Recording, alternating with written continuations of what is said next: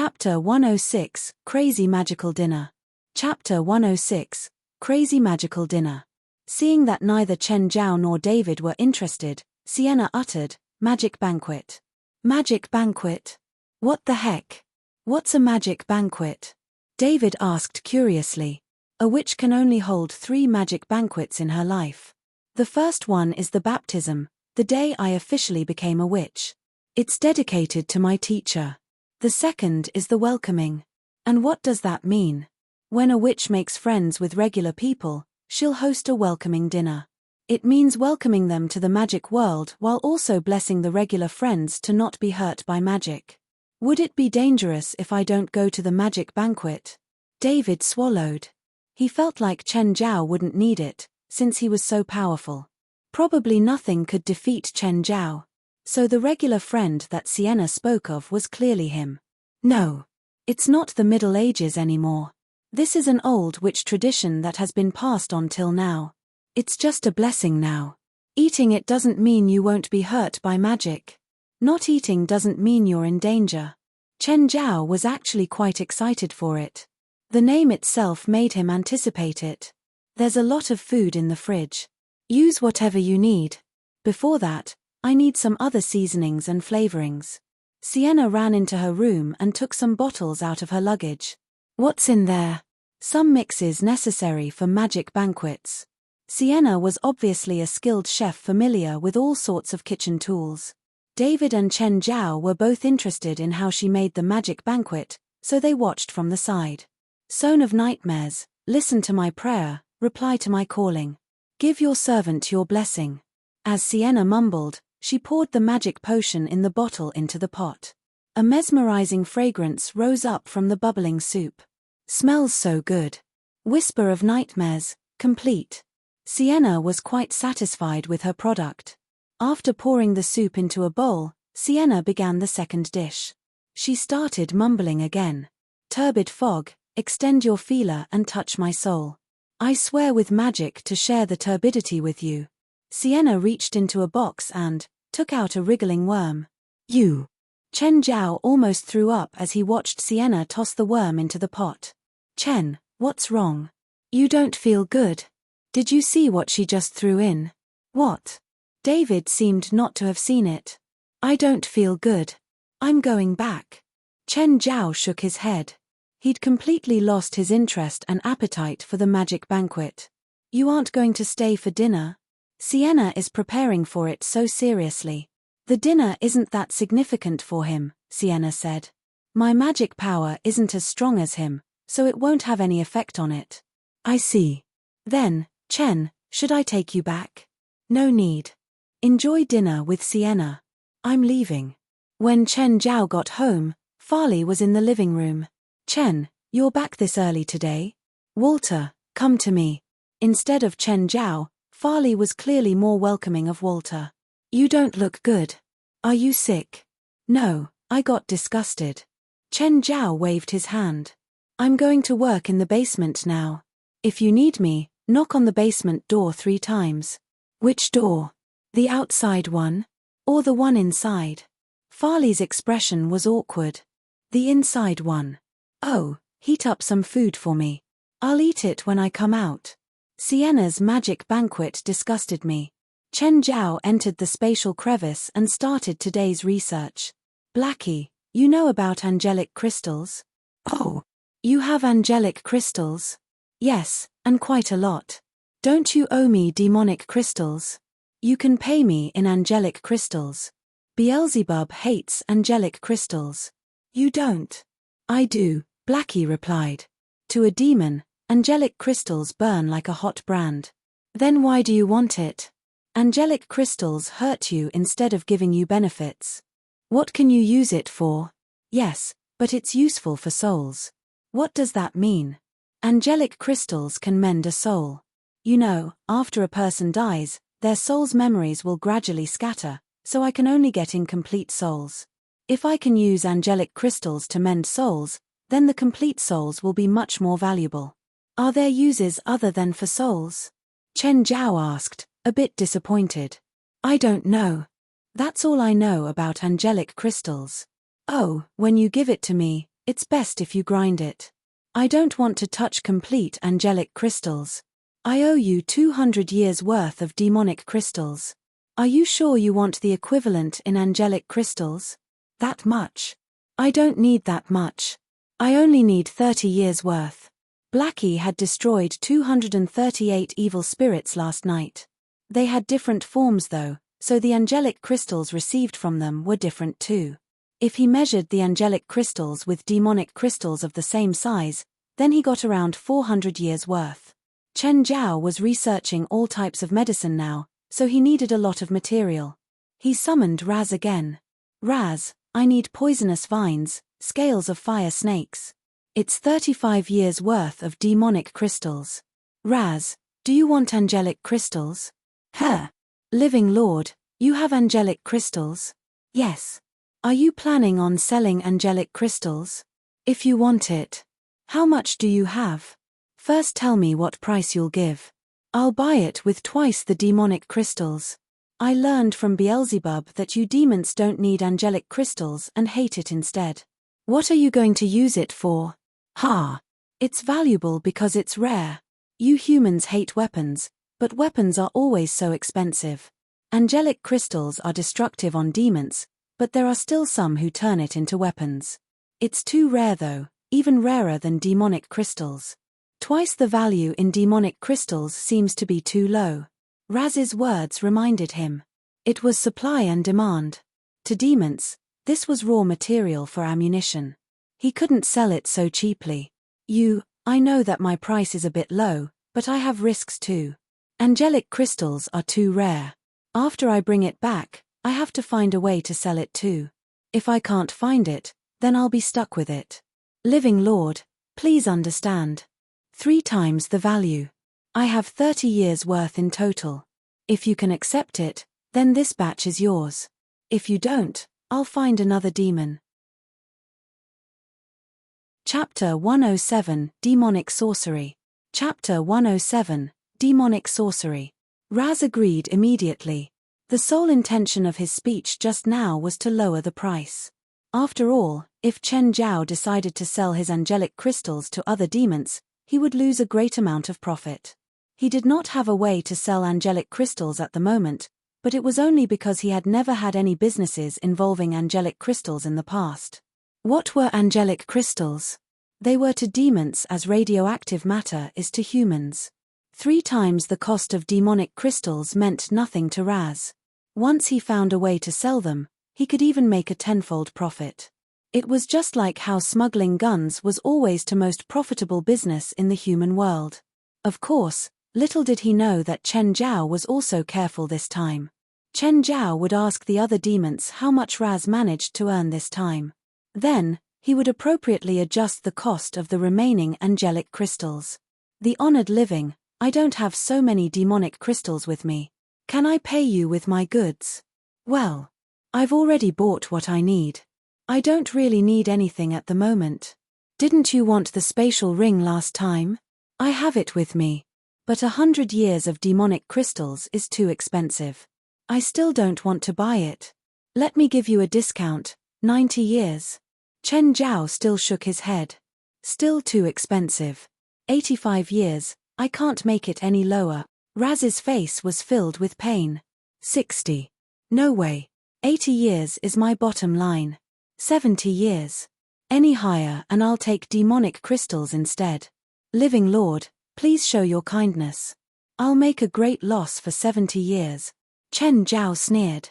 Never believe a profiteer's words, especially a demon profiteer. 70 years. If you accept this price, I'll give you the angelic crystals now. Subtract the items just now and you need to pay me 15 years of demonic crystals. If you don't accept, then forget it. Chen Zhao was firm about the price. Fine, make it 70, but for the remaining 15 years, please buy my goods so that my loss will not be that great, Raz said, looking as if he was having a difficult choice. Apart from those I wanted, what else do you have? Raz placed his goods in front of Chen Zhao, after which he introduced them one by one. Chen Zhao scanned the goods over and over but was not satisfied with any of them. Most of them were entirely useless to him. Do you have any demonic spellbooks that I can learn? Chen Zhao asked. Yes, Raz replied at once. Then, he found a golden book among his pile of goods. Chen took the golden book and gasped. It was extremely heavy. Is this book made from pure gold? It's demonic dark gold, not the gold in the human world. It's the cheapest metal in hell. Chen Zhao inspected the book carefully. It was indeed not gold. He was somewhat disappointed by the discovery. If it was pure gold, he would sell the book directly. Are the symbols in the book demon's language? Yes, Living Lord, I recommend a demonic potion for you. It'll allow you to master hell symbols immediately. How much is it? 10 years of demonic crystals, and 5 years for the spellbook. Exactly 15. Chen Zhao glanced at Raz. Include 1 drop of demonic dragon blood and I'll accept the price. After careful consideration, Raz barely accepted the deal. Demonic Spellpedia. Chen Zhao drank the demonic potion directly and could understand the hell symbols at once. Does it include all the spells in hell? Not that complete, of course. It only contains the most basic demonic spells. You can choose suitable ones and practice them.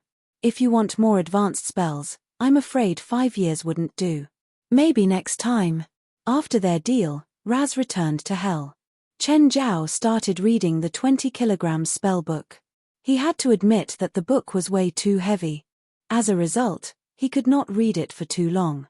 With no other solutions, Chen Zhao could only drink 1 portion of the Superman potions that he had made.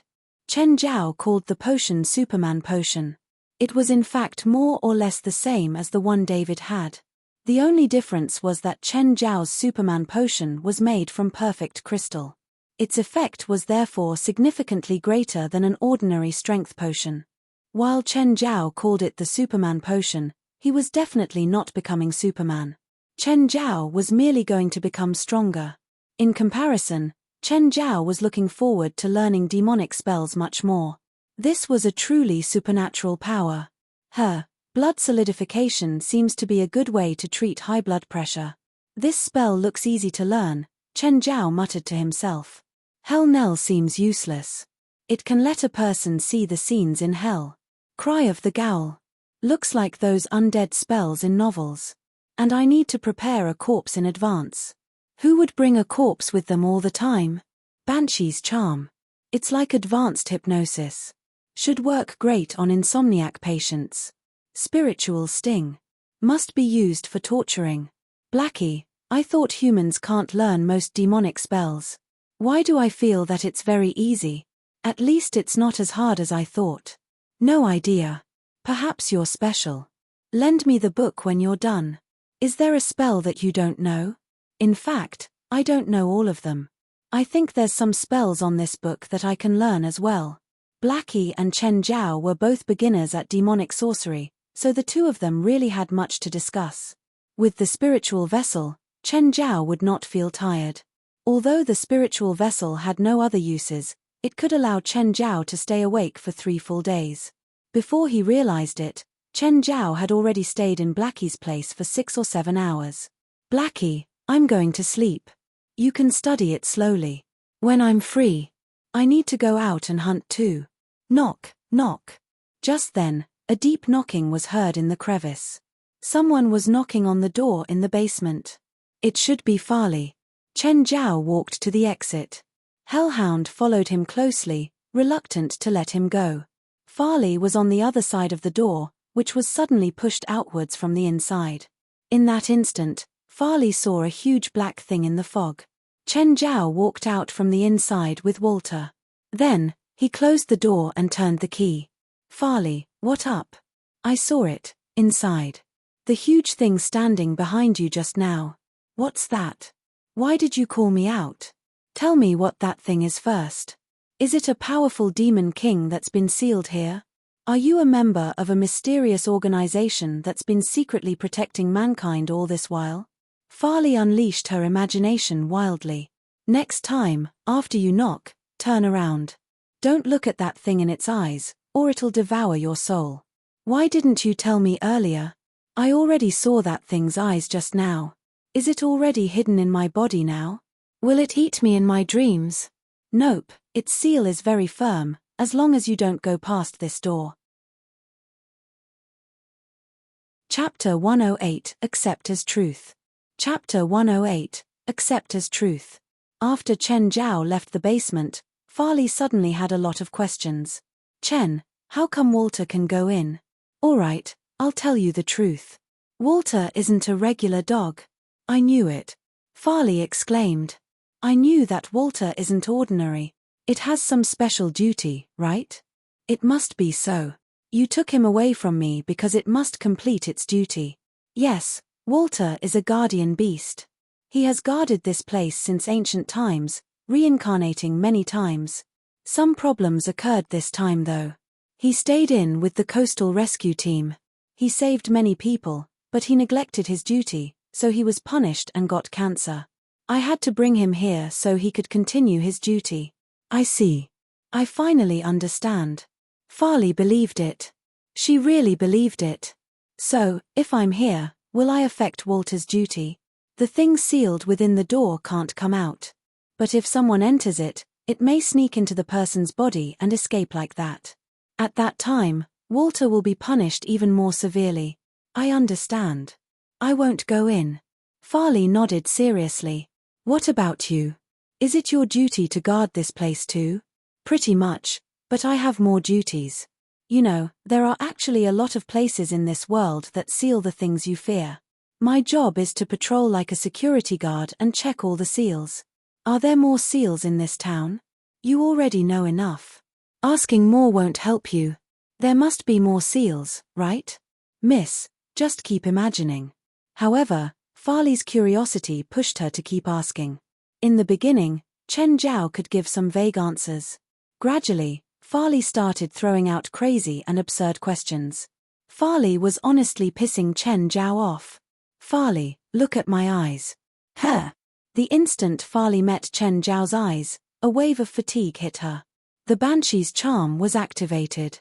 Chen Zhao grabbed the unconscious Farley and tossed her onto the sofa. This woman was annoying, but her body and feeling was amazing. The Banshee's charm was very powerful. They could get hypnotized easily if they weren't careful. If they went to a bar, they would get 10 corpses in a night. The only bad part about the spell was that they'd have to sleep for at least 12 hours and nothing could wake them up.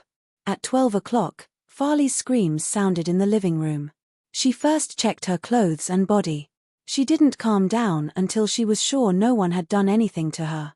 She was sure that she'd been hypnotized by a spell, because she remembered the last moment before she'd lost consciousness.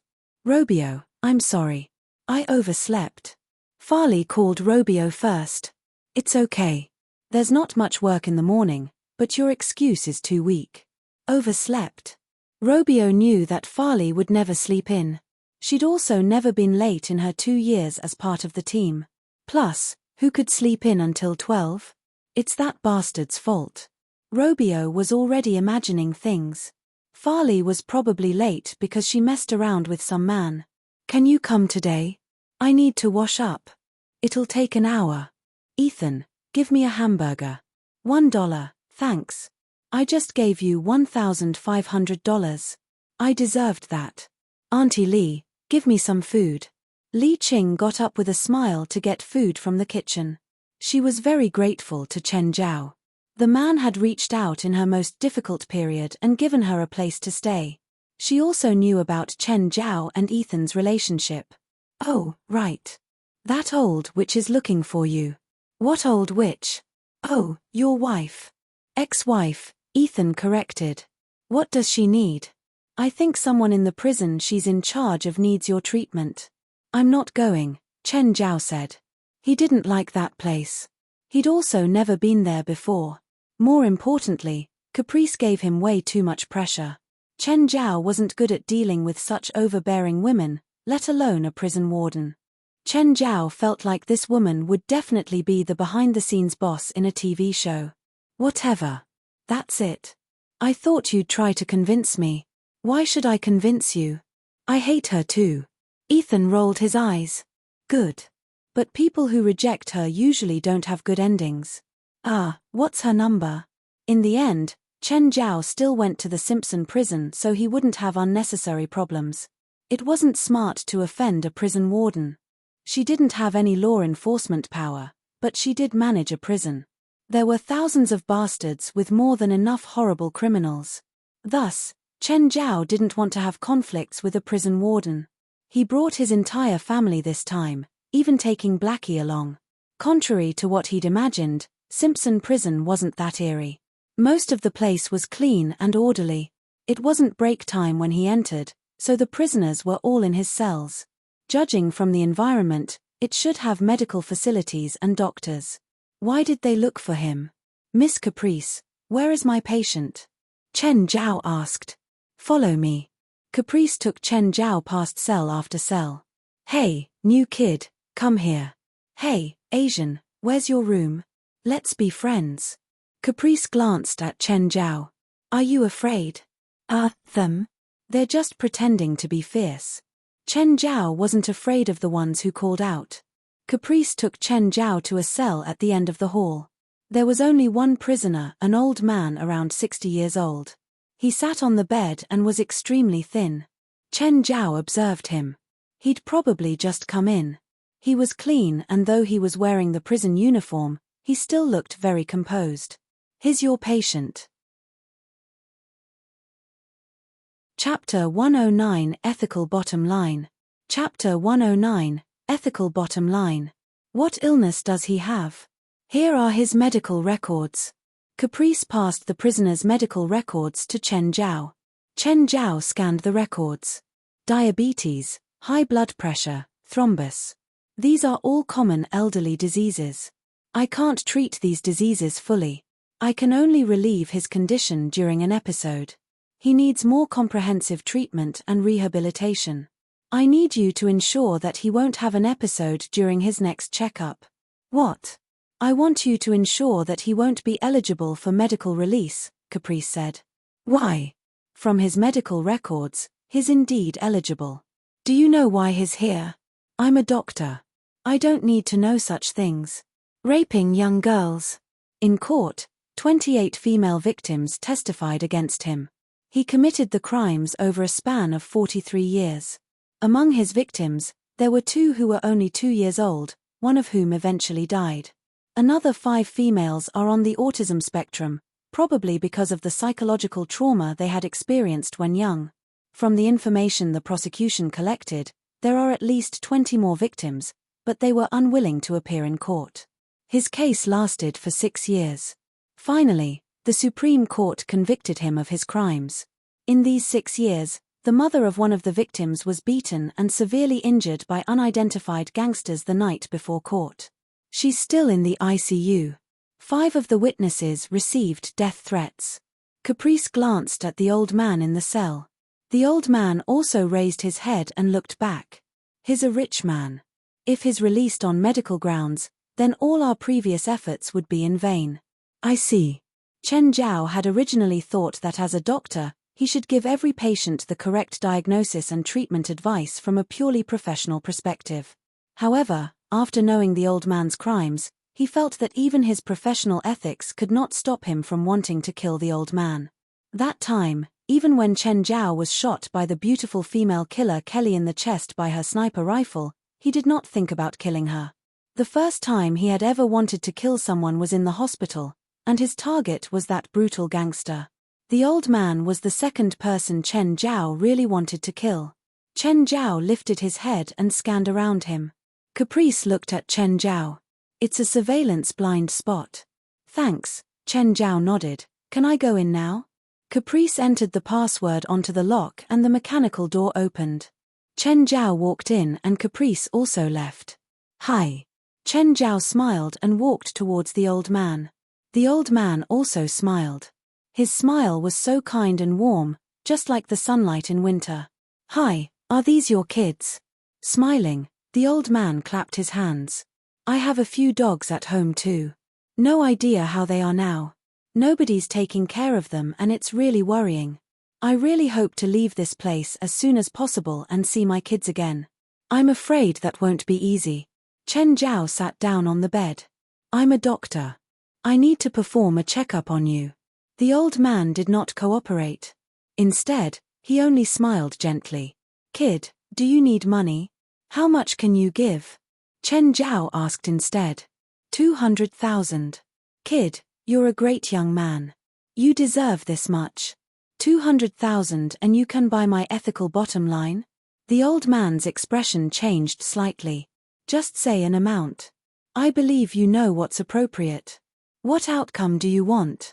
I want you to certify that I need to be medically released. He wants me to give him a certificate. Chen Zhao did not even have a medical license, so he could obviously not give a legal certificate. Of course, he was not planning to get himself involved anyway. Even though he wanted to cause trouble to the old man, he was not going to use a legal approach. Caprice had called him here precisely because he was illegal and had no records as a doctor. Moreover, Chen Zhao was really not planning to take his money. Chen Zhao first performed an examination on the old man. To be honest, his body was indeed in a bad state. The old man had various elderly diseases. If he was really put in jail, his days would be numbered. Chen Zhao started hesitating.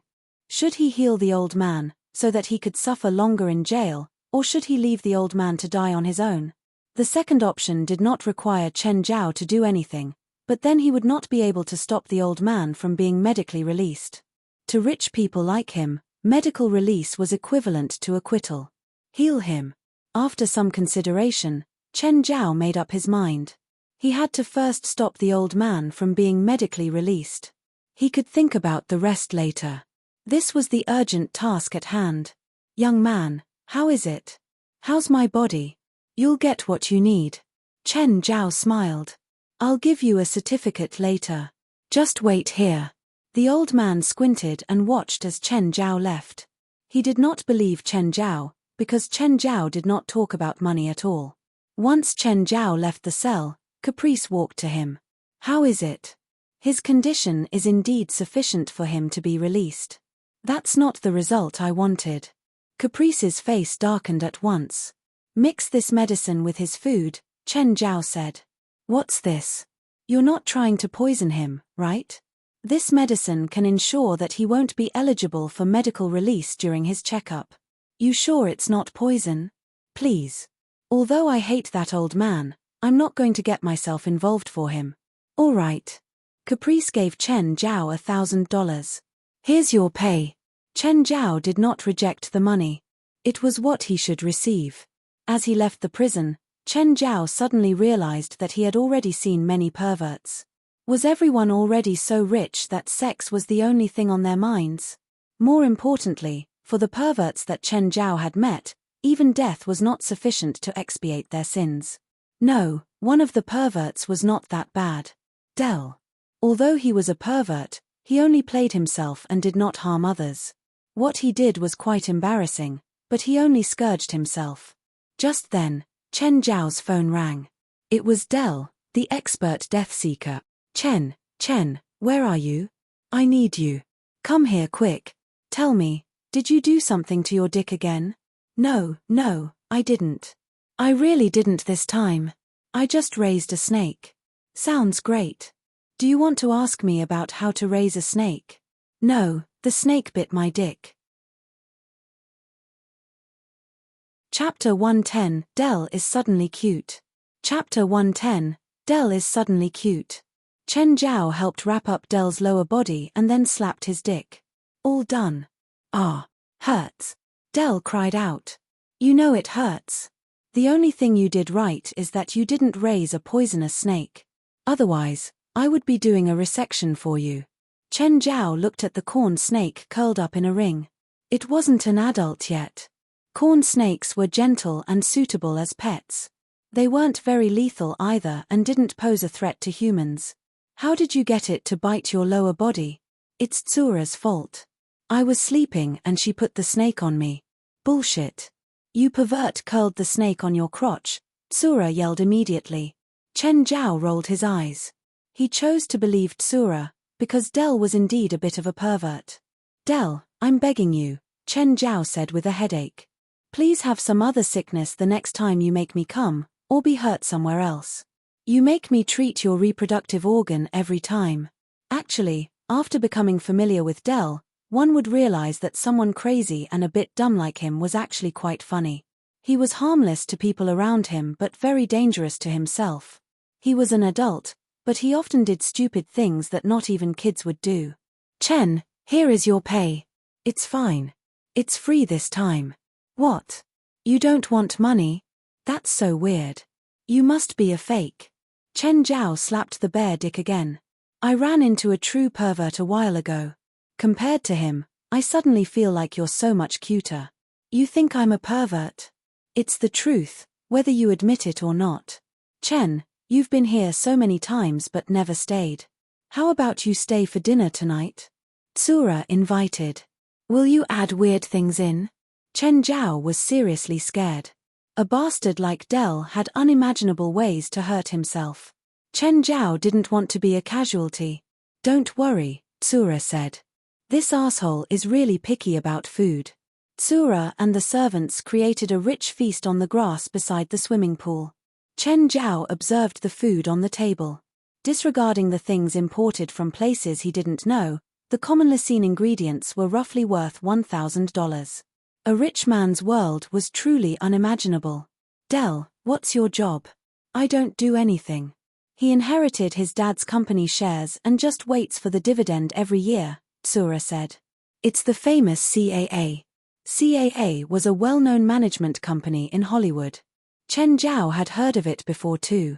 There were many super A-list celebrities under them, as well as a dozen A-listers and hundreds of others. Of course, they didn't only have actors. This also included directors, athletes, musicians, and even authors. Chen, if you're interested in a celebrity, I can help you out. Are you a pimp? Zhao rolled his eyes. He couldn't afford celebrities. Even a B or C-lister would need at least $10,000 per night. He didn't have the capital for that. Of course, Zhao also had a Chinese mindset. He didn't feel safe if he didn't have some money in the bank. He'd made $50,000 these past 2 months, but he barely spent it. The biggest expenses were the remodeling and repairs for his home. Other than that, he didn't have any large expenses. If he lived the way Dell did, he would probably be bankrupt very fast. CAA wasn't just a management company. They also accepted many other projects. If a film company wanted to film a movie, they only had to pay money. Then CAA would be responsible for the director, actor, screenwriter, production, and editing. CAA would even be involved in box office division. This was their main source of profit too. CAA's influence in Hollywood reached into every corner. It seemed that every movie had actors from CAA in it. Internationally, it was thought that Hollywood had 6 major companies, but CAA was actually the 7th one hidden behind the scenes. Zhao already learned from Tsura that Dell was CAA's shareholder. He had 11% of shares. He was second only to the current chairman who had 15%. He would get a significant amount of dividend each year. Even if Dell feasted and fucked celebrities every day, he still couldn't waste it all. Of course, Dell was also a regular on all sorts of entertainment news. Of course, they only reported on his bizarre news. Zhao was quite jealous, but he knew that it was only jealousy. He knew clearly that even if he worked hard his entire life, he still couldn't live this kind of life. After drinking and eating his fill, Zhao decided to leave. Chen, you're leaving? Are you sure you don't want to do it with Tsura? Zhao was speechless. How much did Dell want his girl to have sex with someone else? He would ask Zhao whenever he came. Zhao really couldn't understand Dell's hobby. If it was under normal conditions, he wouldn't mind doing it with Tsura. The problem was that Dell wanted to watch. Zhao couldn't take this. He didn't want to act in porn for someone else. Chen, if it's you, I won't mind. Tsura was incredibly open too. She said this without even blushing or blinking. She licked her red lips like a thirsty woman.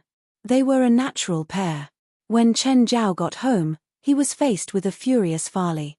Chen, did you put a spell on me yesterday? What? What are you saying? I never sleep anywhere other than my bed, but I slept for 12 full hours on the sofa yesterday night.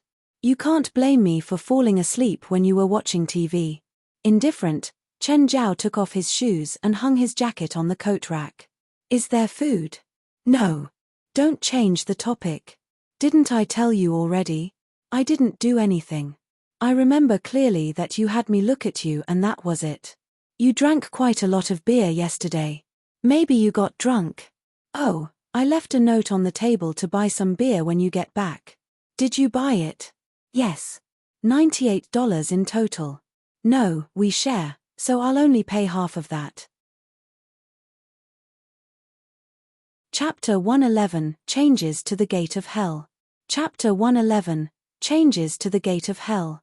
In the end, Chen Zhao still managed to change the topic completely. Nevertheless, Farley was still quite angry. She sat down on the sofa in frustration and started drinking alone. After showering, Chen Zhao casually sat down beside Farley. This beer is expensive and horrible. Why would you buy this brand? I like it. If you don't like it, don't ask me to buy beer next time. Ah! Chen Zhao suddenly screamed. Blackie had made an abrupt entrance from the wall. Although it was not the first time he appeared like this, Chen Zhao was still unable to get used to it. What? You saw a ghost? Wait. Is there really something? Nothing. It's none of your business. Chen Zhao waved his hand, after which he began communicating with Blackie using his mind. Blackie, can you please appear in a normal way? It's very normal to me. I mean the human definition of normal. Now is not the time for this. I just came back from hunting and passed by that gate of hell. I realized that it's somewhat unusual. Chen Zhao recalled that Blackie had indeed told him there was a gate of hell in the mountain beside the town. He had originally intended to go and take a look with Blackie when he was free. However, he had been busy all this while and almost forgot about it entirely. What's with the gate of hell? I feel someone's activating it. How? Can the gate still be used? I don't know. I also thought that it's already deserted, but the huge catfish you caught in the lake last time had clearly been affected by hell. And now the gate feels weird too. So I think perhaps it can still be used. Could it be a madman planning to summon a demon army and destroy the world? No way. That gate of hell can't even completely summon demons like Beelzebub.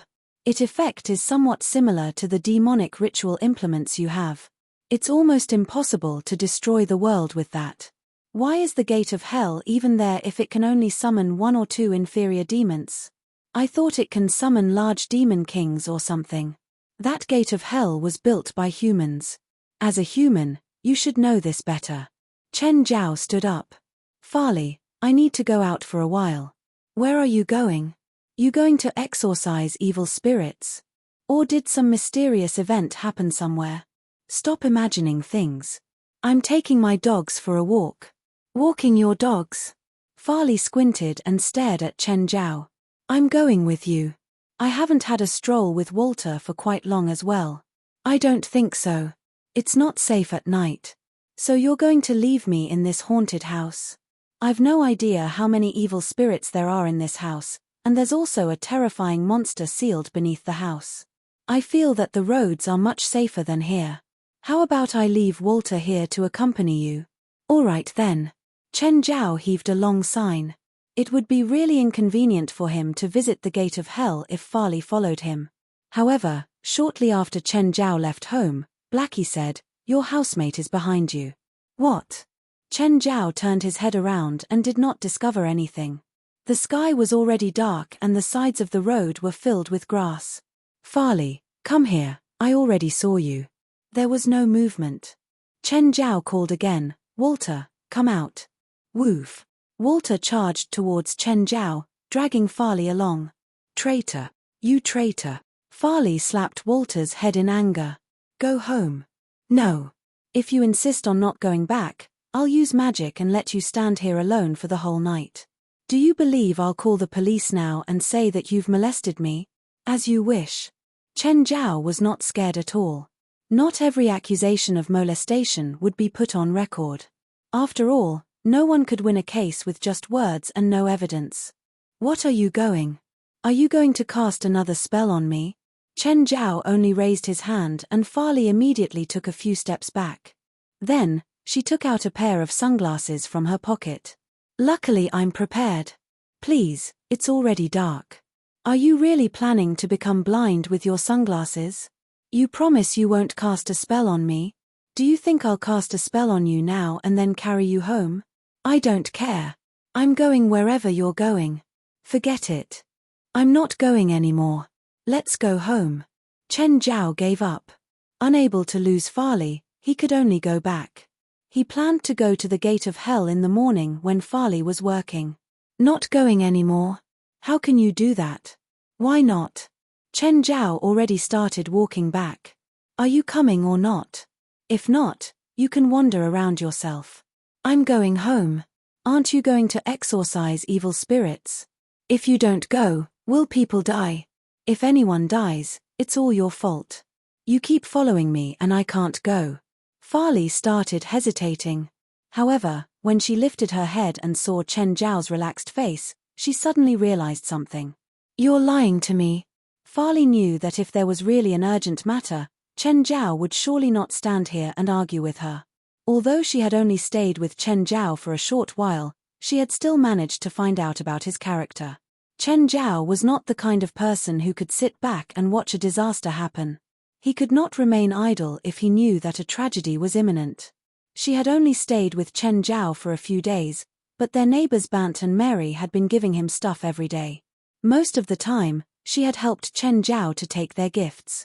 She knew that it was because of the winery fire 10 days ago, where Chen Zhao and Walter had charged into the burning building and saved 9 lives. One of them was the son of Bant and Mary. Therefore, they were both extremely grateful towards Chen Zhao. All in all, Farley managed to guess that the matter Chen Zhao was originally going to settle was either not serious or not urgent. Just then, Chen Zhao's phone rang. Hi. Chen, it's me, Marjorie. I need you. Fuck, what do you mean by you need me? I'm in my car, right at your door. Still the same price, $10,000. Give me 10 minutes. I'm not at home. Going back now. Okay. Be quick. What is it? Did something happen? Nope. It's just work. Work. Of course it's my patient. What else do you think it is? Chen Zhao and Farley walked back to their house and saw a car parked before the door. Chen Zhao recognized it as Marjorie's car. Turning his head, he said to Farley, "You should go back." "Are you bringing Walter away again?" "You can keep Walter." "Oh yeah, go and help me take my toolbox out," Chen Zhao said. Although he had purchased the spatial ring from Raz, he would certainly not put his toolbox in the ring. After all, what would his patient think if he were to suddenly pull out a scalpel out of nowhere? Chapter 112, San Diego. Chapter 112, San Diego. Marjorie started the car as soon as Chen Zhao got in. Looking at the bloody Marjorie, Chen Zhao said after a stretch of silence, "Take off your shirt." Marjorie drove and tossed his shirt out the window at the same time. "Where are we going this time?" "San Diego." "What? San Diego? That far?" "Yes," Marjorie replied simply. "I thought you would hide deep into the forest." "Why are we going to San Diego?" San Diego was more than 100 miles to the southeast of L.A. However, Mountain Town was northwest of L.A., so going to San Diego from here without taking main roads, it would be at least 300 miles. "It's close to Mexico," Marjorie said. "We plan on going into California Bay and getting to Mexico along the coast. Is it okay for you to tell me your escape route?" "I trust you," Marjorie said. Chen Zhao didn't know if he should be happy to be trusted by a gangster. "How did you get this injury?" "All inflicted by sharp objects." "Did you get into a fight?" "Don't mention it. It's a woman." "You can't even defeat a woman." "You won't be able to either. That woman is a beast. No one can beat her." Chen Zhao couldn't argue with Marjorie on this. He was a doctor, not a fighter. "I don't think she went for the kill. That's why I say she's a beast. She's sadistic. Pretty. If she's pretty, then there are no ugly girls in the world." "Good, it's not her." "What?" "Nothing." After exiting the L.A. area, the car went on a coastal road. One must admit that the scenery was beautiful. It had started cooling down and the ocean wind blowing into the window was chilly. Chen Zhao had to keep the window open though. Otherwise, the car would be filled with the smell of blood. He couldn't stand the smell. Marjorie couldn't take the cold because he was shirtless. But he didn't say anything because he was a man. Chen Zhao glanced at him. The cold breeze helps scatter your internal heat and improve blood circulation. It will help make your blood clot faster. It was basically a type of heat consumption, just like jogging. Of course, if the heat dissipation wasn't controlled, there would be problems. People didn't get better at combating the cold as they grew stronger. In reality, stronger people might be worse against the cold, because their heat sensations were more intense. Bearing the cold took practice. Older people were better too, because their bodily functions and heat sensations had weakened. They reacted slower to the difference between cold and warm temperatures. It was like how someone about to freeze to death would feel warm. For people freezing to death, their heat sensations were already dead, so they wouldn't feel the change in temperature. Instead, they would feel warm. Of course, with Marjorie's body, he wouldn't die from some breeze. He'd just get a cold at most. Achoo. Chen, give me your jacket. I'll get cold. Me too. No, strong men don't say they're cold. Why do you see me like that? When did I say I'm a strong man? So you're not. Give me your jacket first. Giving a jacket to a man is disgusting. But in the end, Chen Zhao still did so. The car ride was around 4 to 5 hours. Chen Zhao got dizzy, either because of the car or because of the wind. Marjorie and his boss were hidden in San Diego but not in the city. After getting there, he drove down a small road and avoided the city. The winding path probably hadn't been maintained in more than 20 years. The surface was seriously broken. Around 2 in the morning, the car parked before an abandoned train station. It was a grave for old-fashioned trains.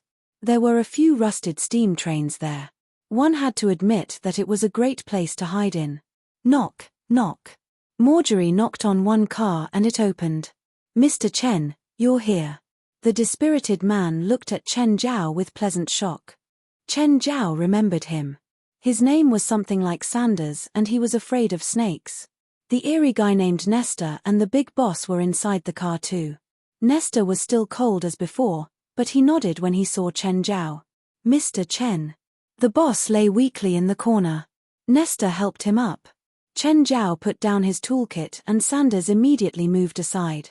Mr. Chen, did you bring that snake again? Seems like you miss Raymond. Raymond, come meet your old friend. Raymond slithered out of the box and started going for the man. Chen Zhao went to the boss. You look bad. Where are you hurt? With the help of Nestor, the boss turned with difficulty, revealing the blooded bandage on his back. Chen Zhao opened it and was hit in the face with the smell of rot. The wound under the bandage was 3 fingers long, stretching from the left shoulder blade to the lower back. Most of it already had suppuration. This is at least 3 days old, Chen Zhao said, furrowing his brows. Why didn't you contact me earlier? I've had these injuries before and healed in like 10 days without doing anything, the boss replied weakly. That just means you were lucky, but you won't be lucky every time. The same injury can have 2 possibilities under different situations. Some can heal itself with your immune system. Most will get infected. Chen Zhao felt the boss's forehead. You already have a fever. If you delayed it for another half day, you'd be going to the ICU. Is it serious? It's mainly because you delayed it for so long. If this happens again, either contact me in time or find hard liquor to clean the wound. Thankfully, Chen Zhao brought rubbing alcohol. This was the only medical product that Chen Zhao could get his hands on. However, cleaning the wound and cutting off the decayed flesh would be very painful without anesthetics. In addition to cleaning the wound, alcohol could also lower an object's temperature. Alcohol was highly volatile liquid. It could quickly take away heat when touching skin at room temperature. Of course, he still had to use medicine. Chen Zhao gave the boss 2 ibuprofen capsules. Most fever medicine were over the counter and could be bought at supermarkets. Chen Zhao's toolkit was always supplied with some over-the-counter drugs, such as fever medicine, pain relievers, and anti-inflammatory drugs. These often came handy. Finally, he stitched up the wound. The entire process took around 30 minutes. Chapter 113, Female T-Rex. Chapter 113, Female T-Rex. Chen, you've saved my life again. Sitting down, the gang leader gave Chen Zhao a warm hug. I'm happy that none of you pointed a gun at my head this time. There was a moment of awkwardness for all the four present. Do any of you still have injuries or discomfort? Nestor and Sanders had the same kind of injuries, but they were very minor and there were no signs of inflammation. Mr. Chen, can you ask it to go away? Sanders was horrified by Raymond, who was coiled up before him. He's called Raymond. You can tell him yourself. Stop joking. It's your pet. Hiss. Snakes are really too scary. I prefer dogs. Raymond had already opened his mouth, displaying his pair of poisonous fangs. Sanders' hair all stood up in fear, but his arm was held firmly by Chen Zhao. He doesn't like that sentence in particular. You better apologize, Chen Zhao said as he treated Sanders' injuries. Sorry, Raymond, I'm sorry. I shouldn't have said that, but, can you move away? Human, kneel down. Your apology is too insincere. Clearly, Sanders could not understand Raymond's words. Chen Zhao glanced at Raymond. All right, that's enough. You've already scared Sanders out of his wits. That's boring. Raymond twisted his body and crawled away slowly. Can snakes be trained to have such intelligence? The gang leader looked at Raymond curiously. Don't even think about raising a snake. I know a fool who tried to. The last time I went to his place, I helped to bandage his dick. What's your secret? Nothing. Everyone's been asking me the same question. I'm a doctor, not an animal trainer. I think you can consider switching to animal training. Sure. Don't find me next time when you're injured. Forget what I just said. Continue to be a doctor. It's more promising. Marjorie gave Chen Zhao his pay. Chen Zhao looked at the four people. Are you going to Mexico? Did Marjorie tell you that? I feel that if you're really going to Mexico, I'll lose a huge amount of income. I'll miss you. Chen, I'll send you home in the morning. No need. It's tiring for you to drive here and there. Chen Zhao shook his head. I'll go back myself. Send me to a place with public transport or something. Let's go to the train station then. Isn't this place a train station? Of course I don't mean this one. An hour later, the sky turned bright. Marjorie brought Chen Zhao outside. However, the two discovered that the tires of the car parked at the side of the road had been punctured. Shit, that woman's here. Boss and the rest are in danger. Marjorie's expression changed drastically and he immediately started running back. Chen Zhao was speechless as he looked at Marjorie's back. Shouldn't you at least care about me? I need protection too. Chen Zhao was about to follow Marjorie when he felt some pain on his back. Something was pointed against his back. Don't move, raise your hands, don't speak. Chen Zhao turned his head. A woman who had been hiding behind the car had moved quietly behind Chen Zhao. Now, she was pointing a knife at Chen Zhao's waist. Madam, do I not move or raise my hands? Raise your hands first, and then don't move. Lifting his hands, Chen Zhao said helplessly, Madam, I'm a doctor. I'm not close to them. The burly woman's face and eyes were filled with fierceness. I don't care what's your relationship with them. Since you've healed Marjorie, you're my enemy. Actually, I haven't healed them yet. I didn't bring any medicine. So he was about to drive me back to get my medicine. Chen Zhao was terrified. If the woman were to move the knife just slightly forward, his kidney would be penetrated. By then, he might not be able to get hard for a few months. Madam, take it easy. It's useless to threaten me, a doctor. Even if you kill me, they'll still find other doctors. Moreover, I was also forced. They're a gang and I'm only an ordinary doctor. I can't fight back at all. So I'm actually on the same side as you. Who said you're on my side? Aren't you enemy with them? I am, but I'm not related to anyone, let alone be on the same team as you. We're not enemies anyway. Let me go. The powerful woman seemed to be somewhat hesitant. It looked like she also did not really want to harm Chen Zhao. Gaia, stop. Suddenly, they heard Marjorie's voice behind them. Marjorie had already charged out from the house. Chen Zhao was speechless. He had almost convinced the woman, and now Marjorie was going to mess everything up. Gaia, whatever you want, I'm here. Chen's innocent. Marjorie sounded very angry. If this happened at any other place, Chen Zhao would surely be touched by Marjorie's words. But now, he could only cry. Gaia glanced coldly at Marjorie, after which she looked at Chen Zhao. You said you aren't very close. It depends on your definition of close. You dare to prank me. Gaia stabbed the knife forward suddenly and Chen Zhao quickly shifted his waist back. Gaia was even more enraged. You dare to dodge. Duh. If I don't, my body will be penetrated. Chen, run. Marjorie shouted as he charged towards Chen Zhao. Chen Zhao bolted out. Gaia reached her hand out and held Chen Zhao's shoulder.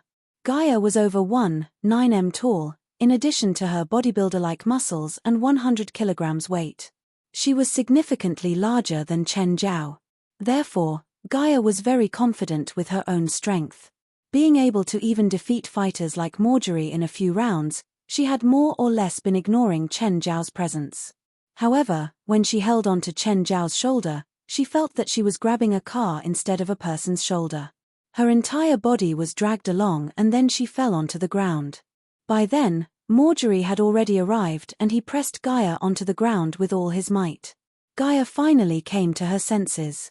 She kicked her knee and immediately managed to press Marjorie down instead. Standing not far away from them, Chen Zhao seemed to be lost. Should he go up and help? Marjorie's hands were restrained, but he still shouted in pain, Chen, don't mind me. Just go. Go. Go where? I don't know the way, Chen Zhao said helplessly. Chen Zhao regretted not bringing Walter with him. If Walter was here, he would be able to fight with Gaia for a while. Now it's just me. Wait, something's wrong. Chen Zhao suddenly realized that he was not ordinary either. He had increased his physical strength, so why should he be afraid of a woman? Bitch, let go of Marjorie, or I'll not show mercy anymore. Chen Zhao shouted. Let me warn you first, I know Kung Fu. Pressing Marjorie onto the car with just one hand, Gaia turned her head and looked at Chen Zhao. What are you going to do with me again? Gaia sneered. Chapter 114, I Fell. Chapter 114, I Fell. Chen Zhao wasn't sure either. He was pretty strong, but could he really beat this giant, stocky woman? Marjorie was huge, but Gaia pinned him to the car, immobilizing him. Gaia hooked her fingers at Chen Zhao. Come. Chen, you're not her match. Leave. Marjorie, don't underestimate me. Chen Zhao had already charged and punched toward Gaia. The woman dodged his fist easily. She raised her leg and kicked Chen Zhao precisely in the stomach. Immense pain seized him and Chen Zhao was kneeling on the ground. He'd really overestimated himself. He may have drunk the strengthening potion, but he was nothing more than a strong doctor. He'd thought that he was awesome, but then Gaia showed him back to his place. He heard wind in his ears. Gaia's leg was sweeping toward his face. Chen Zhao hurriedly raised his arms to protect his head. Boom. The heavy sweep made Chen Zhao's ears ring. His head felt heavy too. Marjorie yelled and broke free from his restraint to grab Gaia from behind. Chen, go. Go. He'd been embarrassed by this woman so badly. Chen Zhao was going to be a despicable man today. He shot up and yelled, grab on tight. With that, he raised his leg to kick Gaia, but the woman reacted quickly. With an over-the-shoulder throw, she blocked herself with Marjorie. Ah! Chen Zhao's kick wasn't weak. Marjorie couldn't even stand up after that. Chen, I told you to run, Marjorie cursed. Are you stupid? Chen Zhao finally realized that he couldn't beat this woman. Gaia strode forward, forcing Chen Zhao to put up a boxing pose. But then his vision blurred and another punch landed on his face. He shook his head. Before he could recover, he was hit again. If you keep hitting me, I'll show you. Ah! Another punch. Crack. There was a sudden gunshot. The boss held a gun in the distance. The muzzle was pointed at Gaia. Gaia, I don't want to deal with you, due to our past. Don't let me see you again. Gaia stared at him coldly and turned away. Chen Zhao didn't know what business they had with each other, but there seemed to be a story. It wasn't the time to worry about it though. Chen Zhao wasn't in the mood. His entire body was in pain, especially his face. Looking at Gaia who'd walked into the distance, Chen Zhao went to help Marjorie up. Marjorie, you okay? I think you broke my back. Chen Zhao touched his back. No, it's just dislocated. I'll help you put it back. The boss, Nestor, and Sanders walked over. You too all right? Yes.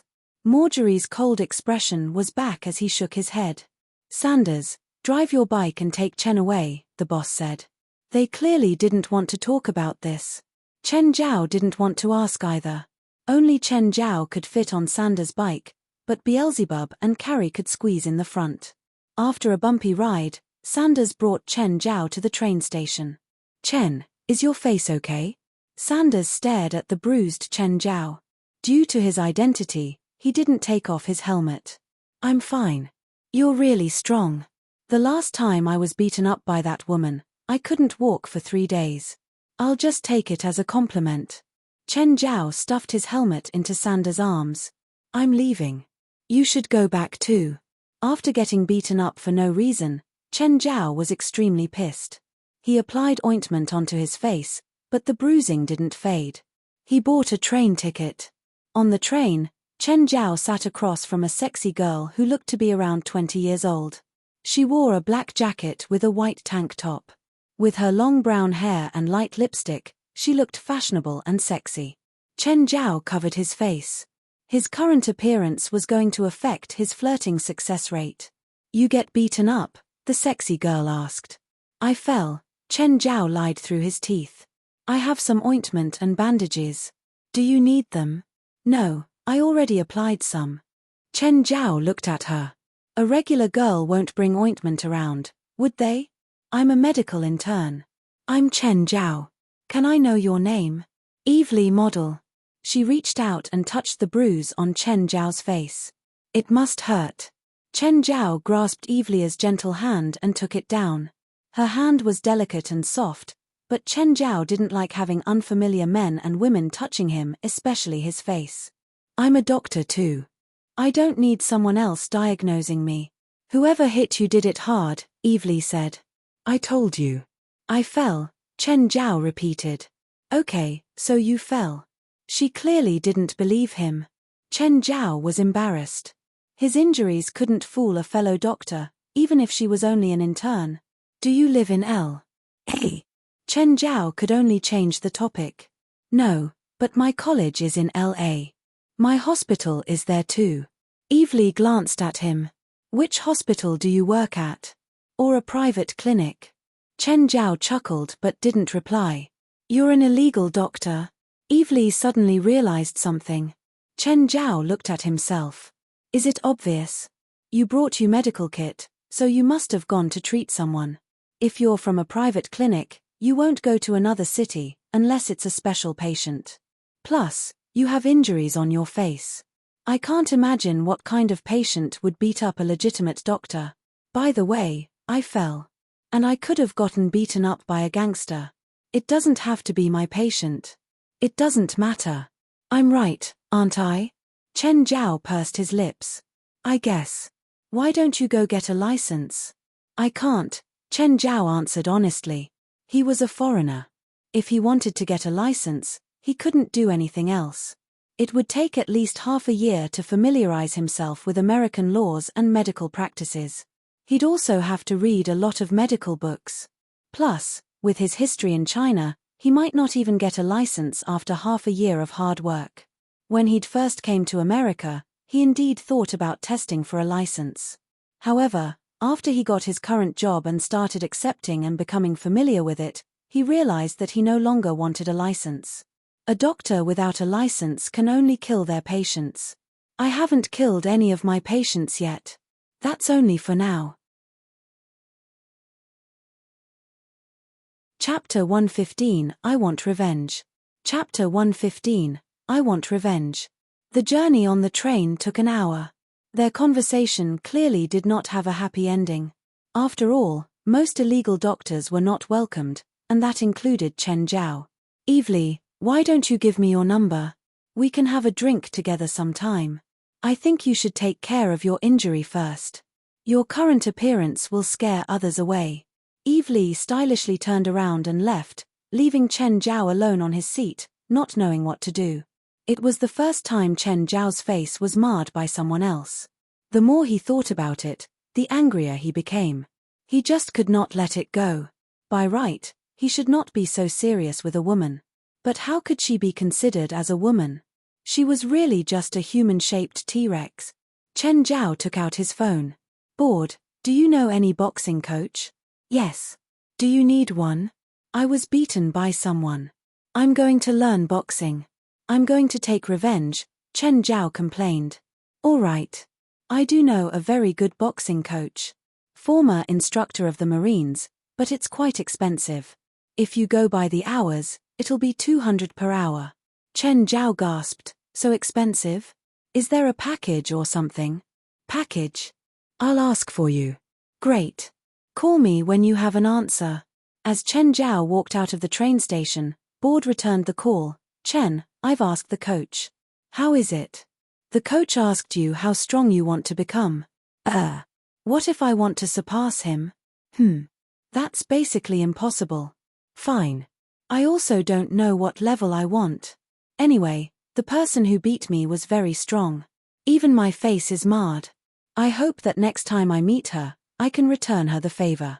The coach said that if you're hiring him for an extended period, he can spend 2 hours training you every day. It'll be 8,000 a month. 2 hours a day only and 8,000 a month. It's too expensive. He's the best in the profession, and his boxing skills are even better than those boxing champions. Of course, I mean below the boxing ring. Can I finish the training in a month? I'm not sure, but he's never trained anyone for more than 3 months. So I'll definitely finish my training in 3 months. No. If you exceed 3 months, he'll use his fist to tell you that you're not suited for it. I like that. How do I contact him? His assistant's number is.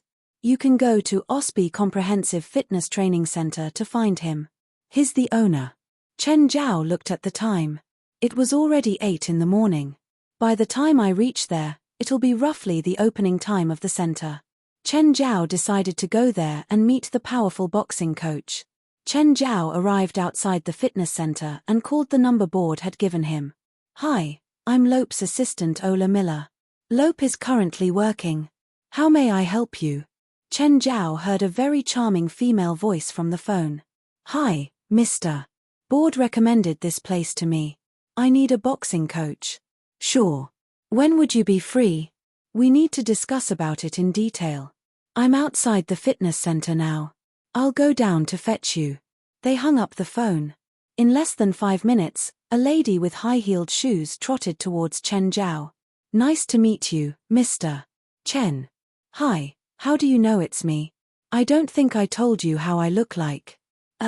Don't you think your surname, Chen, is enough to reveal your identity? Ola said, smiling. Please come in. Is Mr. Lope in the center now? Haha. It's Ms. She's still on her way. Come to my office first. Ms. Coach Lope is a woman? Yes, what? Do you discriminate against females? No, I was only somewhat surprised. I heard from Board that she's the best and also a former instructor of the Marines. So subconsciously I thought it must be a man. Even if Chen Zhao really had opinions of women, he would not say it. In America, if he dared to openly say that he discriminated against women, he might even be beaten till his was disabled, especially when he was in a fitness center filled with a bunch of muscular people. Fine. I forgive you, Ola said. Back to real business. Mr. Chen, since you want to hire Lope, can you tell me what you need? I don't have much time every day. At most 2 hours, preferably in the morning. I need Coach Lope to teach me as much boxing skill as she can. Can you tell me why you want to learn boxing in the first place? Chen Zhao pointed at his own face. Revenge. Who beat you? I need a reference. I'm not sure, but the person who beat me is strong, Chen Zhao answered, very strong.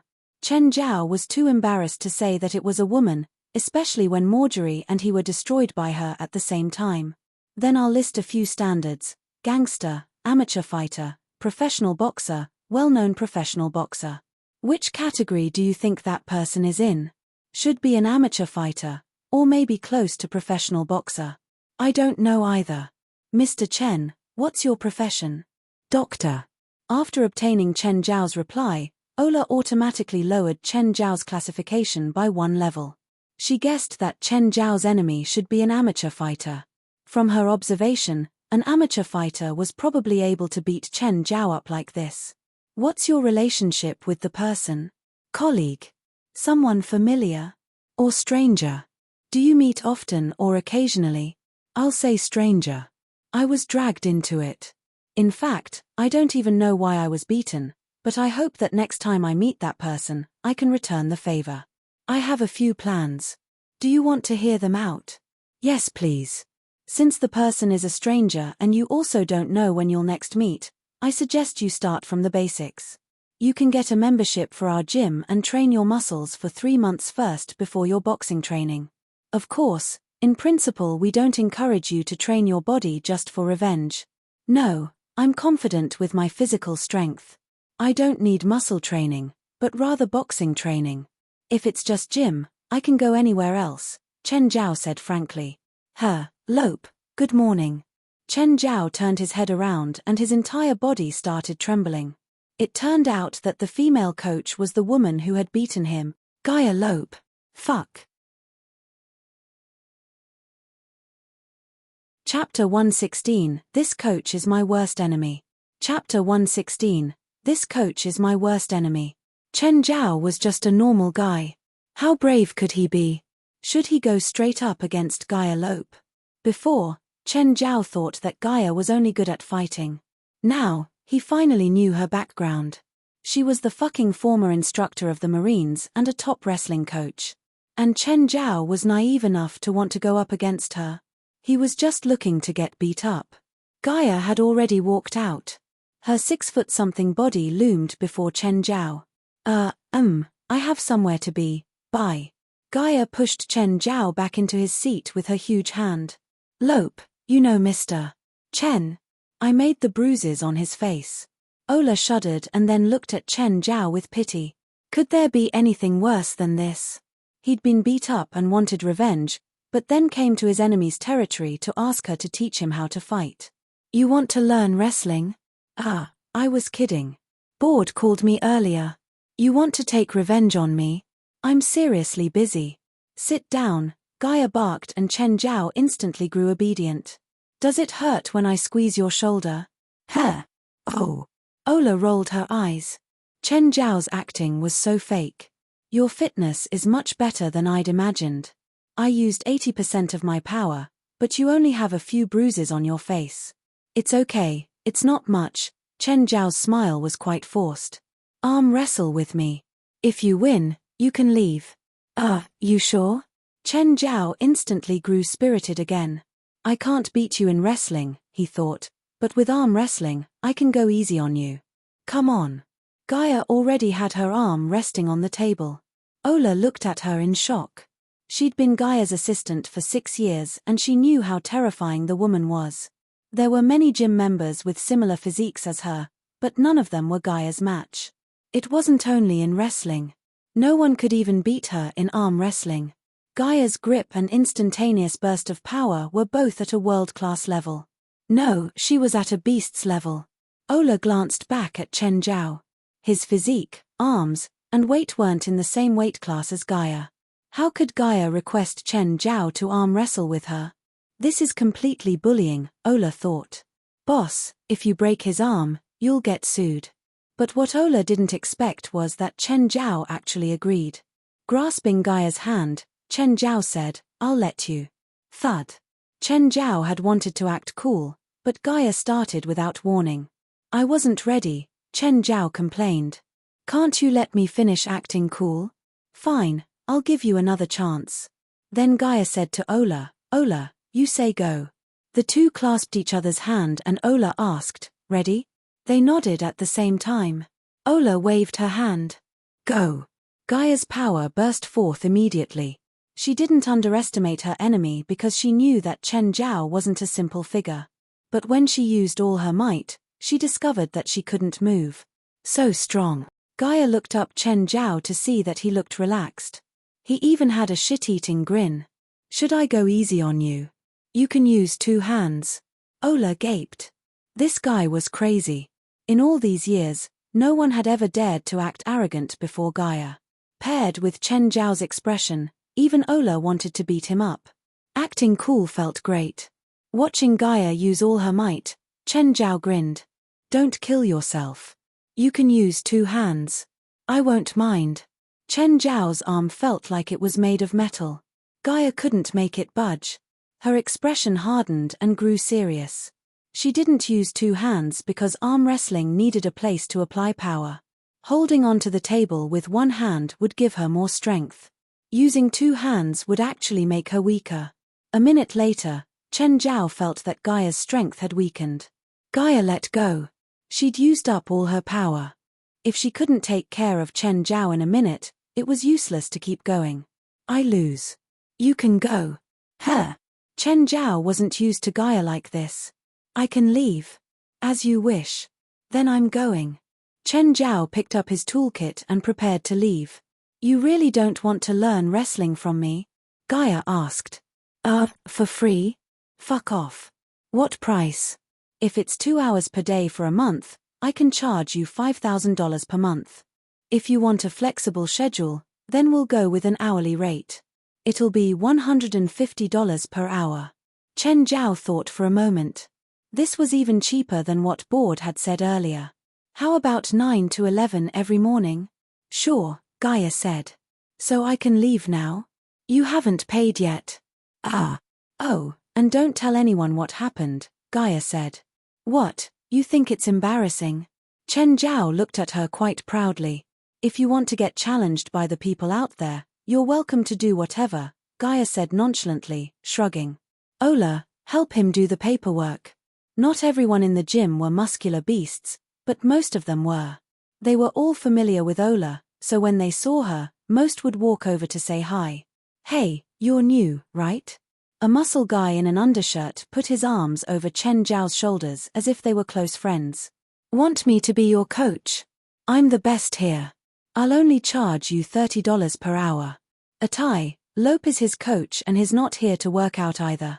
He wants to practice wrestling." "Bro, you have guts. You actually went to Lope to practice wrestling." Chen Zhao glanced at Ola. "Is Ms. Lope really scary?" "Don't worry. All her past students are still alive." Haha, all the surrounding people started laughing at Ola's words. "Can I still back out now?" Chen Zhao felt like he'd made an incredible decision. "Of course you can, but you better pray that Lope won't find where you're living." Chen Zhao paid the money very unwillingly and signed all the papers. He left the gym in low spirits. It felt like he was paying money to get tortured. No, it didn't just feel like it. It was the truth. Chapter 117, check. Chapter 117, check. After leaving the fitness center, Chen Zhao went to Rufford's house to treat his injuries and check his recovery. Rufford was fully cooperative towards Chen Zhao's treatment. Chen Zhao estimated that Rufford would fully recover in at most a week. Of course, he also had to come here every day. With Chen Zhao's help, Rufford's leg injuries healed at a remarkable pace. He had already met up with Board and they had a preliminary discussion. While they had yet to sign any contract, they had already reached some initial agreements. Then, Chen Zhao went to Ethan's motel.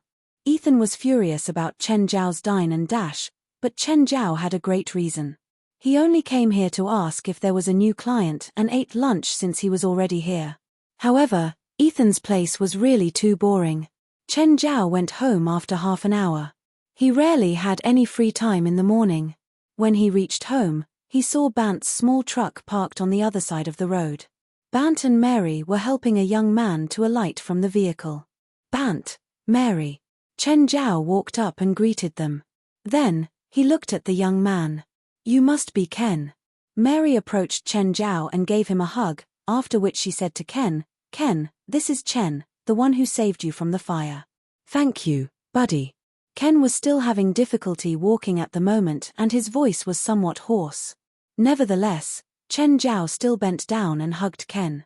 How are you? I've been in the hospital for so long. My respiratory tract was scalded and I need to rest for some time. Ken's injuries were still fine. At least he was much luckier than those who had died in the fire. Because of his respiratory tract damage, he could not eat any food. He had been on glucose recently and so he was very weak. I'm a doctor too. If you feel unwell, you can find me anytime, or perhaps call me. Chen, have you eaten already? Come to my house, Mary said enthusiastically. Maybe not. You've just fetched Ken home and surely you need to take care of him. I wouldn't trouble you further. Also, I don't have a fixed working time and I might need to go out soon. All right then. I'll go back first. See you. People in America like the idea that distance produces beauty. Even if two people are very close, they would still leave each other some personal space. Returning home, Chen Zhao realized that Walter was not around. He took out his phone and called Farley. Farley, did you bring Walter with you? You weren't around last night and didn't even come back in the morning. I'm too worried to leave Walter alone at home, so I brought him to my workplace. All right. Remember not to tell others about it. I know. Ding dong. Chen Zhao was about to say something else when the doorbell rang. Someone's at the door. I'll hang up now. After Chen Zhao hung up, he opened the front door. Outside the door was a white-haired old man with a goatee and a fur walking stick in his hand. His clothes were neatly groomed and he looked like an old English gentleman. Hi. You're looking for? I'm Treed Pempton, owner of the winery. The white-haired old man nodded gently and extended his hand. Hi, I'm Chen Zhao. Chen Zhao shook Treed's hand. I know you, young man. You saved my people. Please come in. Chen Zhao invited Treed into his house and Treed sat down. What would you like to drink? Tea or coffee? Tea. Thanks. Chen Zhao made a cup of tea and put it in front of Treed. Mr. Treed, how may I help you? I'm here just to thank you. You're a great man. Treed took out a check and put it in front of Chen Zhao. Chen Zhao was momentarily stunned before he shook his head. Sorry, but I can't take it. Why? It doesn't belong to me, Chen Zhao answered. It's rightfully yours. Chen Zhao still shook his head. If he had saved a few patients with his medical skills instead, he would not have rejected the check, because that was his job. It was only reasonable for him to take his pay. However, saving those people from the fire was not his usual job. In fact, Chen Zhao had charged into the burning building with some selfish intent. First of all, Walter had already charged into the building. When he went in, Carrie followed him. Chen Zhao therefore felt that he was at least safe.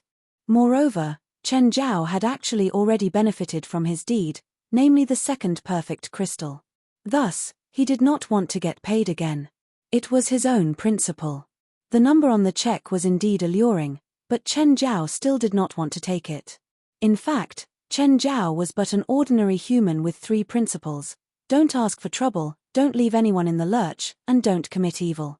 If the first and second principles had a clash, he would follow the second principle first, while if the first and the third had a clash, he would follow the third one. For example, treating the perverted old man in Caprice's prison was a huge trouble. Therefore, Chen Zhao followed the third principle first. Treating that old man was in fact equivalent to committing evil. Of course, Chen Zhao still decided to treat him so that he would remain in jail for longer. Chen Zhao would never reject any money he should take, but he would not take what he should not. Mr. Treed, please don't put me in a difficult position. Fine. Kid, if you need anything, call me anytime. Sure. By the way, can I ask if the land beside the lake on the edge of the town is private or owned by the town? That barren land? It belongs to the town. Do you want to develop it into a farm, or perhaps live there? I don't think you can turn it into a farm, because the soil quality there is average. More importantly, In the Mexican-American War 170 years ago, that was a main battlefield. Large amounts of gunpowder seeped into the soil, so the land is no longer suitable for agriculture. I'm planning to build a house there. Of course, it's only a preliminary idea and I don't have a detailed plan yet. If you want to build a house, you need to pay for the land, the house, and build a path to the main road that's at least 3 kilometers. You need at least $150,000 just for an ordinary road. How much does that piece of land cost? Are you sure you're going to buy it? I need to know the cost first. I'm not too sure, but I can ask for you, Treed said. That's great. Thank you, Mr. Treed. I should be the one to thank you.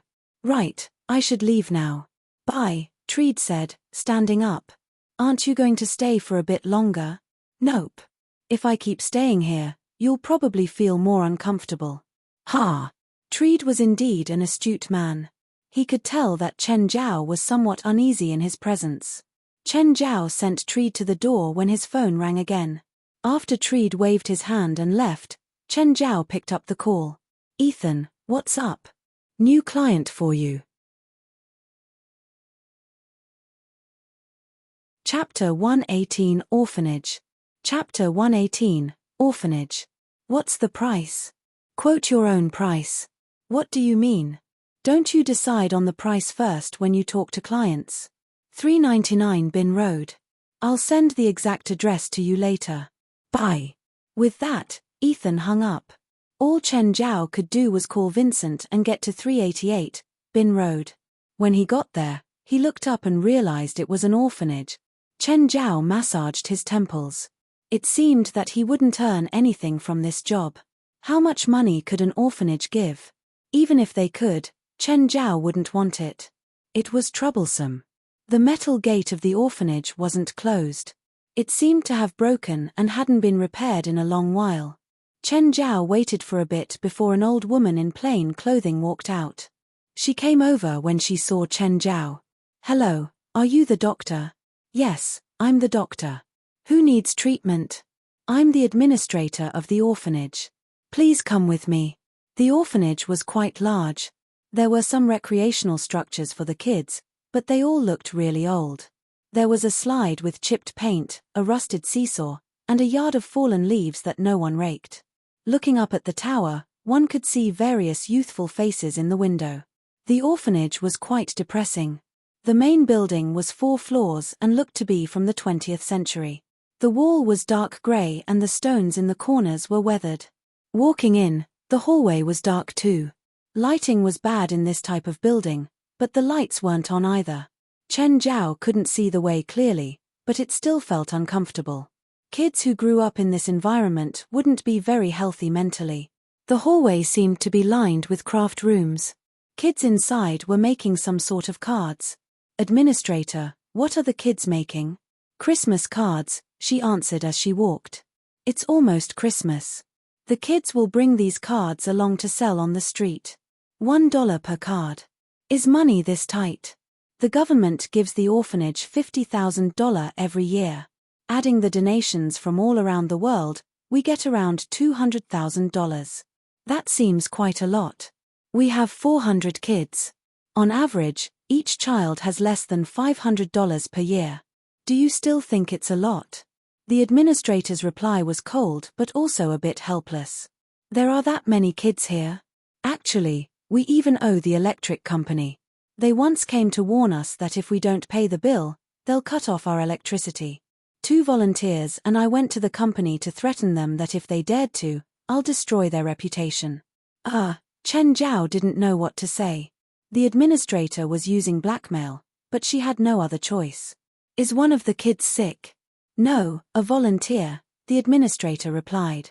Chen Zhao was led to the last room. A young man was lying on a bed. The trash can nearby was filled with bloody tissues. A girl was crying beside him. She seemed to be around 11 or 12. Chen Zhao immediately went over. The young man had several knife wounds on his stomach. How did you get hurt? Chen Zhao asked. It's me. I hurt Mr. Kerry. Doctor, please save Mr. Kerry. Don't worry. He won't die. Chen Zhao checked the injury. It was basically just skin trauma and blood loss. He hadn't hurt his internal organs. The wound had to be disinfected, so Chen Zhao first gave him an antibiotic. Hey, are you still fully conscious? Yes. Kerry nodded. He was hurt, but he wasn't that weak. He was still clear-headed too. I'm okay. Then he turned to the girl. Cheryl, I don't blame you. Stop crying. This man was really attractive. Even from a guy's point of view, he was still overly attractive. This girl probably liked her super attractive teacher. Chen Zhao wondered if she confessed to the teacher but was rejected, so her love turned to hate and she stabbed him. After the treatment and bandaging, Chen Zhao said, "Don't get it wet or do intense exercise or eat irritating foods for 3 days. Also, keep this bottle of antibiotics. Take 2 after each meal. You can take off the bandage in 3 days." Okay, thanks. How much should I pay you? Kerry, I'll pay, the administrator said. After all, you got hurt here. No need, Chen Zhao said as he packed up. I'll do it for free. That's not right. Chen Zhao picked up his kit. Here's my card. Call me if you need anything. At that time, the girl ran over to Chen Zhao. You're not as attractive as Mr. Kerry, but you're a good person. What the fuck? Are you insulting me or complimenting me? I don't need this kind of compliment. Chen Zhao's expression grew uncomfortable. Madam, I must leave now. Thank you, young man. May God bless you. Chen Zhao didn't like this place. The atmosphere was too suffocating. He left like he was escaping. It was still early when he got home, only around 4 p.m. He saw 5 police cars drive past the road before him. What happened in town? Chen Zhao mumbled to himself on the side of the road. How come there are so many cops? Just then, a car stopped before him. Leonardo's head poked out of the window. Hi, Chen. Leon, what happened? Someone died. Oh, how? Suicide by hanging. You don't need all these cops for that, right? It's a wanted criminal who's been hiding in town. He rented a place. The landlord went to collect rent today and found the guy dead inside. I won't keep you from work, then. I don't have much. How about we go get a drink? Leonardo asked. Are you sure I'm not disturbing your work? I'm just a patrol cop. Solving cases has no place for me. The crime team will take care of it. Chen Zhao got into Leonardo's car and they went to an open-air restaurant near the site of the case. Chen, where's your big dog Walter? He's with his mom. Miss Gerlin? No. Chen Zhao shook his head. I'm not dating Gerlin. It's Farley, that woman you brought over that made a big scene. She's my roommate now. What? What happened before this? Chapter 119 Business for Sienna. Chapter 119 Business for Sienna. From afar, Chen Zhao saw a few police carry a corpse out from a house surrounded by police tape. Chen Zhao also saw a few familiar faces. The police seemed to be led by Melson again. Melson also noticed Chen Zhao and walked towards him. Chen, how come you're here? Do you know Leon? Hi, Melson, I live in Mountain Town. Leon is the patrolman here. Do you want to sit down and have a drink with us? I'm still working. Police can't drink during working hours, Melson said with a serious tone as he glanced at Leonardo. Leonardo felt really awkward. Melson suddenly laughed and patted Leonardo's shoulder. Leon, I was just joking. Give me a glass. The atmosphere became much more relaxed. Melson was rather unreserved. After getting a glass, he downed the alcohol one mouthful. Amazing. The corpse has been in the room for over 10 days before it's discovered. It really stinks. Hey, stop talking about it, or we wouldn't be able to eat anything on this table anymore. Mr. Melson, did that person commit suicide? Leonardo asked curiously. No. Although we haven't found any key evidence, I believe in my own deduction. That fugitive committed a very serious crime. This kind of person is very strong mentally. How could he quietly kill himself in a house he's rented? Melson glanced at Chen Zhao. Chen, you look unwell. Don't tell me you're involved in this case. Chen Zhao rolled his eyes. I'm just surprised by the crime rate here. I've only been here for 3 months and so many crimes have happened around me. I can't imagine the same thing happening in China. Is the crime rate in China very low? At least I haven't experienced any homicide cases around me, and also nobody's ever pointed a gun at my head. Someone pointed a gun at your head. Is it that female killer? By the way, did that female killer find you at all after the incident? No. Chen Zhao shook his head. You better be careful. That female killer is a criminal wanted by Interpol. Her file is thick enough to make a textbook. But if I meet her, I don't think I can do anything. Hope that you can arrest her as soon as possible. Chen Zhao felt someone stare from the distance. He lifted his head and saw a woman near the police tape looking at him. Chen Zhao recalled that woman as Gina, a forensic doctor. Chen Zhao felt very uncomfortable being stared at by the woman. The first time they met, she seemed to be particularly interested in that female killer. He had no idea what their relationship was. Is Gerlin not here today? Haven't you been contacting with her? Melson glanced at Chen Zhao. We normally wouldn't ask about each other's work, Chen Zhao replied, slightly embarrassed. Chen Zhao had been busy the last 2 days. He had to work from morning to night, and perhaps even at night. Gerlin went to San Francisco. Why did she go there? She was moved there from the police station in San Francisco. Now there's an old case she's handled before, so she has to go back and help in the investigation, Melson answered. How long will she be there? I'm not sure. Maybe a month. David, drive me to Ronan Park. Also, help me to carry these stuff onto the car. Since David consumed the strength potion, he had been becoming stronger and stronger. The 2 boxes before him felt just like 2 small bags. Sienna, why are you going to Ronan Park? Work, Sienna replied. Work. Did someone ask you for exorcism? Do you need my help? Or should we contact Chen? Sienna rolled her eyes. Please, I'm going there to set up a booth. Also, while I may not be as powerful as Chen, I'm still a professional spiritualist. I can handle most situations by myself. Booth. David was stunned. This was entirely different from the high-class spiritualists he had always imagined. A proper spiritualist was actually going to set up a booth in a remote park. After driving Sienna to Ronan Park, David helped her to build a small tent and ready the booth. Do you still need anything else? If not, I'll go to the station. Nope. You can leave now. A policeman standing beside me will really affect my business. There were very few people in the park in the morning. Sienna sat down under the tent, waiting for a customer. Sienna shifted her booth every once a while. She could not stay in a crowded place, because it might cause her some trouble. Just then, a lady walked towards her. Seeing the lady, Sienna was energized at once.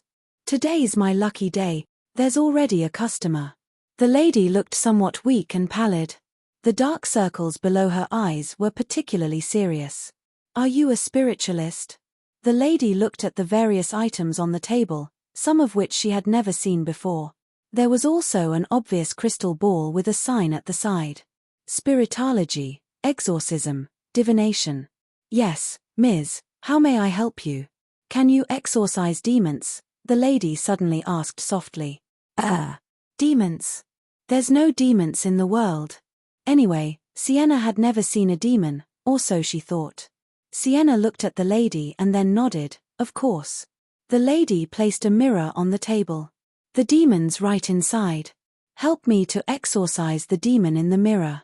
Sienna picked the mirror up and inspected it carefully, but she did not find anything strange. Nonetheless, there was no reason for her to reject the customer. In fact, most people who wanted exorcism were only hysterical. The lady before her was clearly also suffering from hysteria. Of course, Sienna was not really concerned about such things. The only real thing was the money she was about to get, so she said, $100. The lady took out bits and pieces of money from her pocket. She counted $100 and piled them before Sienna. Here you are. Please help me to exorcise the demon now. Of course. Taking out her magical phosphor, Sienna sprinkled it onto the mirror and chanted, "O evil existence, in the name of Satan, I command you to show your true form." Boom! A colorful flame burst out from the magical phosphor. At the same time, there was a glimpse of an illusory figure before it disappeared. This was Sienna's old trick. She would often ask Yeberg to hide beside the magical phosphor. When the phosphor ignited, Yeberg would show up momentarily. This visual effect would make her customer believe in her more. Demon, prepare to die. With all her might, Sienna stabbed her implement onto the mirror. Following a clear crack, the mirror started to break apart. Chapter 120 – Mysterious Paranormal Activity. Chapter 120 – Mysterious Paranormal Activity. If she was going to act, she should do it all the way. Sienna destroyed the mirror before the woman. At the same time, the remaining magic phosphor on the mirror exploded again. Inside the mirror, they could see many screaming shadows disappear. Sienna sprawled onto the table as if out of energy. Her forehead had beads of sweat and she panted for breath. Such a strong demon. Thankfully, it's daytime. Miss, the demon on here has been exorcised. As the saying goes, practice makes perfect. Sienna had practiced her act thousands of times. She could get an Oscar by now. The woman nodded and finally smiled. Am I free? Yes, you are free now. The demon won't disturb you anymore. The woman walked away with a satisfied smile. Sienna smiled too. Many times, treating people with dissociative disorders didn't mean healing her mind. Instead, one only had to follow her train of thought and end the thing she was imagining. Then she would go back to normal. Sienna wasn't a therapist, but she'd many of these cases before and she was used to it. She looked up but saw that the woman had suddenly climbed onto the stone fence in the front. Shocked, Sienna hurried over. Miss, what are you doing? Get down here. The park was built on the side of a cliff and the cliff, around 30 feet tall, was right behind the fence. There were jagged rocks and angry waves below. If you jumped down, you really could die. The woman stood on the fence and turned to look at Sienna with a gentle smile. I'm free. Sienna's expression changed drastically. Miss, you're already free. Why do you still want to? I will return to God's embrace, no longer controlled by the demon. I no longer have fear, no longer have terror. I no longer need to hide in the shadowy corners. Miss, suicide is a sin. You won't go to heaven. No, he said that if I break free from the demon, I'll be able to return to God's embrace. He won't lie to me. Who's he? Who said that? He won't lie to me. He won't lie to me. Miss, I don't know who you're talking about, but suicide is an unforgivable sin. You'll definitely go to hell. Do you want to tell me who you're talking about? I'll go ask him and then you can decide if you want to jump down. The woman hesitated. Seeing this, Sienna immediately added, spiritualists all know each other.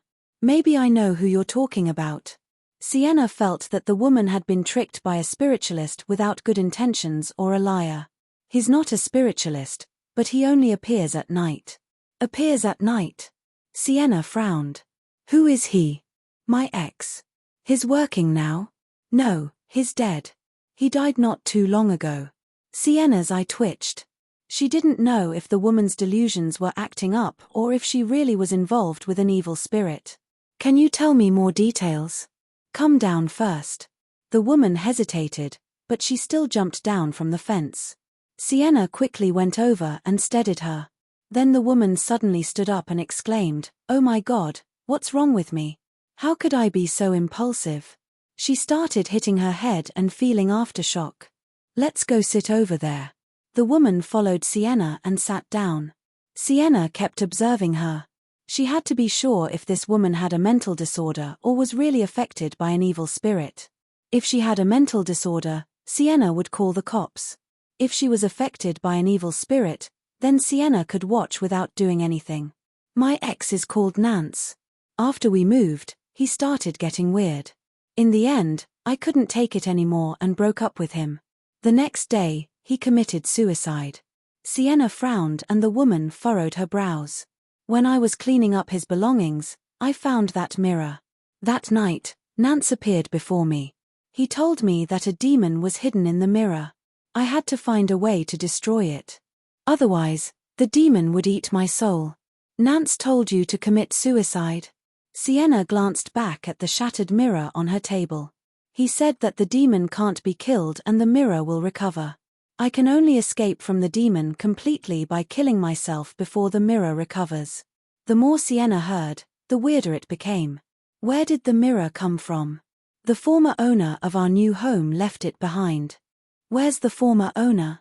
I heard he had an accident. Miss, you said that the mirror will recover. Yes, I've tried many ways. I even shattered it with my own hands, but it would always reappear before me. Sienna was sure that it wasn't the mirror. At least, she didn't feel anything strange about the mirror. The mirror looked quite old, but it seemed to be just an ordinary mirror with a wooden frame. However, Sienna couldn't make any conclusions. She had to see the so-called X right now. If this X really did exist. Sienna wasn't a rookie.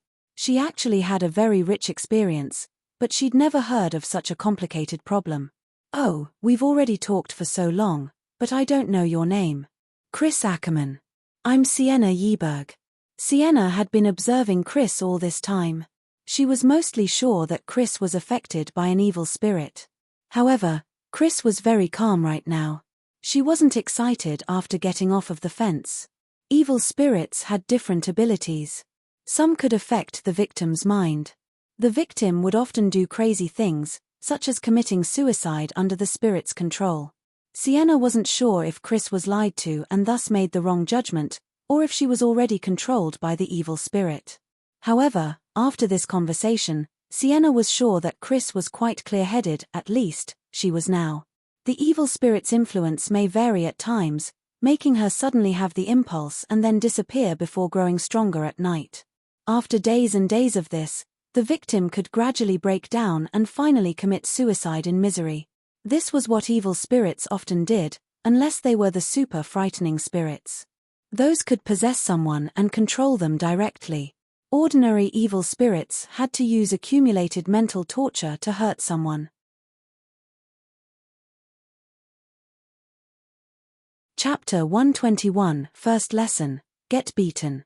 Chapter 121, First Lesson, Get Beaten. Where do you live now? I've been hiding in a church. I don't even dare to leave the church these days. Sienna shook her head. She did not think that the people in the church knew how to exorcise evil spirits. If the church had any holy relics, perhaps it could help Chris. However, if the church was ordinary, it would not be useless for her, no matter how lavishly designed it was. Do you want to live at my place for the time being? You need to pay, though. How much is it? That depends on how long you're staying. $200 for a week. What do you say? That's expensive.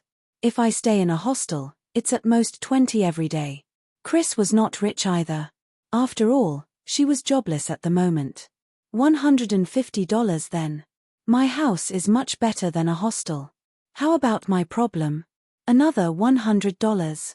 I'll definitely settle all your problems. At least I can guarantee your safety. Did Nance become an evil spirit? Has he been lying to me? Chris's tone was filled with sorrow. She had totally woken up by now. Only after experiencing despair would one feel fear. She did not even dare to imagine how desperate she had been just now. Perhaps. Does your ex-boyfriend appear at night? Sienna patted Chris's leg.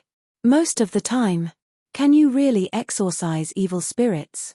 Are you really a spiritualist? Different from her hysterical state just now, Chris was extremely clear-headed at the moment. She even began to doubt Sienna. I'm a professional. Professional? By setting a booth here? Who told you that a professional spiritualist can't have a booth? Those orating spiritualists on the media are the real fake ones.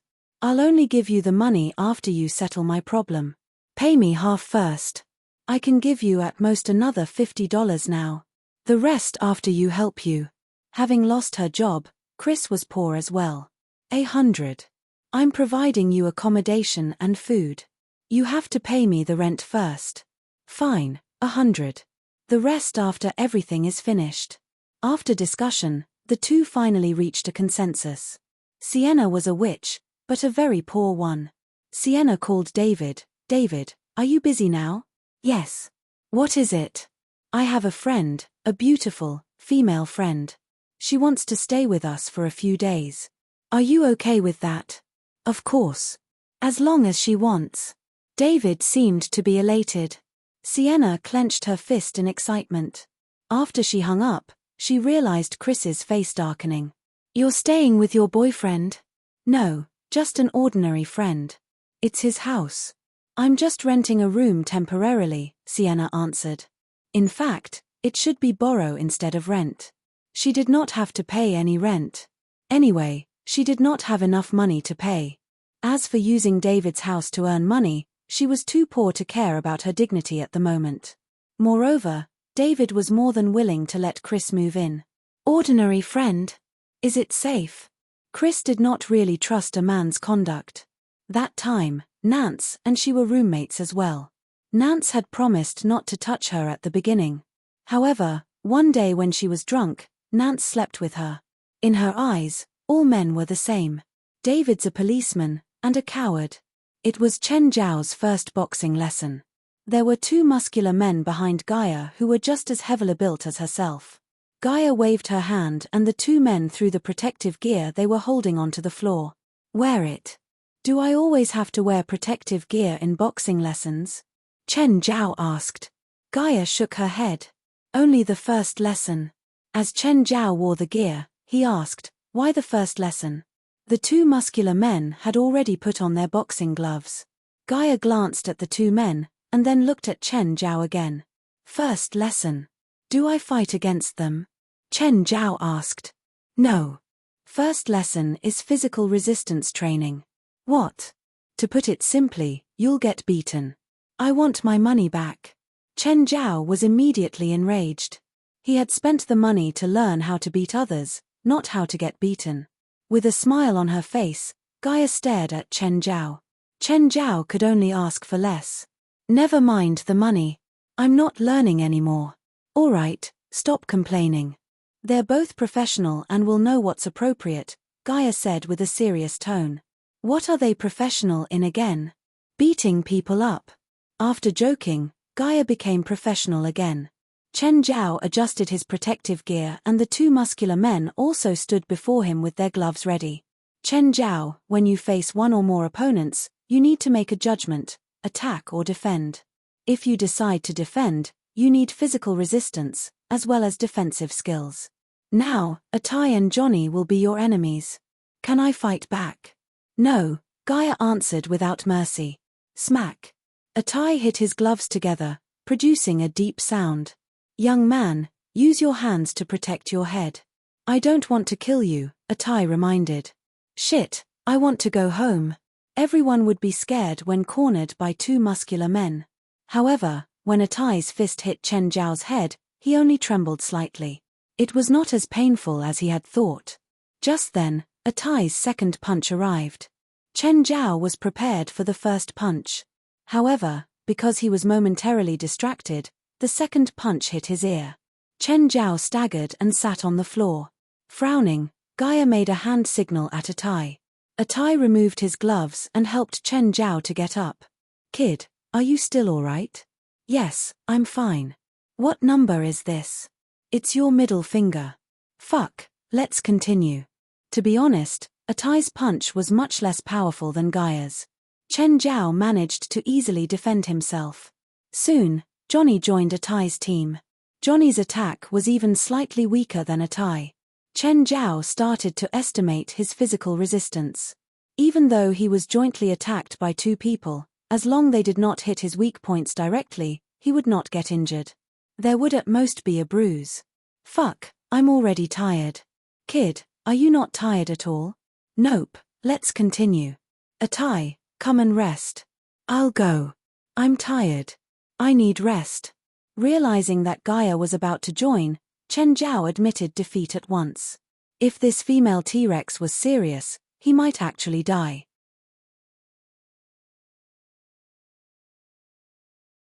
Chapter 122, Summoned to Hell Again.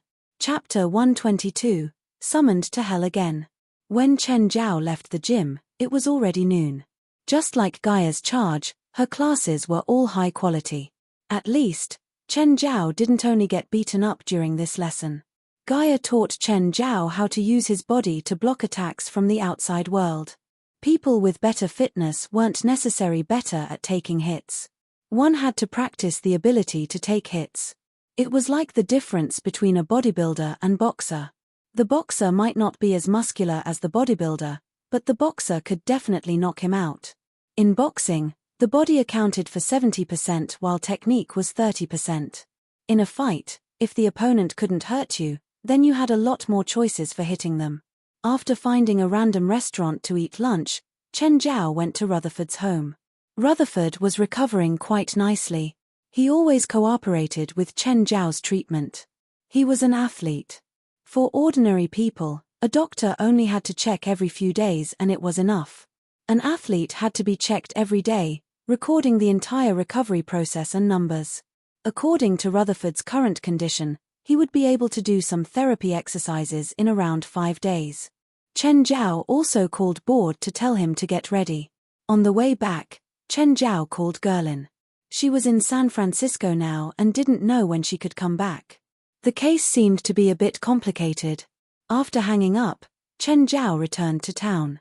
It was only noon, so Chen Zhao and Blackie went to the so-called Gates of Hell. Blackie, how much farther? LA's temperature had dropped drastically, but Chen Zhao still felt hot and stuffy while walking through the forest. It was quite tiring. With our current speed, it'll take another half hour, Blackie said. You have to climb this mountain. Blackie floated around Chen Zhao. Chen Zhao really envied this way of moving, but sadly, humans would never be able to fly without the help of machinery. Half an hour later, Chen Zhao could see a huge bottomless pit in the middle of the mountain. It was more than 100 feet wide and the hole was deep and dark. This is the Gates of Hell, Blackie said, floating above the pit. This is it. It looks like a normal pit, Chen Zhao said, unconvinced. There were some plants around the pit. Deeper in, there was moss. Chen Zhao couldn't see anything special about it. If I jump down, will I go straight to hell? He asked. Normal people will just die if they jump down, but you can try. Chen Zhao rolled his eyes. He couldn't see the bottom of the pit, but it was at least a few dozen feet deep. Even a man made of steel would break apart after falling into it. He didn't plan on proving how special he was by jumping down. Plus, it wasn't very meaningful even if he could go straight to hell. He could go to hell without these gates. There was no need to take this risk. It seems that someone is making sacrifices here, Blackie said doubtfully while looking at the ditch. The first time I was here, only a small portion was activated. Now, half of it is activated. You can see that. How come I can't see anything? It's not by looking. It's a feeling. The aura of hell is seeping from the pit. This means that it's opening. Chen Zhao didn't really mind this. Last time, Blackie had said that even if a human summoned a demon, only lower-level demons could come. They couldn't even get subordinates of the 7 sins like Beelzebub or Raymond. So it had very limited danger. After circling it, Chen Zhao decided to leave. It wasn't very fun at all. Chen Zhao even regretted climbing the mountain for so long to come see the Gates of Hell. At home, Chen Zhao took a shower, washing away all the dirt and fatigue from his body. Then he went to the basement to study demon magic again. Blackie was interested in it too, so they studied together. Right then, Chen Zhao suddenly felt something familiar. Chen Zhao, what's wrong? Blackie looked at him in confusion.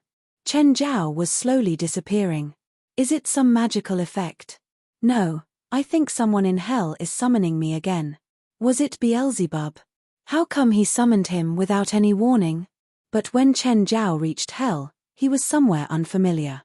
There was a black castle connected to a mountain. Black clouds shrouded the sky. Eerie cries sounded in the dark mass above the castle. Chen Zhao looked down. There was a complicated magic array. It wasn't Beelzebub. He looked up and saw Beelzebub standing there in his true form. However, there was an even taller and bigger demon beside him. Beelzebub's true form was around 16 feet tall, but the demon beside him was like a mountain of flesh. His lower body was like a fat insect. A total of 8 legs stretched out from either side of his abdomen. His upper body was upright. Asymmetrical scales covered his dark skin and there were complex red lines on his stomach. He had 3 pairs of stocky arms but no neck. There was a triangular head on top of the shoulders. He had a huge mouth but no teeth. His mouth was filled with red light. There was an oddly shaped horn, even bigger than his head, wearing a metal ring as an accessory. His deep and black eyes had no pupils. It was like a black hole. One wouldn't dare to meet his eyes. This demon emanated a terrifying aura. Chen Zhao didn't know what an aura was, but he could genuinely feel the horror of hell. Human. Living being, the demon uttered with heavy and deep syllables. Beelzebub, who is he? Beelzebub walked over and stood between the unfamiliar demon and Chen Zhao. Human, this is Lord Beelzebub Zophi. He's a subordinate like you? Yes. We're from the same family. Living being, I didn't mean to offend you, Beelzebub Zophi said. I summoned you here to ask for help. Help?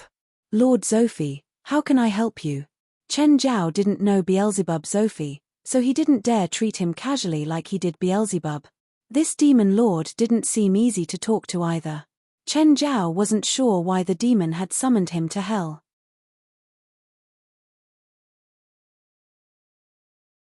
Chapter 123, Chen Zhao's First Delivery. Chapter 123, Chen Zhao's First Delivery. My wife's having a difficult birth. I heard from Vito that you're a doctor. You can save my wife. Chen Zhao really wanted to say that he was not an obstetrician. At least he had never delivered a baby before. Nevertheless, Chen Zhao knew most things about baby delivery. Therefore, he did not mind helping a lady to deliver her baby, even if she was a demon. However, Chen Zhao was unsure if there was a difference between human delivery and demon delivery. I need to see your wife first before I decide whether I can help her, Chen Zhao said. Follow me. Beelzebub Zophi lifted his limbs and dragged his body towards the castle. Beelzebub Zophi brought Chen Zhao into a huge room the size of a soccer field. The room had a dome and no furniture at all. The ground was filled with complicated markings which Chen Zhao guessed to be magic markings. There was also a red-skinned female demon. She was at least 3 meters tall and had a few bony spikes on her back. At the moment, she was lying at the center of the room. Her limbs were chained and she kept moaning in pain. Chen Zhao could clearly see something wiggling constantly in her bloated abdomen. Damn, dirty, little bastard, you really want to kill your mom? The female demon kept cursing the baby in her body. Noticing Chen Zhao and Zophi, the female demon shouted, Zophi, did you bring me food? I have no appetite. I need to get the little bastard out from my belly first. If he still refuses to come out, I'll open my own belly and choke him to death. The female demon had a really bad temper. As she spoke, a fire pillar suddenly shot from her mouth. Chen Zhao felt the temperature around him increase immediately. With her hands on the floor, the female demon stuck her fingers into the floor and then broke the floor apart. My wife has the bloodline of the evil dragon, so her temper is really bad, Zophi explained, looking at Chen Zhao. Why are you explaining this to a petty soul? Quickly come and help me. Give my belly a few punches. This little bastard's growing too fast. I really hope that you can kill him. Hi madam. I'm a delivery doctor. I'm here to help you deliver.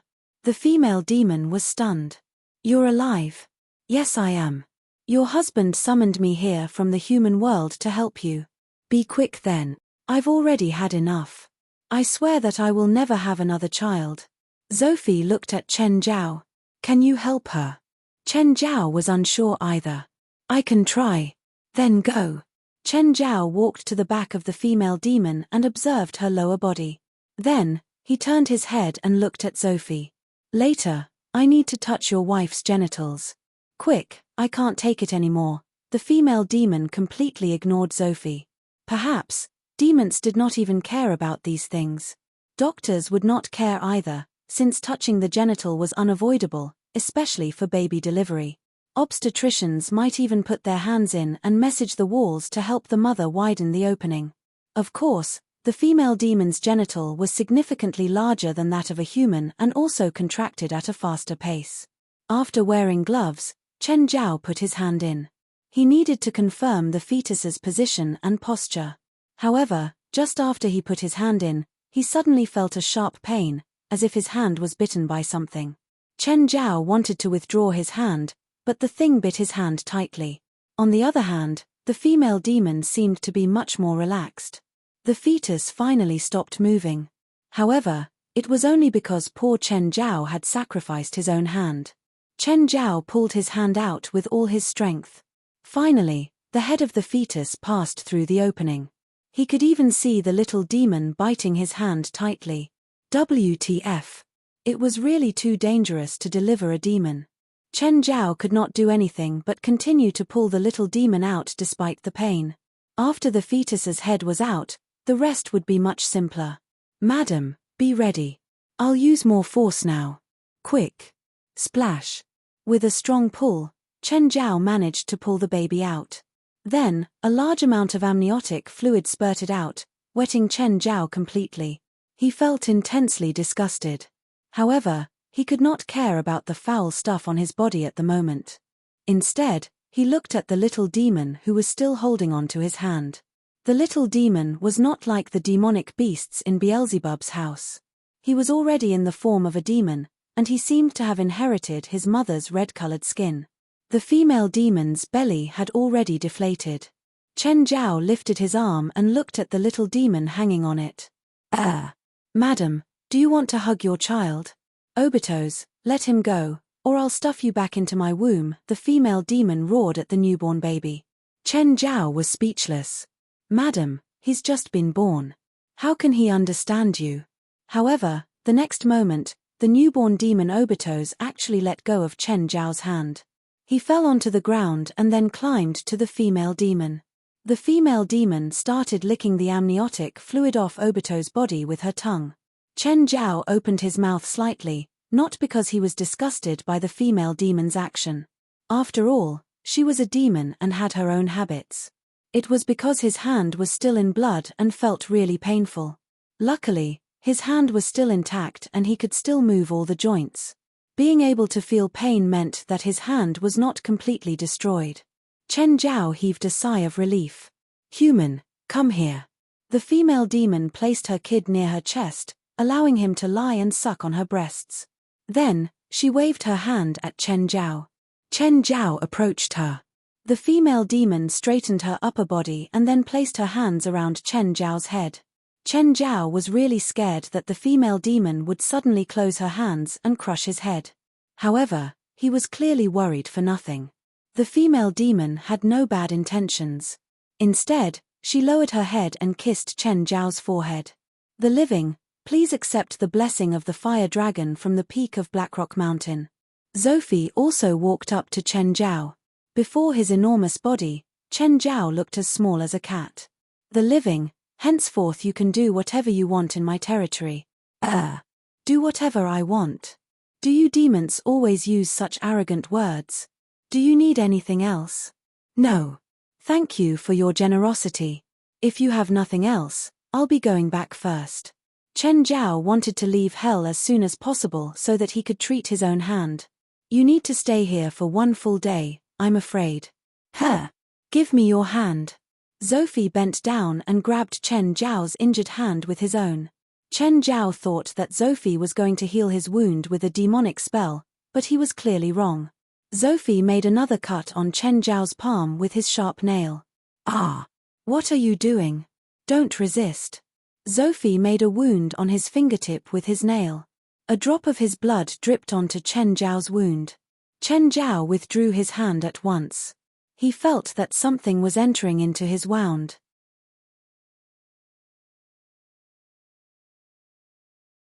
Chapter 124, One-Day Tour of Obsidian City. Chapter 124, One-Day Tour of Obsidian City. Chen Zhao rubbed his hands. Did some mutant parasite thing latch onto him? He started thinking about scenes from alien movies. Zophi didn't explain to him either. If you want to go back to the human world, you'll need another day. Before this, you can stay in my castle or walk around the city. Zhao snapped his fingers and a floating female spirit appeared beside Chen Zhao. Jessica, help me take care of my guest. You can swallow whatever demon offends him. The female spirit was pretty, but unfortunately, she only had her upper body. She didn't have a lower body. She wore a light white veil and her hair floated slowly as if she was in water. Chen Zhao followed the female spirit named Jessica and studied her. Jessica, were you a human before? No, I'm a banshee, a demon. I'm Lady Kalicia's servant. She was probably the most human-like demon that Chen Zhao had met. That was why Chen Zhao thought she was a human spirit. Chen Zhao reached out to touch her, but his hand touched Jessica. There was a very slight feeling. It wasn't obvious though and more like touching some kind of vapor. If he did it without meaning to, he could completely miss the feeling. Respected living being, would you like to tour Obsidian City? Will I be in danger? Please do not worry. You are the Lord's respected guest and also a living being. No one can offend you. Plus, I will be by your side at all times. Then let's go see. Jessica took Chen Zhao to the highest point of the castle.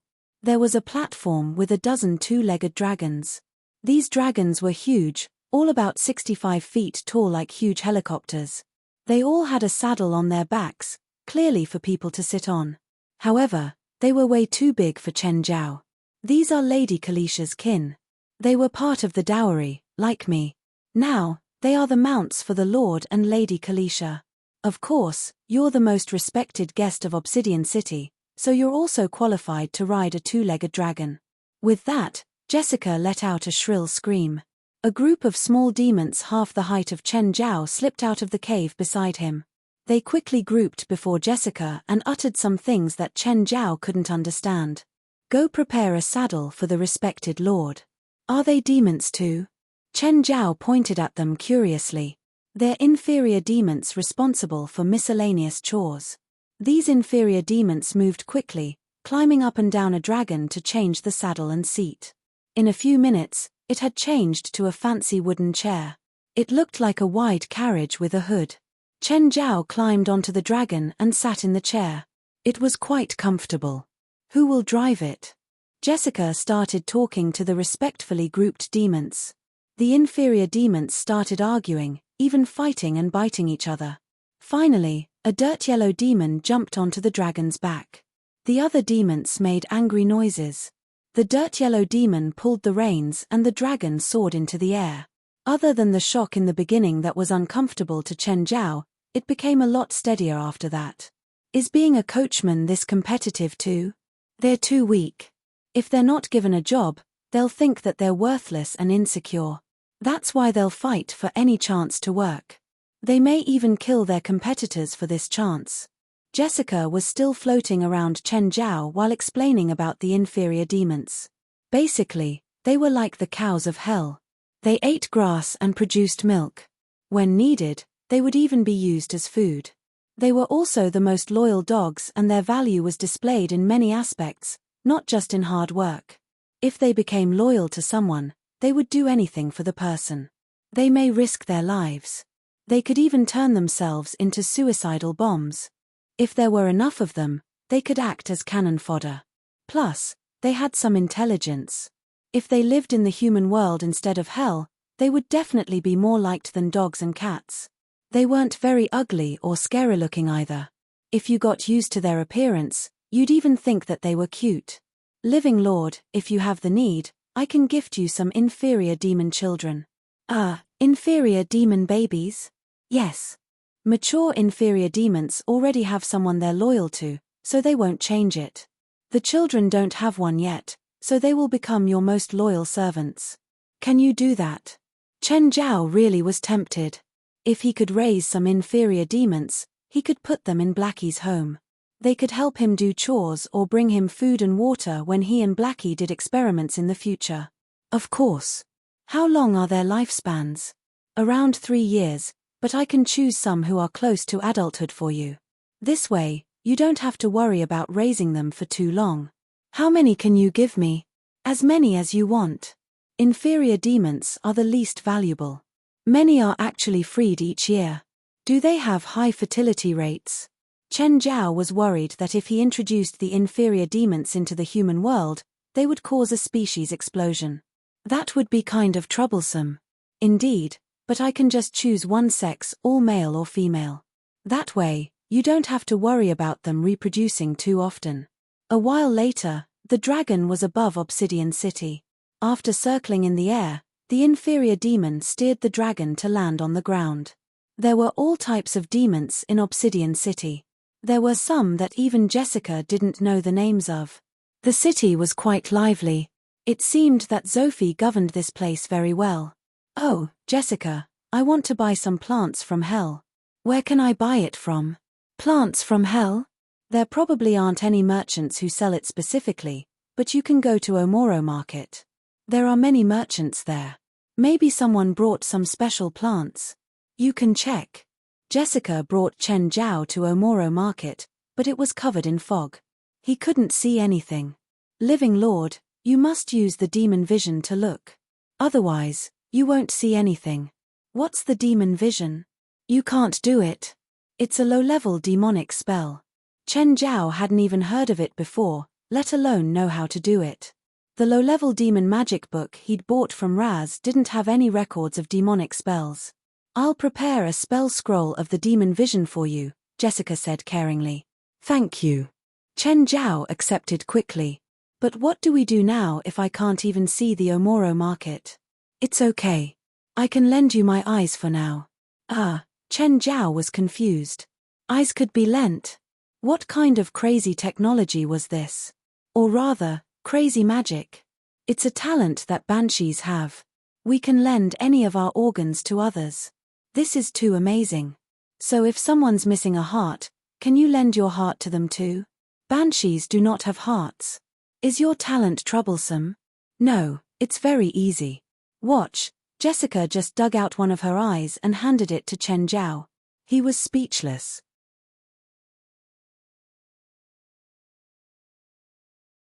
Chapter 125, Hell of a Shopping Trip. Chapter 125, Hell of a Shopping Trip. Following Jessica's instructions, Chen Zhao stuffed her eyeball into his eye. Immediately, he could see more things. Although he had inserted an eyeball, he did not feel any discomfort at all.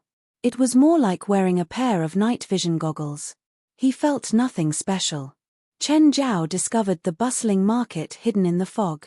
Of course, the place was also filled with chaos. Some of the demon merchants were enormous and occupied a large amount of space, while others were small and naturally bullied. Demons walked around the various stalls, looking for the items they wanted. Suddenly, a huge demon approached Chen Zhao.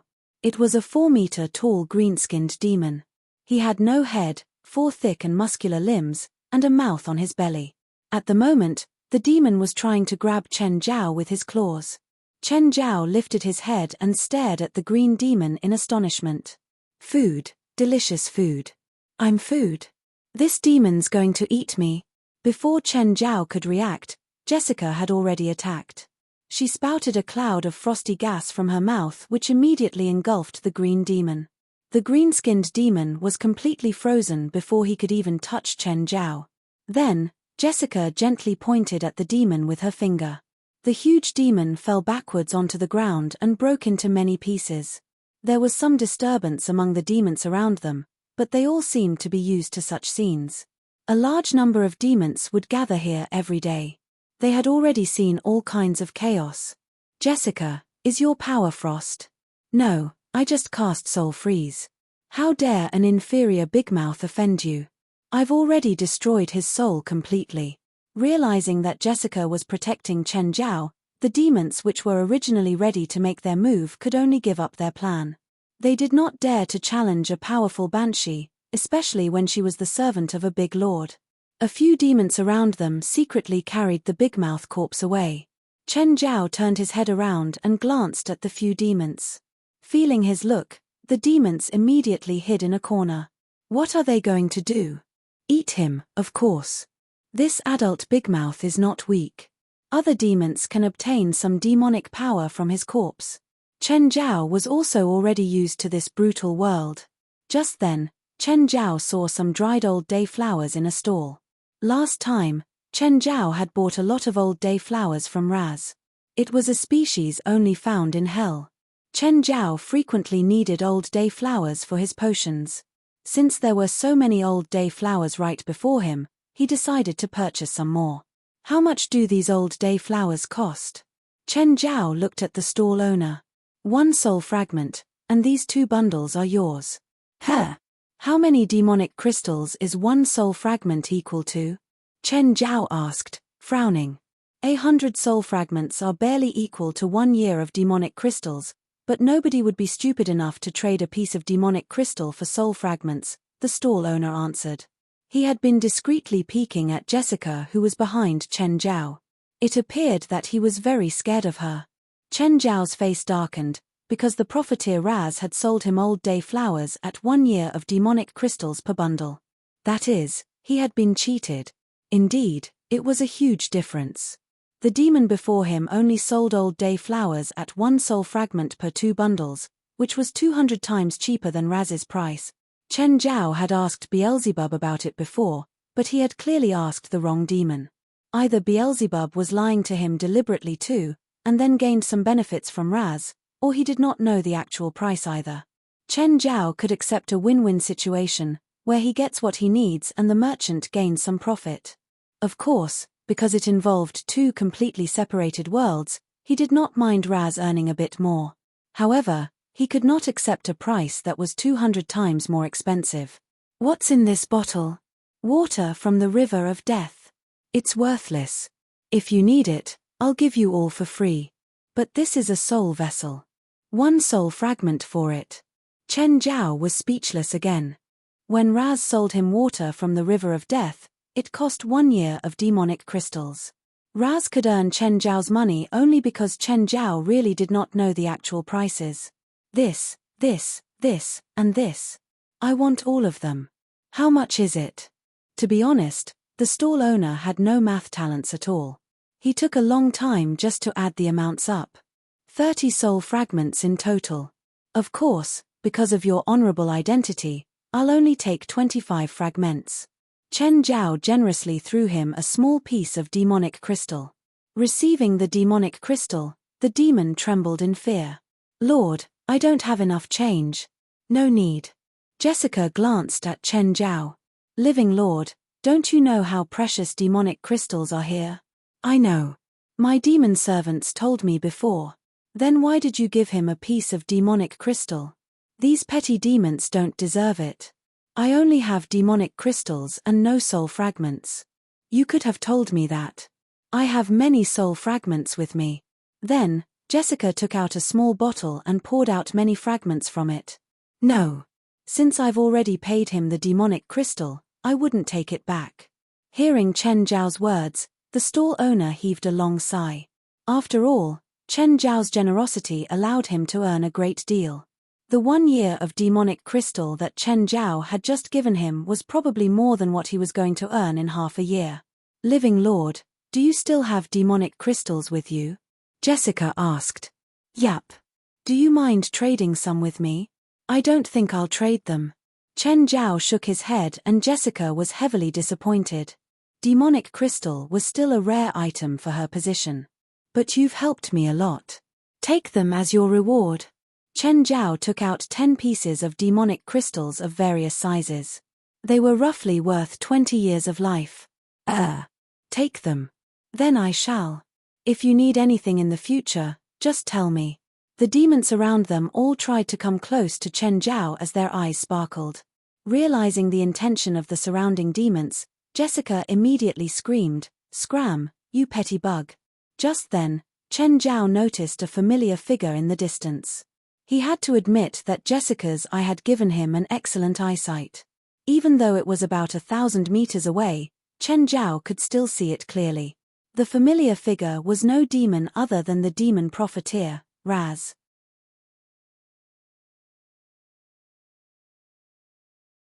Chapter 126, Profiteer. Chapter 126, Profiteer. Chen Zhao walked over to Raz. He had his own stall too. When he looked up and saw Chen Zhao, he was obviously surprised, but his expression quickly turned enthusiastic. Respected living lord, welcome. When Raz saw Jessica beside Chen Zhao, he started sweating. Jessica gave him too much pressure. This banshee's aura was too scary. She had a reputation too. In Obsidian City, Jessica was known as a vicious woman. Raz, what a coincidence to run into you when I'm shopping. Haha, yeah, what a coincidence. Living lord, how come you're here? I was invited by the lord, Chen Zhao replied. He is a respected guest of the lord, Jessica said, looking down. Raz, I bought some things while shopping earlier. Can you check if I was scammed? Chen Zhao took out many local specialties of hell from his spatial ring. When Raz saw these things, it was like he'd been struck by lightning. He froze in his spot. Raz finally realized that Chen Zhao was here to punish him. Living lord, I.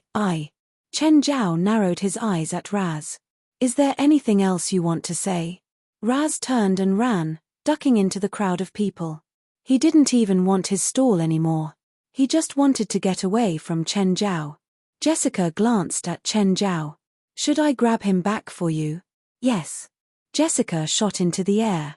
A few minutes later, she carried the limp Raz back and tossed him down before Chen Zhao. Raz seemed to be under some spell. His body was like jelly and couldn't stand up. Chen Zhao squatted down before him. Raz, I'm very disappointed in you. I'd thought that we could establish a long-term and steady relationship, but you took advantage of the fact that I don't know hell's market price. You sold everything to me 100 times more expensive. Living lord, you are the most benevolent man I've met before, Raz pleaded. I'm sorry. I am willing to return all of your demonic crystals. Please forgive me. Living lord, how many demonic crystals has he scammed from you? Around 100 years worth. Jessica's eyes glinted. She wasn't surprised with Raz's greed. Instead, she was surprised that Chen Zhao had so many demonic crystals. And if he didn't accidentally learn of the true prices, he might keep getting scammed. How dare you? Jessica kicked the limp Raz. You even dare to cheat the living lord of so many demonic crystals. You'll never be able to pay it all back. The demonic crystals are still here. They're still here. I can return them all. That's unnecessary. You can use your products to pay me back in the future. To be honest, Chen Zhao was furious, but he still needed a steady supply source. If he killed Raz, he would have to find another source. Raz wouldn't dare to cheat him anymore. After all, Chen Zhao still had his demonic ritual implement. This meant that Chen Zhao had the advantage. If Raz dared to cheat him again, Chen Zhao could use the ritual implement to summon him into the human world and punish him. There was no contract relationship when summoning a demon with a ritual implement. Thus, Chen Zhao had no restrictions when summoning Raz. He wouldn't get punished at all if he killed Raz. However, if he killed Raz, he would need to find an even more reliable source. The new supplier might be even worse than Raz or give him the ritual implement. It was better to keep Raz around. With the ritual implement, he wouldn't pull any more tricks. As for the price, Chen Zhao was honestly angry. However, it was a voluntary trade. Chen Zhao wasn't familiar with the market price, so he couldn't blame people for cheating him. Of course, there wasn't anything about fair trade in hell. Whoever had more power would have more rights. Right now, Chen Zhao was in charge. Jessica, what spell is he under? The weak curse. Should I undo it? Yes. Living lord, do you use demonic crystals to trade with him? Yes. Living lord, 100 soul fragments can be exchanged for 1 year's worth of demonic crystals in the market, but demonic crystals are actually much more valuable than that. Some demons even accept 2 times the price. Why is there such a big difference? Technically, the market price and actual price shouldn't be too different. An average of 20% in difference was normal, but 2 times the price was hard to understand. Demonic crystals can extend most demons' lives, but soul fragments are only food. So, do you think the market can determine the value of demonic crystals? This meant that the price Raz charged Chen Zhao was far more than 200 times the price. It may even be more than 300 times higher. Chen Zhao glanced at Raz and huffed coldly. He didn't know the price before, but now he did. He'd make sure Raz would suffer in future trade. But at the moment, Raz was still irreplaceable. Chen Zhao had quite a few ritual implements from all sorts of demons, but only Raz was focused on trade. Not everyone that went between the human world and hell could be merchants. Merchants also had to have a clear mind. For example, if Chen Zhao switched his position with Raz, he might not be able to run the trade better than Raz. This was why Chen Zhao wouldn't change his trade partner unless he had no other choice. However, remembering how he'd thought Raz's price was fair, he felt bitterly disappointed. As expected, demons couldn't be trusted. He walked through the market. He saw many interesting things, but most were only interesting. They didn't have much use. Raz followed behind Chen Zhao cautiously. Rather than Chen Zhao, he was afraid of Jessica. He was finally freed when Chen Zhao got bored. When he first came to this demon city, he found everything fresh and interesting. But after walking around a bit, he realized it was just the same old thing. It was just like how he'd fantasized about America, but after arriving, he realized it wasn't much. Interest in new things came quickly and left quickly as well. To Chen Zhao, hell was just a chaotic place. However, there was a unique order within the chaos.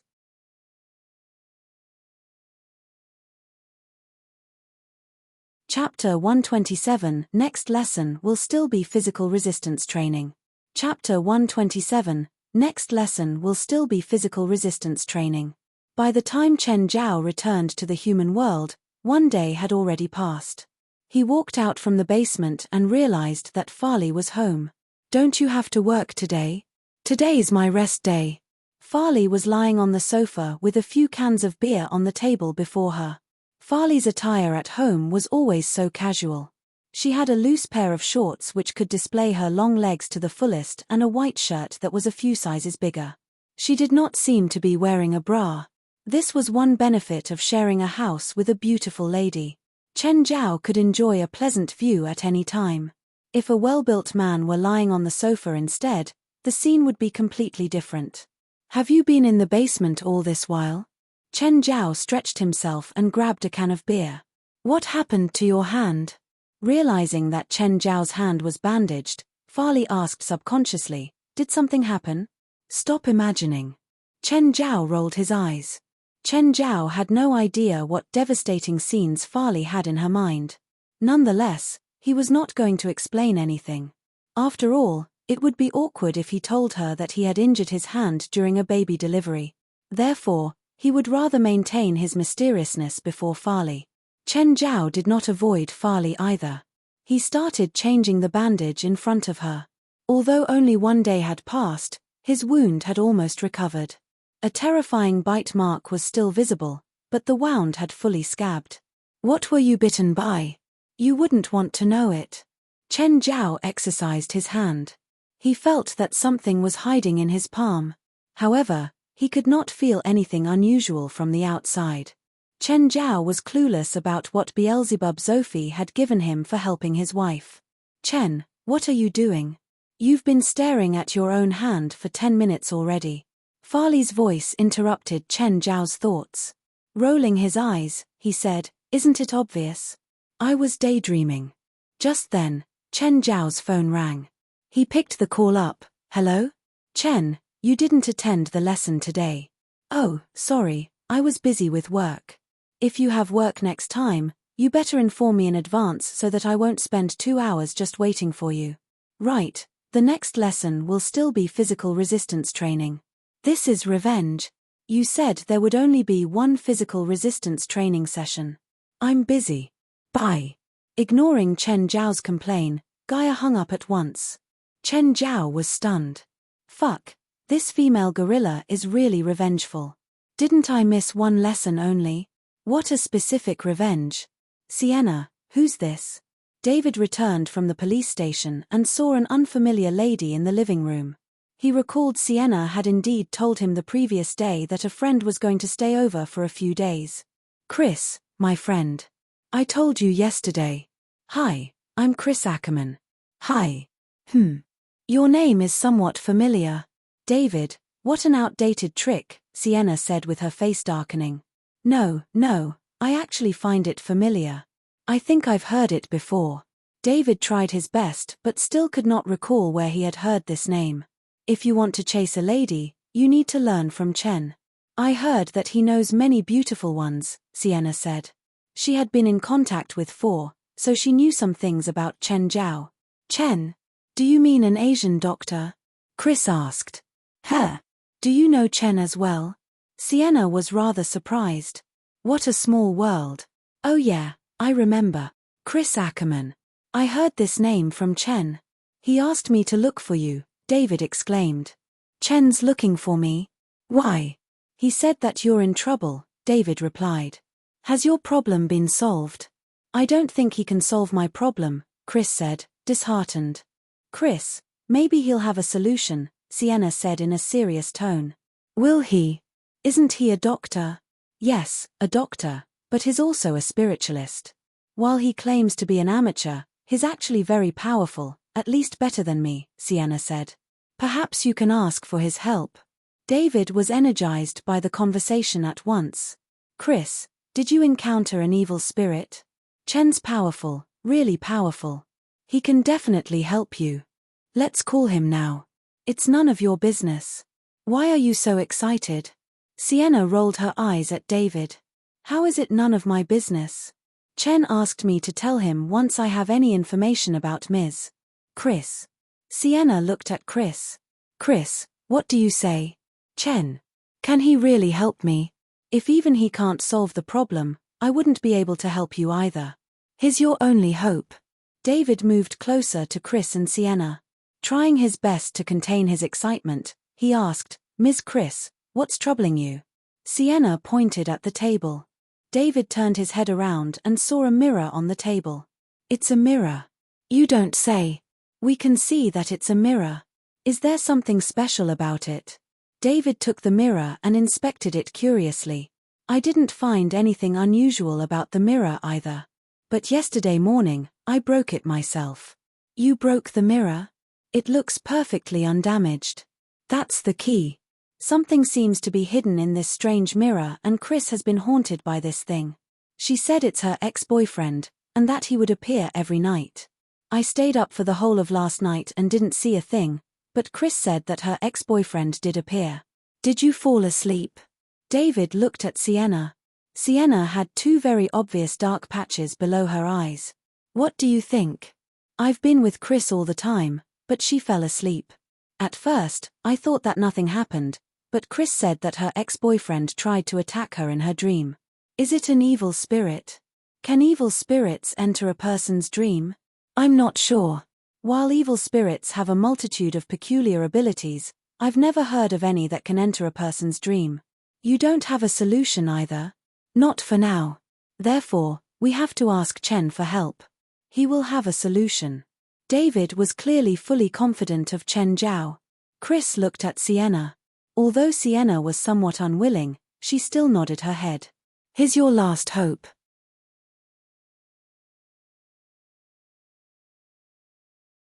Chapter 128 Champion of Almost Dying, Dell.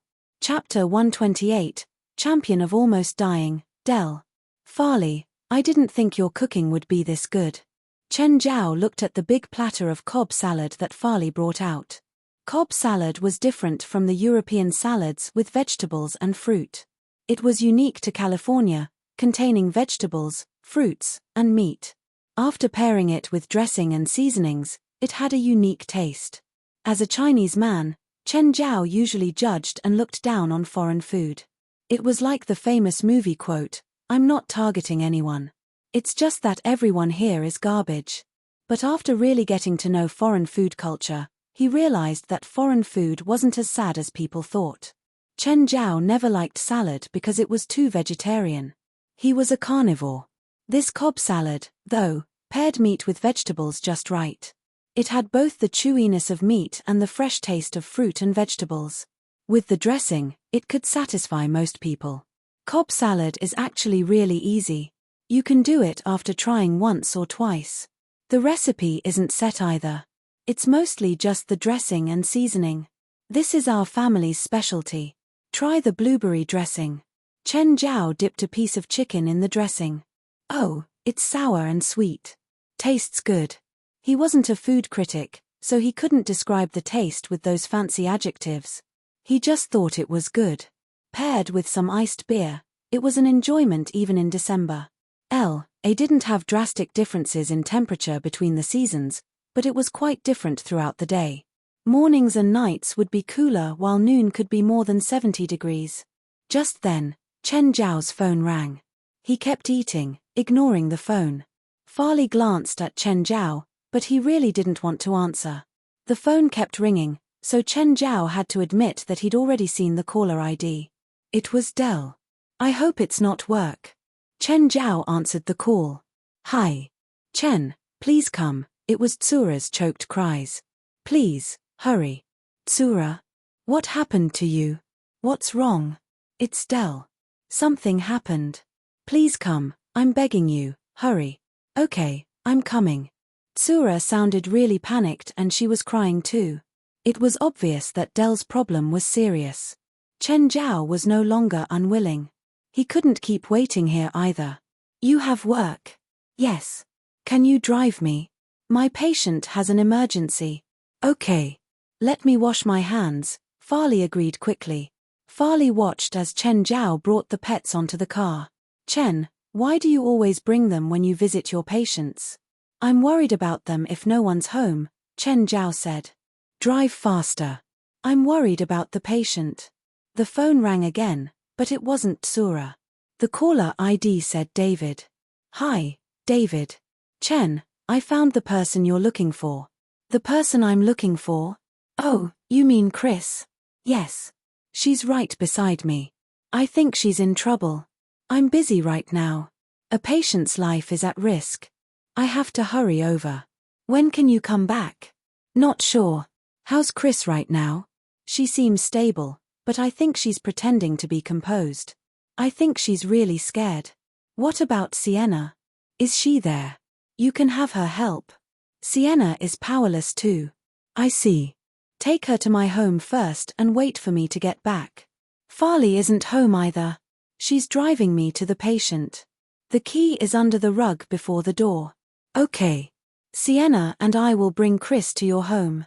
After he hung up, Farley asked, What's wrong? Was it David? Yes. What happened? One of my friends is in some trouble. Some trouble? I don't know how troublesome that trouble is right now. 30 minutes later, Chen Zhao and Farley finally got to Dell's home. Tsura, I'm at the door, Chen Zhao said, calling her again. Farley glanced at the door. Your patient is rich.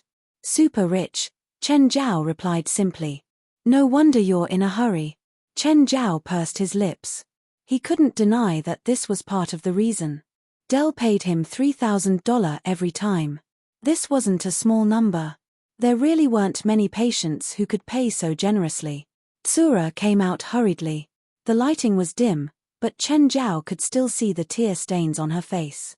Chen, you're finally here. Tsura hugged him emotionally. Okay, let's go in. Tell me what happened to Dell. I was in bed with him, and he started convulsing. You were having sex? Chen Zhao asked. Tsura glanced at Farley and then Chen Zhao. Gritting her teeth, she said, we were doing something special. Something special? S&M. Dell had me shock him with a low-frequency taser. If there was a competition for almost killing oneself, Chen Zhao was sure that Dell would definitely win. Chen Zhao sped up his pace while asking, is he conscious right now or not? Chen Zhao was afraid that Dell had lost consciousness or even died from a heart attack. After all, it had already been half an hour. If Dell's heart had stopped and still hadn't gone through emergency first aid, then he would already be dead. If Dell was dead, then even a god couldn't save him. He's awake, but he keeps convulsing. When he reached the outside of Dell and Tsura's bedroom, Chen Zhao could already hear Dell's pained cries. Farley, stay at the door. Don't worry. I do emergency treatment too. I've seen everything. Farley didn't mind. Fine. After entering, Chen Zhao saw a whip, chains, and other sex toys. Turn on the lights. The room was quite dark. Chen Zhao moved over and restrained the spasming Dell to start checking. As long as he hadn't died and his heart hadn't stopped, it was good news. Dell was insistent on going down paths that could kill him, but he was quite lucky. At least, he'd been lucky so far.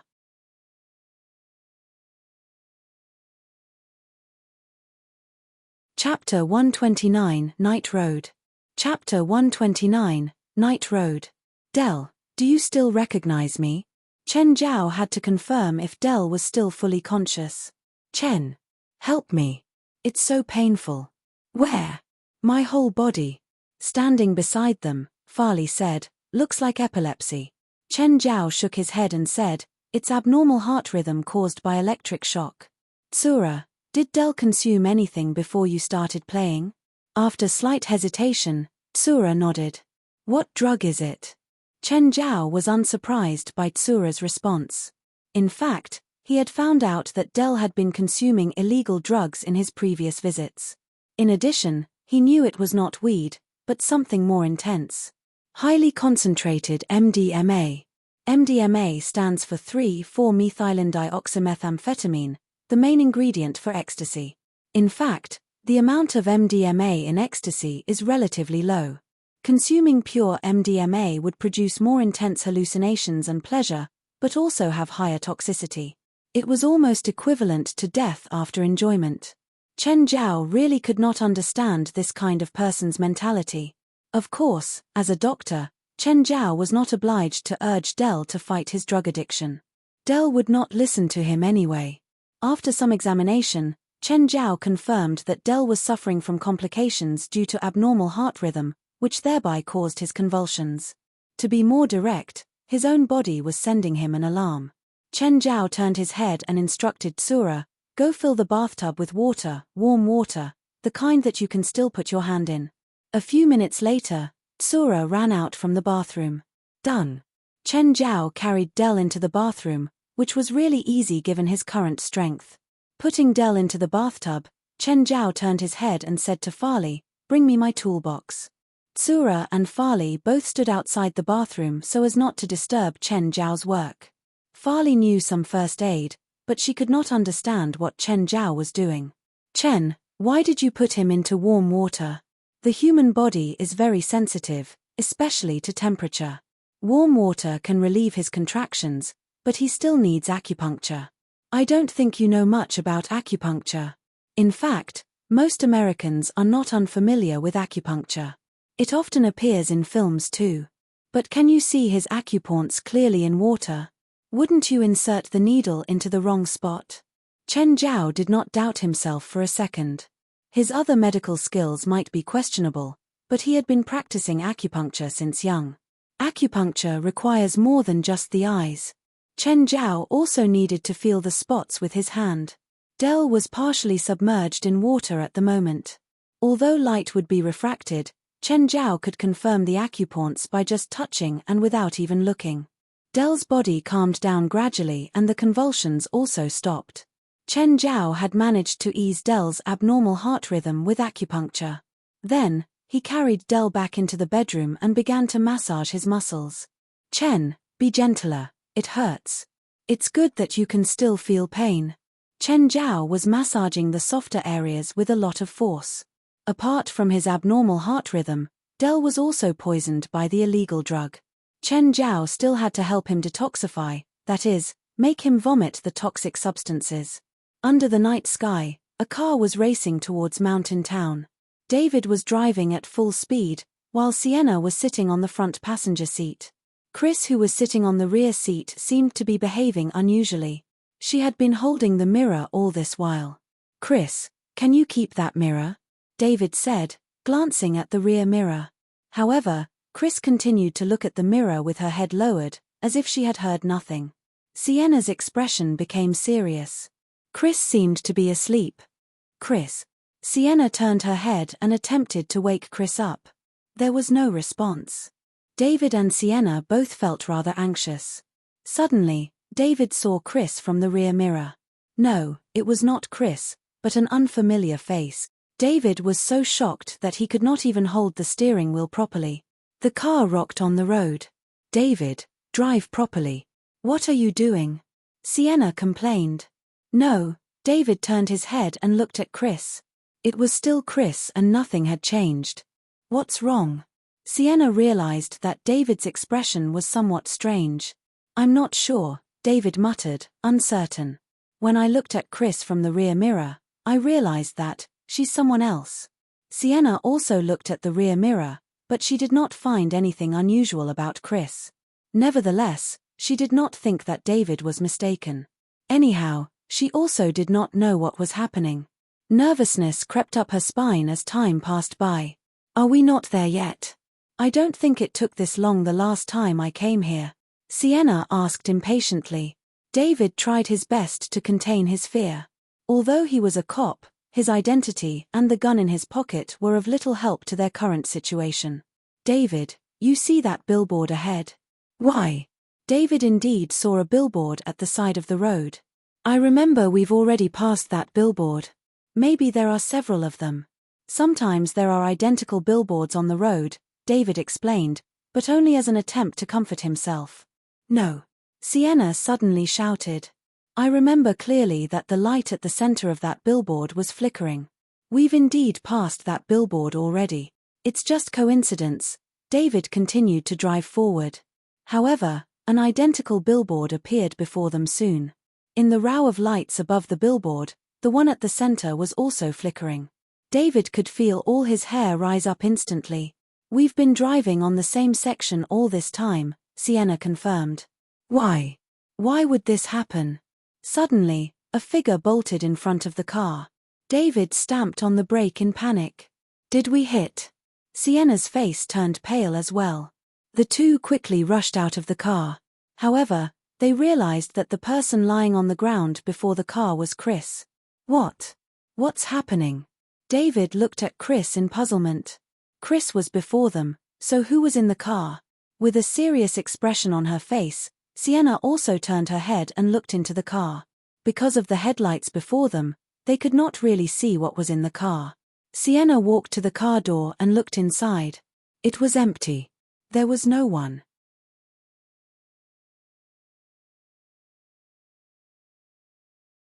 Chapter 130 Mirror Reflection. Chapter 130 Mirror Reflection. Help her into the car first, Sienna said. David was a bit scared now. Sienna, she's real, right? I don't know.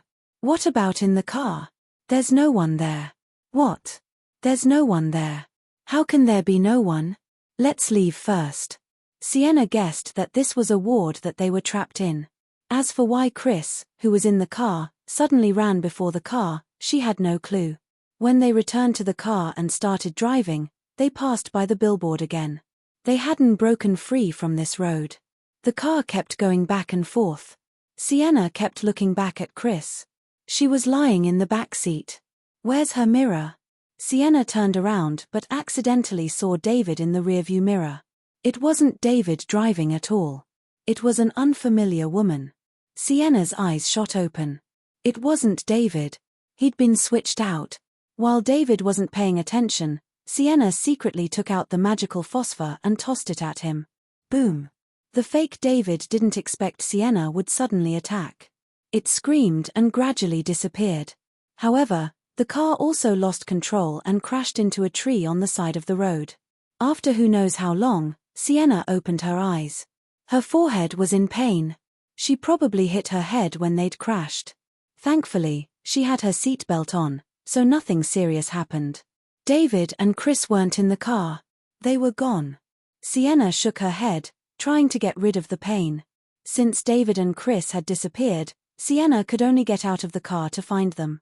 The road was really dark. Sienna didn't like this feeling. She had a headache about these uncontrollable situations too. The enemy hidden in the darkness was more troublesome than any enemy Sienna had dealt with before. His biggest problem was that he was strange and unknown. As of now, he still hadn't revealed his identity but was completely toying with them. Sienna summoned her father. Yeberg, help guide me. I must find David and Chris. Where are we? Yeberg looked around. He actually couldn't find his bearings. Yeberg's special ability was guidance. This didn't have any combat power, But it was a nice auxiliary ability. For example, they were able to go forward on the right path last time because he'd been driving. He wouldn't go forward blindly. Instead, he would follow his heart and make the correct choice. However, he couldn't feel anything right now. I can't feel the correct path, but I can feel that there's something terrifying up ahead. Something terrifying? Sienna asked. An evil spirit? No. It's something I've never seen before. This aura makes my hair rise up. It's not an evil spirit. Yiberg's cowardly personality was revealed again. Put me away. I don't want to face this. It's even worse than last time. It's scarier than Maria. Sienna still decided to go down the direction that Yiberg pointed in. She walked for more than 10 minutes and saw someone lying under a street lamp. Chris. Sienna hurried over. David, how are you? David woke up slowly. It hurts. Sienna. What happened? Do you know where Chris is? No. Where's our car? Why am I here? Sienna shook her head. She wasn't sure if this David was real or not. Judging from what had happened, the hidden enemy could replace David or Chris or even herself without anyone realizing. She was sure that she was real though. This went without saying. Can you walk? Yes, you still haven't answered. It's kind of complicated. Do you remember what happened before you passed out? I remember I ran into Chris. And then you looked inside the car. And then, I can't remember. Was David switched out at that moment? Sienna thought. Let's go forward. After a while, 3 figures appeared before them.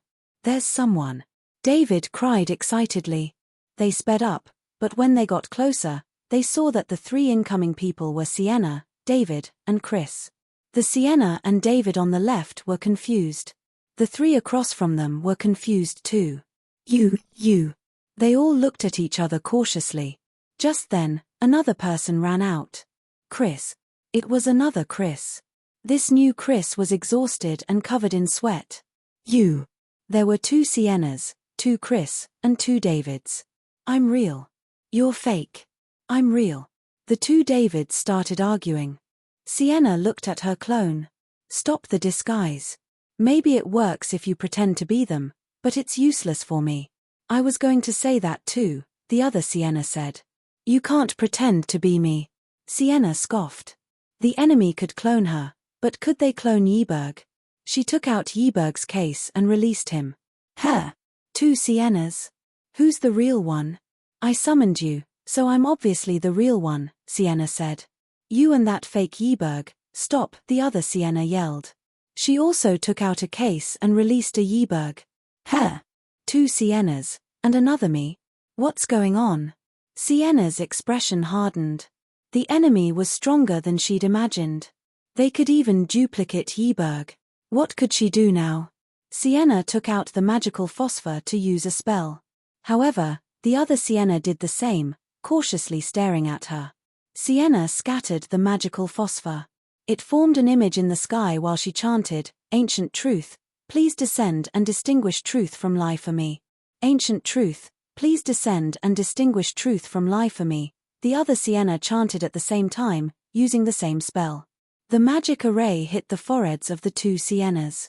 A huge ball of flesh appeared above their heads. Seeing this, Sienna's expression changed drastically.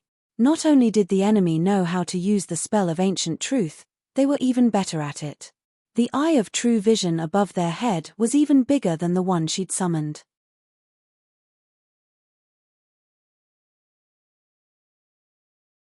Chapter 131, My Right Hand is Starving. Chapter 131, My Right Hand is Starving. One of the balls was significantly larger than the other. Judging from this, the fake Sienna was clearly more powerful than the real one. Just then, the ball of flesh summoned by the fake Sienna started changing. A gap opened on the ball, turning it into an enormous eyeball. Just as the eye opened, a beam of red light shot out and blasted towards the ball above Sienna's head. The ball of flesh above Sienna's head was penetrated by the red beam before it could even open. Suddenly, the eyeball opposite her flew towards her. Many tentacles extended from the eyeball and wrapped around Sienna's eye of true vision. Sienna quickly backed away with a serious expression on her face. The fake Sienna opposite her smiled, while the real Sienna grew even more anxious. What do I do? What do I do? The fake Sienna pointed at the real Sienna and instructed Yeberg, kill her, she's fake. However, the Yeberg that had been summoned by the fake Sienna seemed hesitant. I can't. What? The fake Sienna was stunned. The next moment, the Yeberg that she had summoned broke into pieces, just like a mirror. Damn. Why? The fake Sienna started screaming and her body also began changing. In the end, the fake Sienna turned into a 3-meter-tall goat-head monster. Standing there, he looked just like a walking black goat. The black goat monster was holding a gold-framed mirror. Meanwhile, the other two fakes also crushed like two mirrors. They turned into two beams of light and returned to the gold-framed mirror. Confusion was written all over Sienna's face. What happened? Why did she just disintegrate? Chris and David also looked perplexed. They had just been intensely arguing with their fake counterparts. Why did they suddenly disappear? Demon. Demon. Is that demon? Seeing the black goat monster, Chris's face was filled with horror. All right. The game ends here. The black goat monster produced a few obscure syllables with his mouth, but the three could all understand him perfectly. Sienna held her ritual implement with her right hand and grabbed a handful of magical phosphor with the other. The black goat monster was giving her an extremely uncomfortable feeling. Demon? Is this really a demon? Are there really demons in this world? What are you? Sienna asked softly. Dagon Byros, ruler of the reflection world. Heh. Look, we have another two petty humans here for sacrifice. Dagon Byros stared at the end of the road. He could see flashes of headlights in the distance. Another car had entered the region and there were two people in it. They were precisely Farley and Chen Zhao. Chen, what is that? Woof. Beelzebub barked and Chen Zhao glanced at him. Nothing. Just ram at him. Heh. Farley stared at Chen Zhao with her eyes widened. Ram. Crash. Dagon Byros was sent flying away directly and the mirror also dropped onto the ground. The front of the car dented from the severe impact. Chen Zhao, Beelzebub, Raymond, Carrie, and Walter all alighted from the car. Chen Zhao walked to the gold-framed mirror and picked it up. On the other hand, Beelzebub, Raymond, Carrie, and Walter had already charged towards Dagon Byros. Everyone stared at Chen Zhao's pets with their jaws on the ground. Apart from Walter, who was still normal, the other three had all turned. They became even bigger than Dagon Byros, especially Beelzebub. He was originally a Shar-Pei, but now he was an enormous dog larger than a tiger. Raymond had also changed from a small, colorful snake into a huge python that was 5 or 6 meters long. Carrie's size did not change much, but she had 2 tails and a cloud of frost circling around her. Dagon Byros, who had been superior just a moment ago, was jointly mauled by Chen Zhao's demons in the next instant. Chen Zhao could feel the mirror in his hand struggling wildly, as if it wanted to break free from Chen Zhao's grip. This mirror is the medium used by this reflection demon. Destroy it and you destroy this mirror ward, Blackie said, floating beside Chen Zhao. Chen Zhao smashed the mirror heavily onto the ground, destroying a corner of the mirror. No, no, no. Return me the mirror, Dagon Byros screamed, trying to escape from the 4 demons' attacks. However, the next moment, Carrie awarded him with a giant ice bolt. The ice bolt pierced through Dagon's chest and nailed him onto the ground. Walter bit firmly onto Dagon's calf. Beelzebub was the fiercest of the 4. He tore away one of Dagon's arms and then ate it directly. Chen Zhao was about to smash the mirror again when he felt something strange about his right hand. His right palm seemed to be splitting apart. Then, Chen Zhao saw a mouth at the center of his palm. That's right, a mouth. The mouth bit onto a corner of the gold-framed mirror. Following a clear crack, it tore down a piece from the mirror. Ah, Dagon Byros moaned madly. Confused, Chen Zhao looked at his own hand. The mouth on his right hand seemed to be sending him a signal. Eat, eat, eat. I want to eat. Chen Zhao put the mirror onto his right palm. The mouth opened again, showing all its sharp teeth. The hard mirror felt nothing more like a piece of meat in the mouth. Crack. Another piece was torn away. Dagon Bairose's moaning became even more miserable. Chen Zhao felt a message from the mouth again. Delicious. Then eat more. Chen Zhao also tried to deliver his thoughts to the mouth. The mouth needed no more than a few bites to finish the gold-framed mirror. In his high-pitched screams, Dagon Bairose finally turned into a black cloud of sand and vanished. The surrounding immediately became much brighter. Everyone stared at each other and could not contain their emotions. Chen Zhao's pets had already returned to their normal states. They could only be demonified in non-human regions, such as Blackie's space crevice. They had been in the reflection demon's reflection world just now, which was similarly not part of the human world. Blackie, is that reflection demon dead? Nope. The mirror is only his medium, not his body. How about the demon just now? It's merely a demon soul controlled by the reflection demon, a pathetic, fallen goat monster. Still looking dazed, everyone stared at Chen Zhao and the pets around him. Chen, are you really a druid? Did you kill that demon? Chen Zhao's pets were clearly not ordinary organisms. After all, who had seen a fox which could shoot ice bolts like a machine gun, a Shar-Pei which was bigger than a tiger, or a snake which could spurt clouds of poisonous gas from its mouth?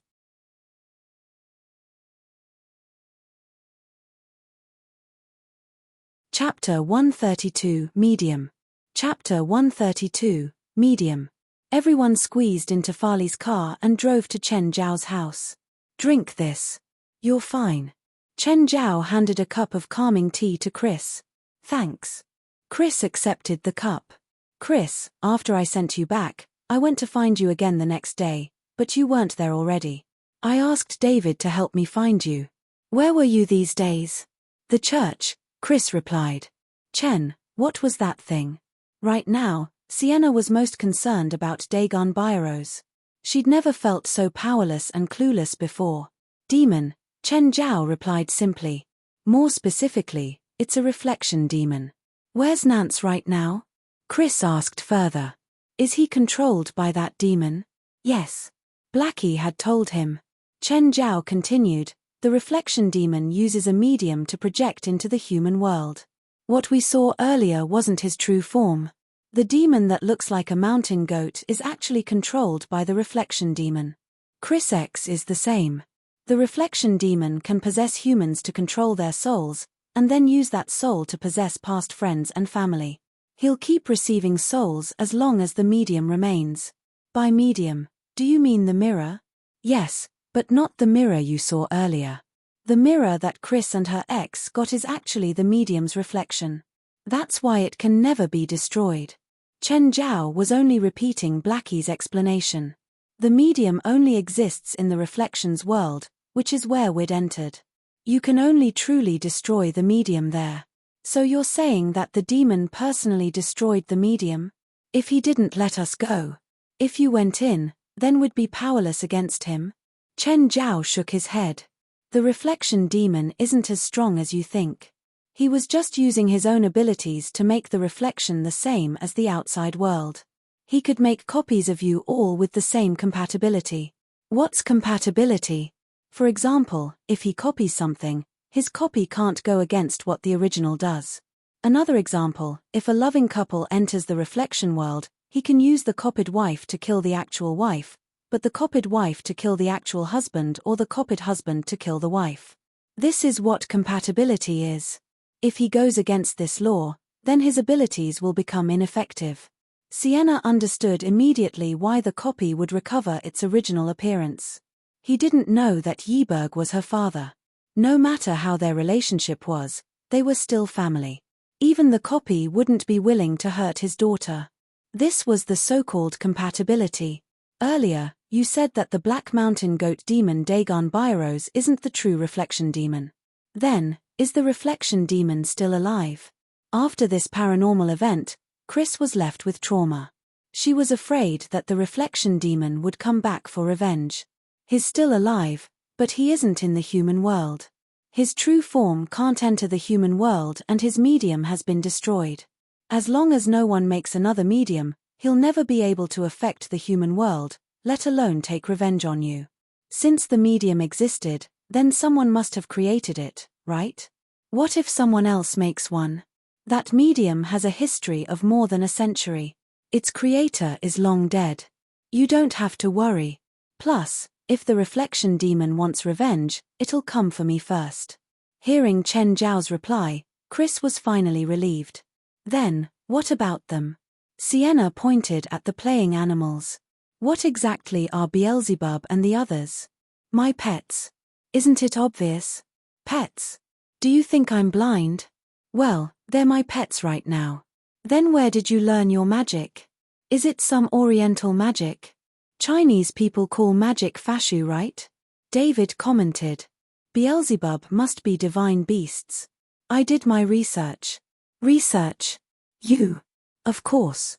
Chen and I are friends. I have to understand Chen. Is Oriental magic really this powerful? Sienna had been dealt a blow. After all, she'd been helped by Chen Zhao twice. In fact, she could say that she'd been saved twice. Each time had been more dangerous than the last, but Chen Zhao had taken care of them easily. Chen, where's the gold? Are you going to take it for yourself? Sienna stared at Chen Zhao with shining eyes. Chen Zhao's expression was dark. The gold was part of the medium. It was destroyed along with the medium. Hey, that gold is worth more than $10,000. How could you do that? Sienna, it's okay, David comforted. That gold was cursed. If you give me the gold, I won't care if it's cursed. Sienna was sad, but Chen Zhao was even more pained. The gold had been eaten by the mouth on his hand. More than 200 grams of gold was worth at least $10,000. Chen Zhao still wasn't sure what the mouth was used for. The only thing he was sure about was that Beelzebub Zophi had given it to him. Chen, I can go find you if I run into these things again, right? Chris looked at him with teary eyes. If you need a doctor, I'm happy to help. But if you need to exorcise evil spirits or demons, please ask Sienna. I'm an amateur. Knock, knock. Knocks sounded at that time. Everyone exchanged glances. It was already 2 a.m. Who would come? After opening the door, they realized it was Leonardo. Leon, how come you're here?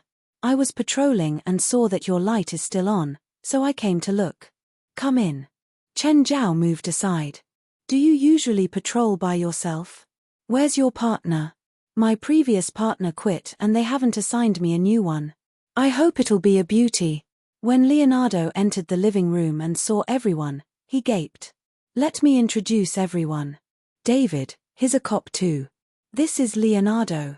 He's in charge of Mountain Town's security. Hey, come sit down. You're Chen's friend too? David tossed Leonardo a can of beer.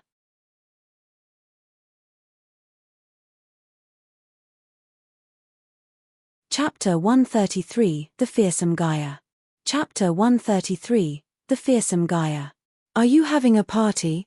Leonardo asked. Nope.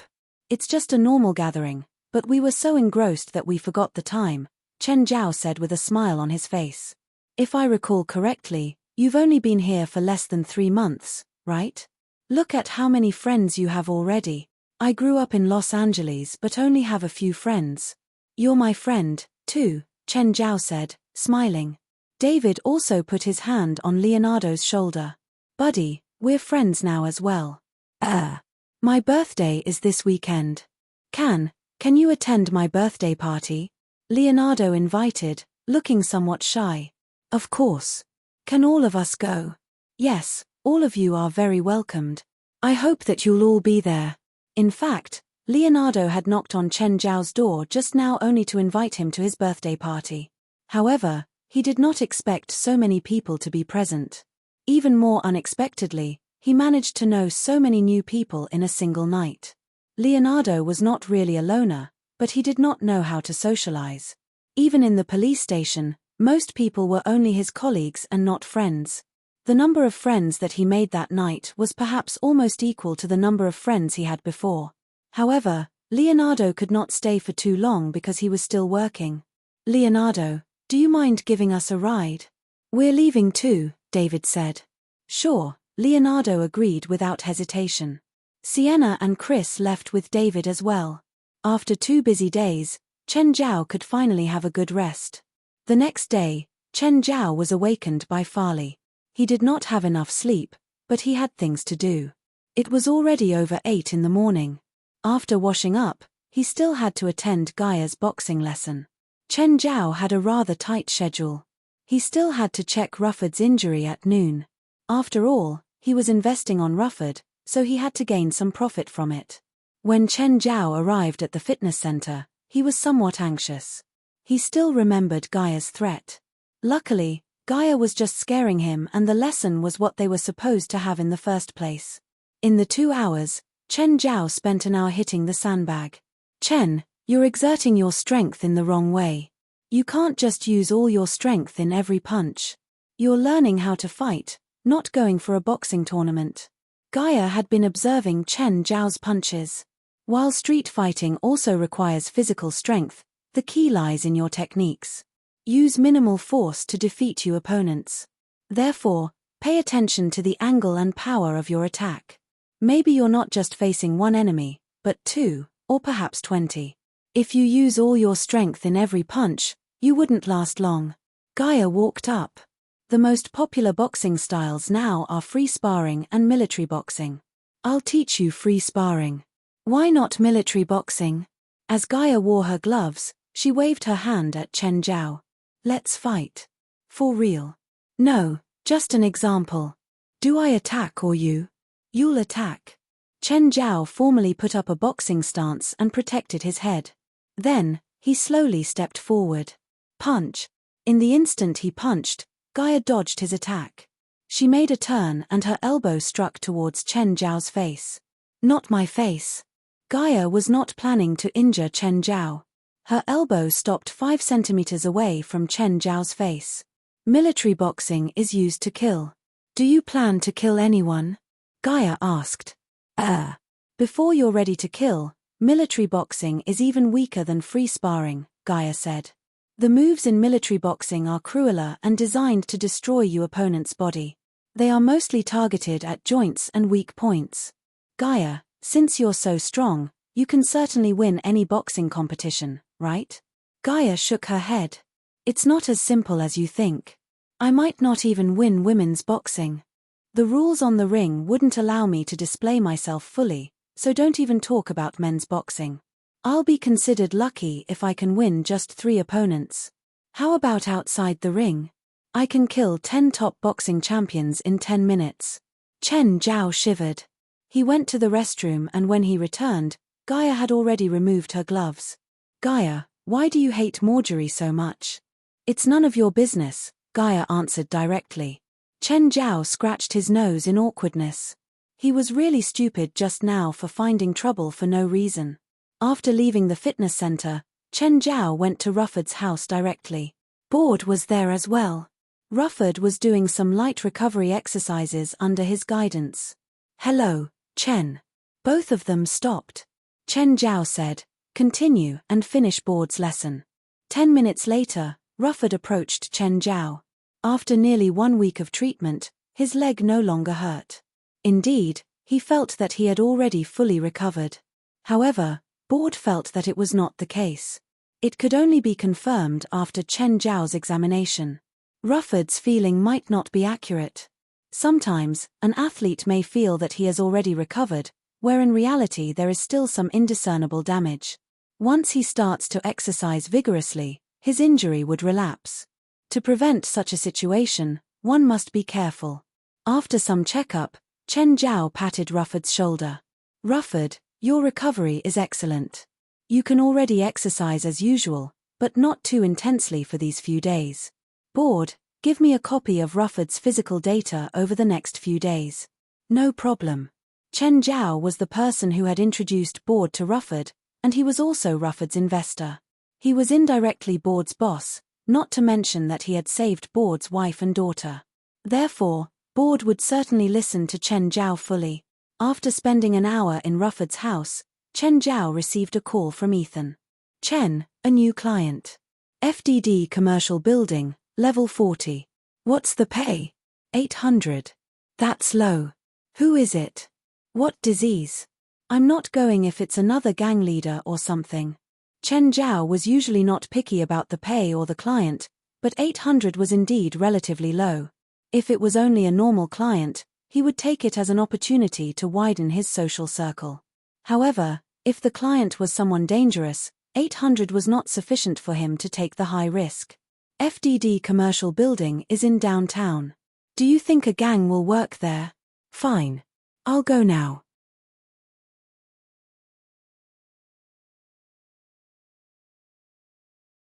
Chapter 134, Strange Mother and Daughter. Chapter 134, Strange Mother and Daughter. The FDD commercial building was a well-known landmark. When Chen Zhao entered, he was almost stopped by the security guards. This building was mainly used for work offices, but it also had some luxury suites that could be rented. Judging from the security, the monthly rent for a suite would be at least $20,000. Chen Zhao's client lived in one of the suites. He reached the 40th floor and rang the bell after confirming the room number. He remembered that the last time he came to this kind of suite, he'd met two beauties. He wished that his client this time was also a beauty. Of course, it would be best if she wasn't a murderer. The door opened. It was a 30-something-year-old woman. She was beautiful with some makeup on and wearing fashionable clothes. However, her stomach was bleeding. She hadn't pulled out the knife yet. She looked down at the pets around Chen Zhao. You are. Were you the one that called a doctor? You're a doctor. Yes. Are you sure you're not a vet? It's my habit to bring my pets out.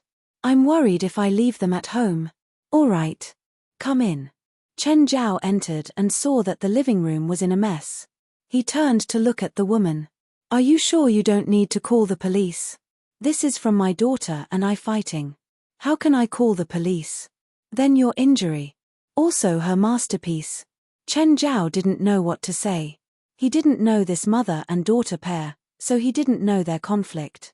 How old is your daughter? 15. The woman lay down on the sofa. Chen Zhao lifted her shirt. Bear with me. I need to take the knife out. Judging from the wound, the knife hadn't gone in too deeply. It was evident that her daughter didn't use a lot of power. Woof, woof. Walter suddenly started barking at the bedroom. Chen Zhao looked over and saw blood flowing out from the crack under the bedroom door. Expression changing, he turned to look at the woman to see her stabbing him with the knife. Fuck. Frightened, Chen Zhao quickly grabbed the woman's wrist, but he was still a step late. The knife had already scraped his palm. He was so scared that he flipped over the sofa. The woman raised her knife again. Chen Zhao lifted his foot and kicked the woman's wound that he'd just stitched up. The woman clutched her stomach in pain, while Chen Zhao was covered in cold sweat from fear. He'd been learning how to fight these days, but he realized that not everyone could perform what they'd learned when it was actually necessary. This was the difference between him and Gaia. Gaia had actually been on the battlefield before. Chen Zhao was confident that his strength and speed were both above Gaia. However, if it was Gaia here, she definitely wouldn't be in a pathetic state like Chen Zhao. He looked at his arm. There was a scratch left by the knife, but it wasn't that serious. He looked at the woman on the ground and opened the bedroom door. A girl was lying on the ground in a puddle of blood. Chen Zhao hurried over to check. She wasn't dead yet. He carried the girl out of the bedroom. She'd been stabbed in the chest and suffered blood loss. Her injury was very grave. Her breathing was weak. The woman stood up, holding onto her stomach, and looked at Chen Zhao with an ugly expression. She's your daughter? Stepdaughter. Hatred flashed past the woman's face. I'm calling the cops. Don't call them. No, I must. You tried killing your daughter. Chen Zhao couldn't ignore this. If the girl died, he would be in trouble too. I didn't, the woman explained anxiously. She tried to commit suicide. It's not my fault. Why didn't you tell me? Chen Zhao interrogated the woman while performing first aid. Walter, give me the kit. Walter dragged the kit over. Chen Zhao carefully pulled the knife out. Blood spewed out of the girl's chest immediately. Chen Zhao quickly covered the wound. He took out a bottle and spread the sticky thing across the girl's injury. This was the saliva of the swamp soul-eater frog. It was apparently great at stopping bleeding. Chen Zhao couldn't help it. Acupuncture wasn't enough to stop the girl's bleeding. He could only use demon medicine. He also had to multitask and be wary of the woman. Who knew if she would go crazy again and try to stab him? She wants to frame me with her death, the woman explained in panic. Please don't call the cops. If you do, I'm done. Chen Zhao's eyes flashed. He wasn't sure if the woman was speaking the truth or not. You stabbed yourself, right? After hesitating, the woman nodded. Yes. What happened? If you make me feel like you're still hiding something, I'm gonna call the cops immediately. Vil is my stepdaughter. You told me. Her father died from liver cancer 10 years ago and she'd always hated me. Understandably, I don't like her either. We've had countless big and small fights before. Chen Zhao listened quietly while thinking about whether the woman was telling the truth or not. Recently, I heard that she's hanging out with a group of hooligans, so I fought with her again. The woman hated her stepdaughter to the extreme. After all, they weren't blood-related and not everyone was responsible. To this woman, Vil was just a burden. I grounded her, telling her that she can't step out of the suite for 10 days. She said that if I don't let her out, she'll kill herself. And I said that even if she dies, she can't die in the suite. Then she hid inside her room. An hour ago, I opened her door and saw that she'd stabbed herself. I was scared, so you stabbed yourself too? The woman nodded. I thought that if I didn't do anything, the police will definitely say that I killed her. Everyone knows that we have a bad relationship. What's the logic behind you stabbing yourself? Chen Zhao didn't understand at all. Could stabbing herself erase her sin? I was going to make it look like an armed robbery. The woman's expression was pained. Her stomach was still bleeding. Chen Zhao tossed over a bottle. Smear some of this on your injury. The woman continued. I was going to call the cops. But then I remembered that there's a surveillance camera. If they look at the security footage, they'll know there was no robbery, so I had to get a doctor to treat me. Then you came. What about her? I thought she was dead. I really thought Vil was dead. I never wanted her to die. Believe me. I hate her, but I would never kill her. You were going to dispose of her body when you recovered, right? The woman hesitated for a beat but finally nodded. You never thought about killing your stepdaughter, but you wanted to kill me. Chen Zhao raised his hand. The blood reminded him that this woman was crazy enough to do anything.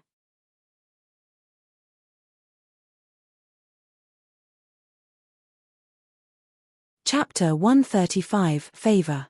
Chapter 135, Favor. I'm sorry. I can compensate for that.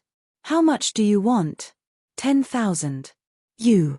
This is blackmail, the woman roared in anger. This includes my pay for treating your daughter. Also, I must send her to the hospital. What? No, the police will find out. If her daughter was sent to the hospital with such a severe injury, the doctors would certainly call the police. The police would carry out an investigation and her reputation would be totally ruined. I won't say anything. As for what the police will find out, I don't care, Chen Zhao said. Chen Zhao was not entirely sure if the woman was really not the culprit. If she was, it would be too dangerous for her daughter to continue staying with her. Therefore, Chen Zhao had to send the girl to the hospital. Whatever you want to tell the police, it's your problem. Mister, please don't send her to the hospital. I promise I'll treat her better, I promise. I wouldn't hurt her. If this gets exposed, I'll lose my job. What's your job? I'm a KTLL TV news presenter. I'm a celebrity. I can't have any scandals. The woman panicked. She clearly viewed her work as being more importantly as her adopted daughter. After some consideration, Chen Zhao said, she has to go to the hospital. That can't be changed, but I know someone from the police station. I can help you ask how to handle such a situation. The woman's mistake could be either severe or minor, because she was Vil's guardian. Not saving her dying daughter was equivalent to manslaughter. Of course, Vil was not dead yet. As long as she was not prosecuted for it, she would be fine. It mainly depended on the evidence found by the police, as well as their attitude towards the incident. Chen Zhao called Melson. Melson, are you free now? Why? I just had a client. Chen Zhao told Melson the situation. After being silent for a while, Melson said, "How do you want me to handle it? As long as it's not against the law, I hope that you won't look into the mother's actions. It would be best if the incident is not exposed to the public. How's the girl's injury? I've already performed first aid and her injury is now stable. I plan to call an ambulance and send her to the hospital. Let us call the ambulance. You and that woman stay there now. I'll bring a few people there." All right. After a while, Melson arrived with a few others. Soon, the ambulance also reached. A few police started gathering evidence at the scene. Melson waved his hand at Chen Zhao and the woman. "Let's talk." The three walked into the bedroom. Melson glanced at Chen Zhao, and then looked at the woman. "Madam Daly Simpson, if you don't want to get into trouble, when you get questioned later, say that you called the police immediately after discovering your daughter's attempt to commit suicide. Don't say anything irrelevant." Will I be prosecuted? As long as you don't admit that you've delayed any time on purpose, we, the police, wouldn't prosecute you, Melson said. I understand, Daly Simpson nodded. I'll describe the situation to my team first. Don't say anything irrelevant, like about the wound in your abdomen. Of course. Despite feeling uneasy, Daly Simpson still accepted Melson's suggestion. Chen Zhao made a handshake with Melson. Thanks. Chen Zhao knew that Melson was helping him only because Melson had owed him a favor last time. Of course, it was something within Melson's authority. If Daly Simpson really killed someone, he would not ignore it just for Chen Zhao. The $10,000 that Chen Zhao had asked from Daly Simpson was not just for treating them. It also included the favor from Melson and fee for Chen Zhao to not expose her. To be more direct, she was paying Chen Zhao to solve her problem. As for which of Daly Simpson and her daughter was in the wrong, Chen Zhao could not decide. He liked neither of them anyway. Moreover, Chen Zhao also did not intend to change their relationship. Their hatred towards each other had been formed over an extended period of time. Chen Zhao did not even care if they would stab each other with a knife in the future. Chen Zhao had already done what he should. At least he believed so. Daly Simpson was wrong, but if she ended up in jail, Vil would have to be sent to an orphanage or another relative's place. This might not be ideal for her either. Chen, why are you giving me $2,000? Ethan stared at Chen Zhao, confused. Isn't it supposed to be $800 for you? So it should be $160 for me according to our agreement. Have you finally turned over a new leaf and decided to pay for the food that you've eaten here? Take it or leave it. Stop nagging. Chen Zhao rolled his eyes. Auntie Lee, get me some food. Ethan kept cursing Chen Zhao for his usual dine and dash. After the meal, Chen Zhao went to the hospital to check Vil Simpson's condition and collect the money. By the time he returned home, it was already past 4 in the afternoon. Chen Zhao saw Ken arguing with a man in front of Ken's own house. Chen Zhao vaguely recalled the man to be a gangster in the town. That time, Chen Zhao had encountered the gangster in the supermarket. The gangster was going to target him because he was new to town. Luckily, a shopkeeper reprimanded him. Ken, is that your friend? Chen Zhao shouted. Noticing that Ken and the gangster were about to fight, he signaled them his presence. The gangster glanced at Chen Zhao. He muttered something to Ken and then left angrily. Ken approached Chen Zhao. Chen, thanks. He's a gangster, right? We were close friends. He wanted to borrow money from me. Are Bant and Mary not at home? The winery closed down and both my father and I lost our jobs. We're currently looking for new ones, Ken said. Chen Zhao could not help their financial predicament. After all, his social circle was not wide enough. Will the gangster look for you again? I don't have any money to lend him. I don't think he'll come again, Ken answered, shaking his head. That's great. If you have any trouble, come and find me or call the police. I know what to do. Thanks. This is Leonardo's number. He's the patrolman in town. Perhaps you should take it down. Sure. Thanks. Shortly after Chen Zhao returned home, Farley was also back. Farley was lying on the sofa lazily.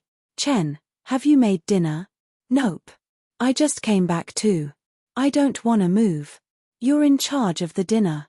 Let's eat out. I'm too lazy as well.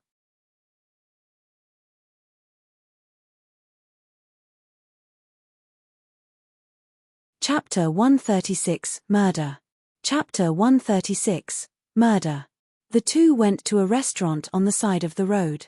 Farley ordered salad, steak, and a large pudding. Chen Zhao didn't have a small appetite, but if he ate fully, his month's paycheck would be gone. He really had a big appetite. After all, he'd drunk the strength potion. The effect was more than double of David's. This meant that Chen Zhao's appetite was twice the amount of David. Even though it wasn't Thanksgiving, Chen Zhao still ordered an entire roast turkey. It was a Western restaurant, but Chen Zhao and Farley weren't the type who ate gracefully. Plus, there weren't many rules in a small-town restaurant. When they ate, they really showed their true colors. Chen Zhao grabbed the turkey and munched. Halfway through their meal, someone suddenly patted Farley's shoulder. Hey, sexy, want to go to the bar with me? I know where the fun is. Chen Zhao looked up. It was Ken's classmate. The guy's leering expression made Farley frown. She pushed his hand away. Don't touch me. I don't know you. That Asian can't satisfy you, the guy said shamelessly. Come play with me. I promise you won't be able to get out of bed. Could Chen Zhao take this? No. He grabbed a drumstick and smacked the guy's face. Get the fuck out. Yellow monkey, you wanna die? Chen Zhao lifted his leg and kicked the guy a few feet away. He couldn't beat Gaia, but he could deal with a solo gangster with just his finger. After that one kick, the guy couldn't even stand back up. Chen Zhao had only used half of his power, but his kick was still quite harmful. Even a dragon like Gaia wouldn't be able to take it, let alone this random guy. Don't let me see you again. Get out. The guy ran away pathetically, clutching his stomach. Guys like him just bullied the weak but feared the strong. He saw that Chen Zhao was Asian and new here, so he came to provoke him. Once Chen Zhao showed his strength, he didn't dare go up against him again. As for calling the cops, it was a joke. He would never be supported by the cops in any way. Fuck, he wasted my turkey. Chen Zhao looked furious. Can you use magic to kill that asshole? Why? You hate him? I don't know him. But I heard townspeople say that he sold drugs to some kids in school and 2 of them overdosed. One died and the other has brain damage. People like him deserve to die. My magic can't kill anyone. Don't bet on it. So boring. Killing isn't fun. Chen Zhao rolled his eyes. You killed someone before? Farley suddenly looked at him with interest. Thinking for a moment, Chen Zhao said, once, in the hospital, a serial killer captured a nurse. I had Beelzebub kill him in front of everyone. How did it feel? It was scary because I didn't feel anything. I was actually emotionless toward killing someone. Do you have any other experiences in killing people? Does failing a patient during surgery count? No. Because of the gangster, Chen Zhao and Farley weren't able to eat happily. Afterward, they went to the supermarket and bought a lot of groceries. Their fridge was filled instantly. Farley, do people still swim in the winter? Of course. The temperature difference in L.A. isn't that big. The beach I'm at has a lot of people the entire year. That's why we need to work the entire year too. Some people even swim at night, so I sometimes have to do night shifts. Oh, right, Farley started up again. What are you going to give for Leonardo's birthday party? Chen Zhao grew troubled. What should he give? He had no experience in gift-giving. Turning, he asked, Farley, what are you going to give? I already have an idea, but I can't tell you. If you find out, you'll definitely want to give it to him first. Then I'll have nothing. Farley was careful around Chen Zhao. Chen Zhao was even more distressed. It was right of Farley to be careful, because he really would do something like that. Fuck. Depala Raztan clutched his stomach and cursed, his expression pained. He walked slowly and unsteadily. That Asian had kicked him way too hard. It felt like his intestines had broken. I'll show that yellow monkey. I'm gonna kill him. Depler came to a building and knocked on the door with difficulty. A beat later, Treed Pempton opened the door. When Treed saw Depler, his expression turned cold instantly.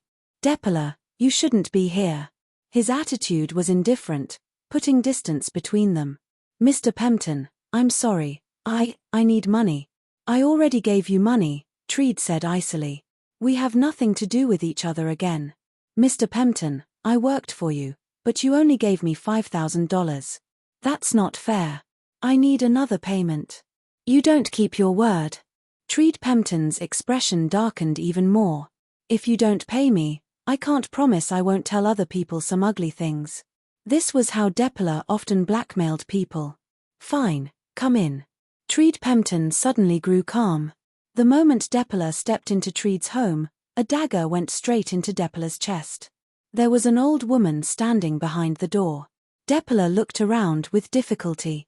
He knew this old woman, but why was she in Treed's home? Why was she hiding behind the door? Treed had already closed the door. Seeing Depler on the ground, he said to the old woman, Winry, you did it too fast. You should have waited until I closed the door. If someone passed by, we would have been discovered. I couldn't help it. I haven't seen blood in so long and prey finally showed up. The old woman slowly latched onto Depler. She raised her dagger high in the air. Mighty sleeper, the woman recited. In the name of Bester, please hear my calling as I give you the offering of blood. Depler hadn't died yet. He was still very conscious. In fact, the closer one was to death, the more conscious one was. However, he couldn't do anything. The old woman had rubbed some numbing poison onto the blade. He could only watch as the old woman raised the dagger again and stab it into his chest.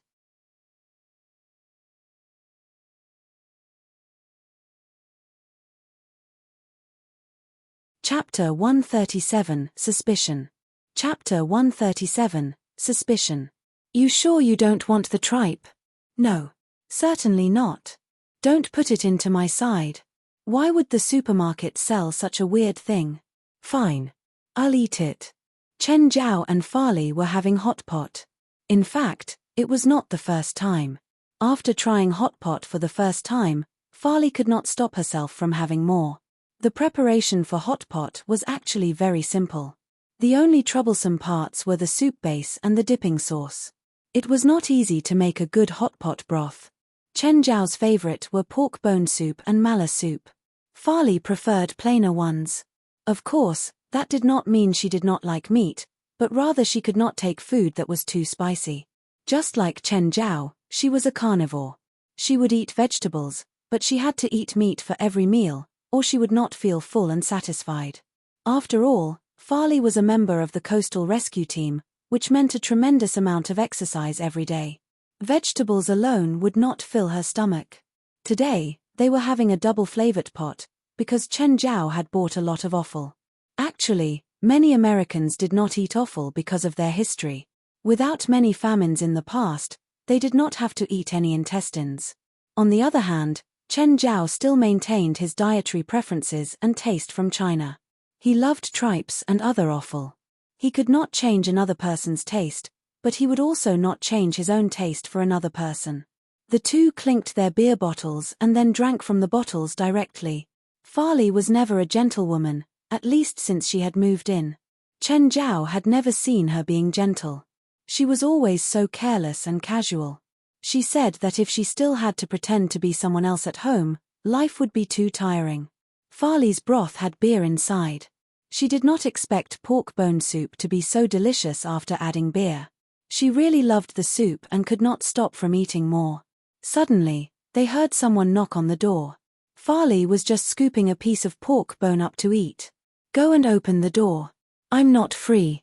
Chen Zhao wiped his mouth and trotted to the door. Realizing that Leonardo was outside, Chen Zhao immediately tried to pull him in. You came at the right time. Come in and eat dinner with me and Farley. Chen, I'm working, Leonardo said somewhat awkwardly. Work? Chen, did you have a conflict with Depler Raztan earlier? Who's that? A gangster in town. Did he call the police? He harassed Farley, so I beat him up. He's dead. Why? Chen Zhao widened his eyes. You suspect that I'm the murderer?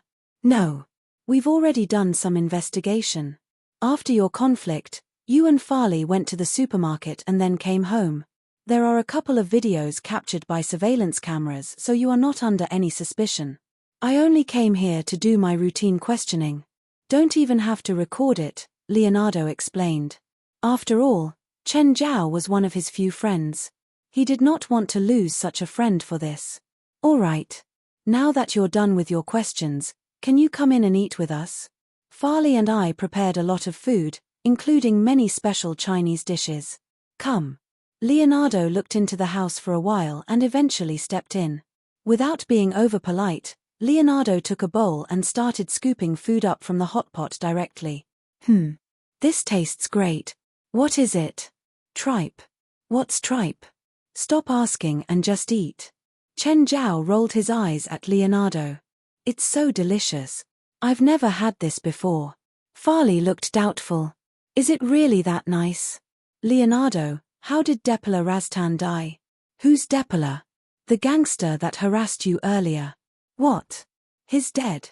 Farley exclaimed and stared at Chen Zhao. It was no wonder that she had such a reaction. After all, she had just asked Chen Zhao to kill him with sorcery.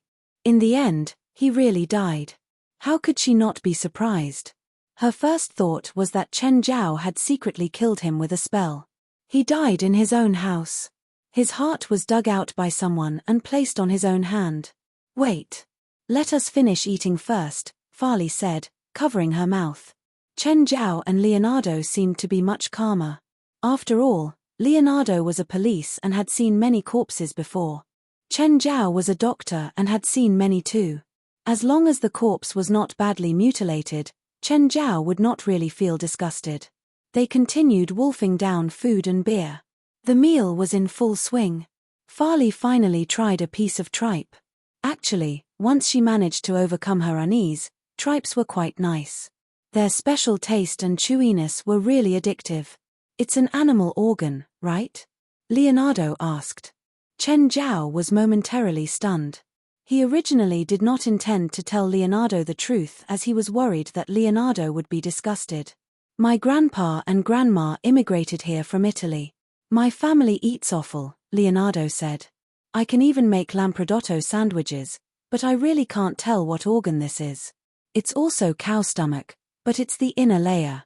Oh, I see. Knock, knock. Just then, someone knocked on the door again. Chen Zhao opened the door and realized it was Melson. Melson, come in. No, I'm still working. I'm looking for Leonardo. I saw his car outside, so he must be here. Sir. Leonardo ran out hurriedly. Melson, I'm sorry. I forced Leonardo to come in. Don't worry. Chen, do you know if that victim had any conflict with anyone? Chen Zhao immediately thought of Ken. When he came back that afternoon, he saw Ken and Depala arguing. However, Chen Zhao decided to hide it and answered, Me. I had a conflict with him. Anyone else? I only moved here for a month. I don't even know all the people in this town.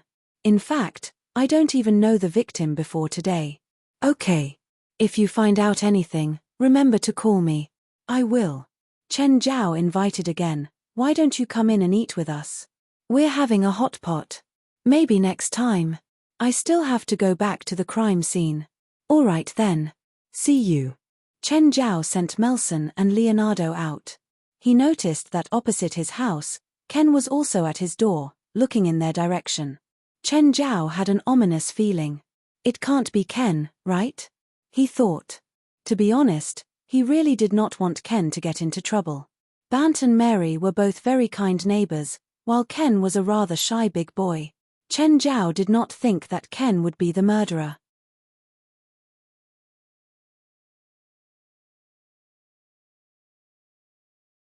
Chapter 138 Imprint. Chapter 138 Imprint. The sky darkened gradually with misty rain. Ken walked across the street to Chen. He didn't seem to be well. Chen, What did the cop ask you? Ken, tell me. Did you kill that person? No, Ken paled even more from fear. It really wasn't me. Believe me, it really wasn't me. I didn't kill anyone. Then where were you 3 hours ago? Ken's lips trembled. He was scared shitless. I was in Depola's house. You were in his house? Doing what? Now, even Zhao suspected that Ken had killed the guy. Ken buried his face in his hands. Chen, I really didn't kill him. You've got to trust me. Can you tell me what happened? I've been stealing stuff from the wine factory to give to Depola, Ken said, pained. Today, he asked me for money. He said that if I don't give him money, he'll tell everyone about this.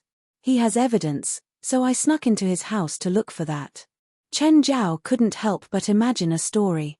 Did Ken run into Depola and, being so tall and big, kill Depola to hide the secret? But if Ken really did that, he wouldn't say all this. Tell me the truth. You really didn't kill the man, right? Yes, it was not me. I was looking for evidence on the second floor and heard a noise below, so I went downstairs. I saw Depola's body. I didn't know how it appeared in the room. When I first got in, there wasn't anything there. How did you get in? I know that he hides his key above the door frame. Did you see the killer? No. I didn't see anything. It was probably just a minute from me hearing the noise to going downstairs. I only saw Depola in a pool of blood.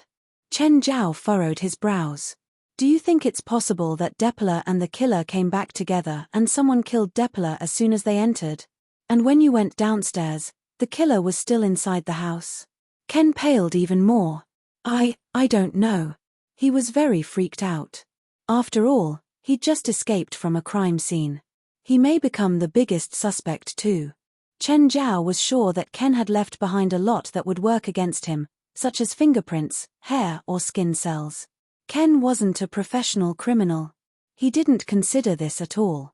I didn't tell the police anything, Zhao said. But I'll go to the crime scene to check later. You go home first. Don't think too much. Okay. Returning to his house, Zhao called for Farley. Farley, drive me to town.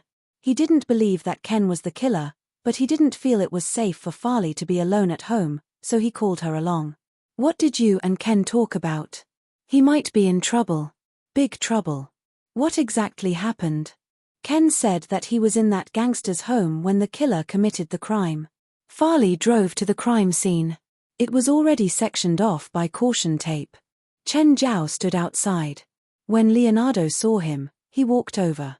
Chen, Farley, how come you're here? I wanted to see if there's any way we can help. Come in. Depola's home was a slightly old-fashioned house. It probably hadn't been repaired in a decade. There was a moldy smell as soon as they entered. The room was dim and there was only a flickering light in the hall. There were many cops walking around, looking for the tiniest clue. His corpse was still in the hallway before the door. There was a big puddle of blood on the ground and stains all around the hall. It seemed like blood was splattered everywhere. Zhao put Farley behind him. Do you want to get some fresh air? No need. I'm not as weak as you think. Zhao looked up. Leonardo, is the forensic scientist here? Not yet. Can I check the body?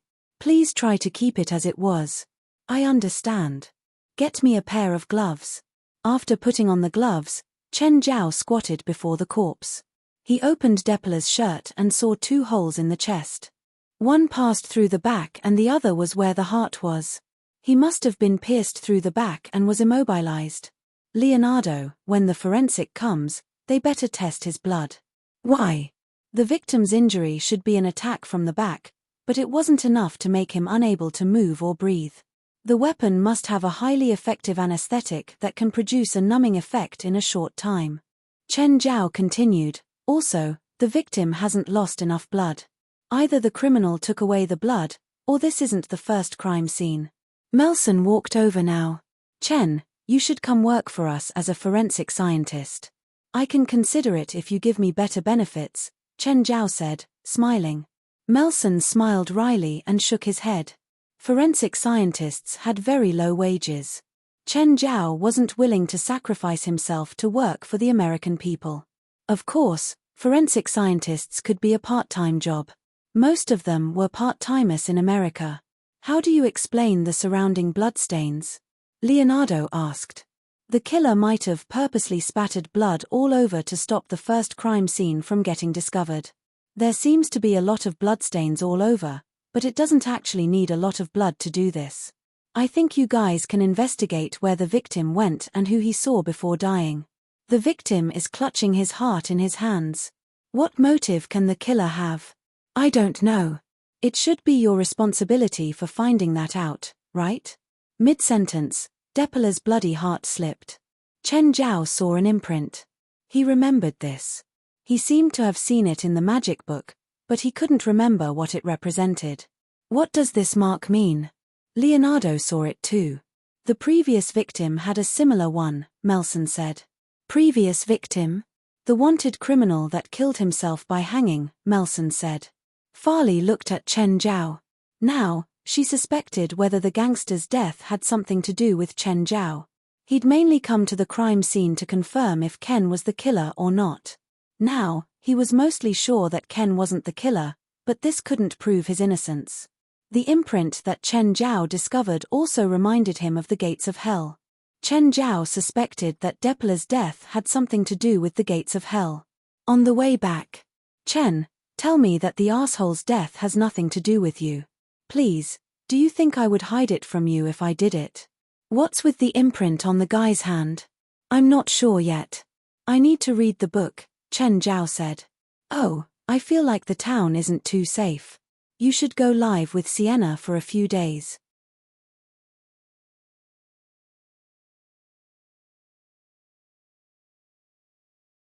Chapter 139, Ken's Dark Past. Chapter 139, Ken's Dark Past. Farley did not go to Sienna's house. Instead, she asked Sienna, David, and Chris to come over. The group sat in a circle in the living room, enjoying a hot pot together. As he ate, David said, "How can I miss such an interesting event?" As a supernatural event lover, he would clearly not allow himself to miss such an opportunity, even though in the last two supernatural incidents, running away was the only thing he did. Nevertheless, David never seemed to be tired of it. On the other hand, Sienna admitted, "I'm only here for the free food. Tell me if you need help." Chen Zhao looked at Chris. "How about you? Why are you here?" "I'm here to hinder your progress," Chris said. Actually, Chris came here because she's scared of living alone, David explained for Chris. "Chris and I are working together now. She's in charge of finding customers, and I'll dispel evil spirits." Sienna's mouth was filled with food. "We don't have much money for now," Chris said, somewhat embarrassed. "Tell me what's the situation now." Sienna put down her bottle of beer. She could really eat all she wanted at Chen Zhao's place. After all, she could hardly have a satisfying meal. However, her behavior was nothing compared to David. David was pouring the boiling hot pot soup into his mouth directly. Chen Zhao stared at him, speechless. "Someone in the town wants to summon a demon," Chen Zhao said. "Summon a demon? Like the last time?" "No, it's more severe this time. The last one was only the projection of a demon via a medium. This time, there might be a complete demon. Can you settle it? While it might be a complete demon, it probably wouldn't be too powerful. I've asked a professional for advice," Chen Zhao said. "Which means you can end it yourself?" Sienna asked.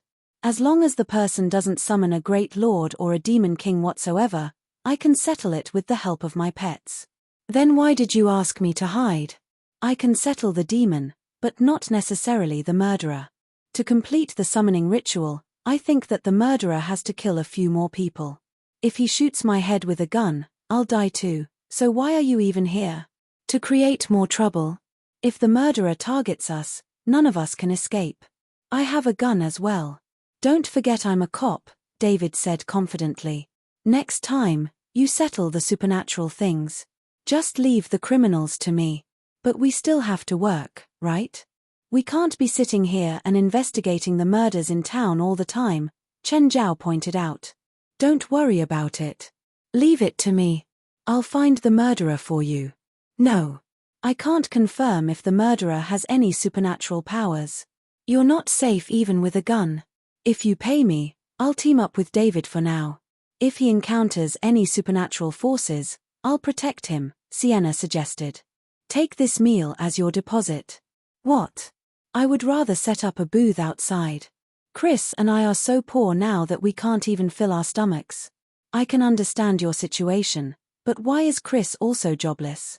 Although Chris had resigned from her position at the clothes store, given her appearance and professionalism, it should not be difficult for her to find a similar job. I feel that my life in the past was too plain. I like being with Sienna, Chris said. After a brief pause, she added, also, I feel safe around her. Sienna, Chris, are you? David sounded both shocked and bitter. In any case, you wouldn't have a chance. Knock, knock. As the group chatted, they suddenly heard a knock at the front door. Zhao went to open the door and saw Bant outside. Standing in the pattering night rain, Bant looked fairly panicked.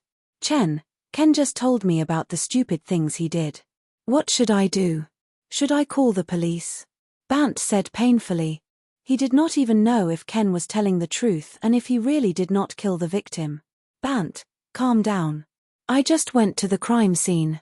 I can guarantee you that Chen is not the murderer. As for the things he did in the past, I can't comment on them. Where's Chen and Mary? Mary is working as a maid for a family in Los Angeles. I don't dare to tell her about it. Chen's home. Come in and have some food. I've a friend inside, a cop. I've told him about it and asked him to help in the investigation. Chen, thank you. I don't know how I can thank you enough. Zhao patted Bant's shoulder. Just relax and stop thinking about it. I'll try my best to help. Ask Chen to come here as well and tell my friend the details. Maybe it'll help. Chen, will your friend? Don't worry. He's just my friend now, not a cop. Bant nodded. He ran back and brought Chen over. After entering the house, Zhao introduced everyone present. When it was Sienna's turn, she actively introduced herself and took out a name card. Hi, I'm a spiritualist. Feel free to find me if you need my help. She's the spiritualist that cleansed my house. I'm not too sure if she's good though, Zhao said awkwardly. Chen, tell us the entire story. Maybe we can help you discover some details that you've overlooked. Chen glanced at Zhao, still somewhat hesitant. After all, he had gone into a person's house alone and the person was dead. Don't worry.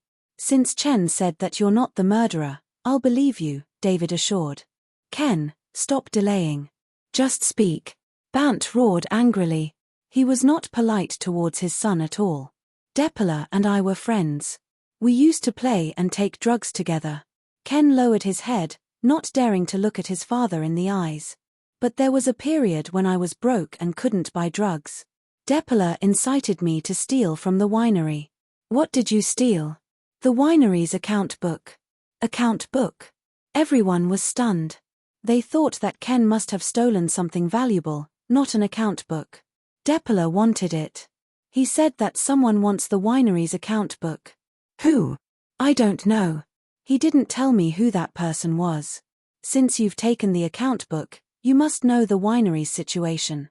Did you learn anything useful? I slipped into Mr. Treed Pempton's office and copied the account book with a thumb drive. I didn't look at it. Chen paused and then added, I sold it for $1,000. So when Deppler threatened you and said that he had proof of your theft, he must be referring to this thumb drive, right? David questioned. Maybe. I'm not entirely sure.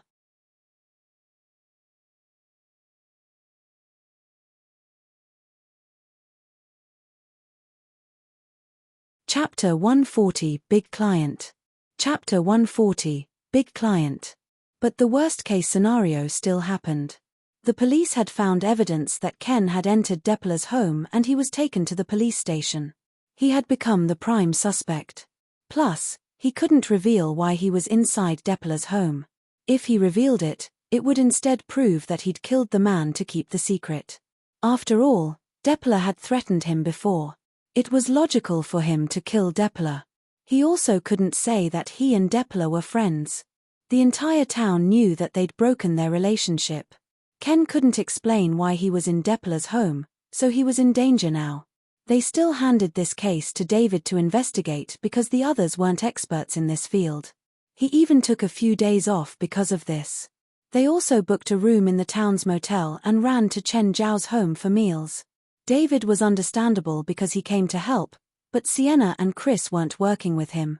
Did they come to Chen Zhao's house just to get free food? They ate and took everything. It was a bit too much. Today, Chen Zhao was going to go walk outside when Ethan called him. Chen, there's a big client and the problem seems serious. Do you want it? How serious? I heard from a peer that he's already looked for several doctors but nothing works. What price? $30,000. That much? Then definitely. It's my first time getting such a high price. Give me the address. I hope you can do it. Ethan really wished that Chen Zhao could succeed. After all, if Chen Zhao did, he would make $6,000. An hour later, Chen Zhao reached the south of LA. There were practically no houses here. It was the suburbs. After passing a densely forested road, a luxurious castle appeared before Chen Zhao. He'd thought that Rasfa's manor was already luxurious enough, but compared to this one, there was still some lengths to go. It felt like Rasfa was a nouveau riche while the owner of this big manor was old money. Chen Zhao's driver was dumbfounded too. But after seeing the manor, he took the money and quickly drove away, leaving Chen Zhao here alone. Through the fence, Chen Zhao saw a man in black walking around, along with a woman dressed in a maid uniform. This was the true fucking elite, wasn't it? Chen Zhao rang the doorbell. The man in black walked over to the metal gate. Who are you? I'm a doctor. Ethan called me over. The man took out a walkie-talkie to ask if their boss had called for a doctor. A while later, he received a reply. Come in. The man led Chen Zhao into the manor while warning, follow closely. If you wander around, you might die here. Chen Zhao gulped. This was a bit scary. The men in black that patrolled the manor were all armed with actual bullets. He also discovered that there was a sniper hiding in the shadows. Before leading Chen Zhao into the mansion, the man searched him and had him go through a metal detector. How come you have a pet in your box? They'd opened Chen Zhao's toolkit and two men in black stared at him as if interrogating a criminal. He's my pet like those three, Chen Zhao answered, pointing at Walter, Beelzebub and Carrie. You can check my past records. You'll see that many of my clients know that I bring my pets along. The two men muttered amongst themselves. Then one of them turned and left. Around 20 minutes later, the man came back and nodded to his partner. It's okay. Chen Zhao was finally allowed into the mansion. He was led into an elegantly decorated living room. Every piece of furniture and decoration seemed to be a historic symbol. A middle-aged man sat in the room. He wore a suit and had a small mustache and quiff. Chen Zhao wondered if people who had this hairstyle all had high hairlines. He seemed to be this manor's owner or was at least someone important. Asian, hello. Please sit. Hello, sir. What should I call you? You can call me Sean, the man said. Mr. Sean, I'm Chen Zhao. You can call me Chen. You should have all my information, right? Your information from America is set. You are a very good doctor, so I hope you can help me. Mr. Sean, what is your ailment? Not me. It's my father, Sean said. Can you bring me to see your father? To be honest, this manner gave Chen Zhao too much pressure. It was as if even the maids hid a pistol under their dresses. Can I see my patient? Sean took Chen Zhao down a narrow hall and into another room. Chen Zhao saw his patient. He was an elder in a wheelchair and he probably wasn't able to speak anymore. Judging from his eyes and trembling limbs, he had traumatic paralysis. Chen Zhao knew the general situation after a glance, but he still went forward to check the patient. He'd been paralyzed for at least 3 years. The muscles in his limbs were shriveling up. Mr. Sean, what kind of injury did your father suffer before this happened? My father was hit in the spine from his bodyguard's gun in a close distance. The nerves were completely damaged. The doctor said that there's no possibility of recovering. Mr. Sean, Are you sure that an illegal doctor like me can heal your father? Chen Zhao didn't think that Sean had invited him or the other doctors to cure his father. With the current medical level of the world, it was impossible to cure his father. The major hospitals had already confirmed it. Normally, he would be stuck in a wheelchair until death and unable to live alone. Of course, judging from his situation, he didn't have many more years to live. He was already old and his bodily functions were all failing. After sitting in a wheelchair for so long without being able to move, his muscles couldn't exercise and had shrunk. Chen Zhao predicted that Sean's father had half a year left. I don't need you to cure my father. I want you to make sure he can live at least one more year. Sean didn't sound very sad. His answers were always calm. Old Sean on the wheelchair was calm too. He was paralyzed and couldn't even speak properly, but his facial muscles could still manage to move. However, he was emotionless toward his son's cold response. He even thought it was logical. That's it. You're tuning in to the Dreamy Chapters YouTube channel. We're so grateful for your support and don't forget to subscribe to join us on this incredible journey through captivating stories. Your generosity through donations truly makes a world of difference, as it's the primary source of revenue that allows me to expand and enhance this channel for you. Thank you from the bottom of my heart for being a part of this adventure.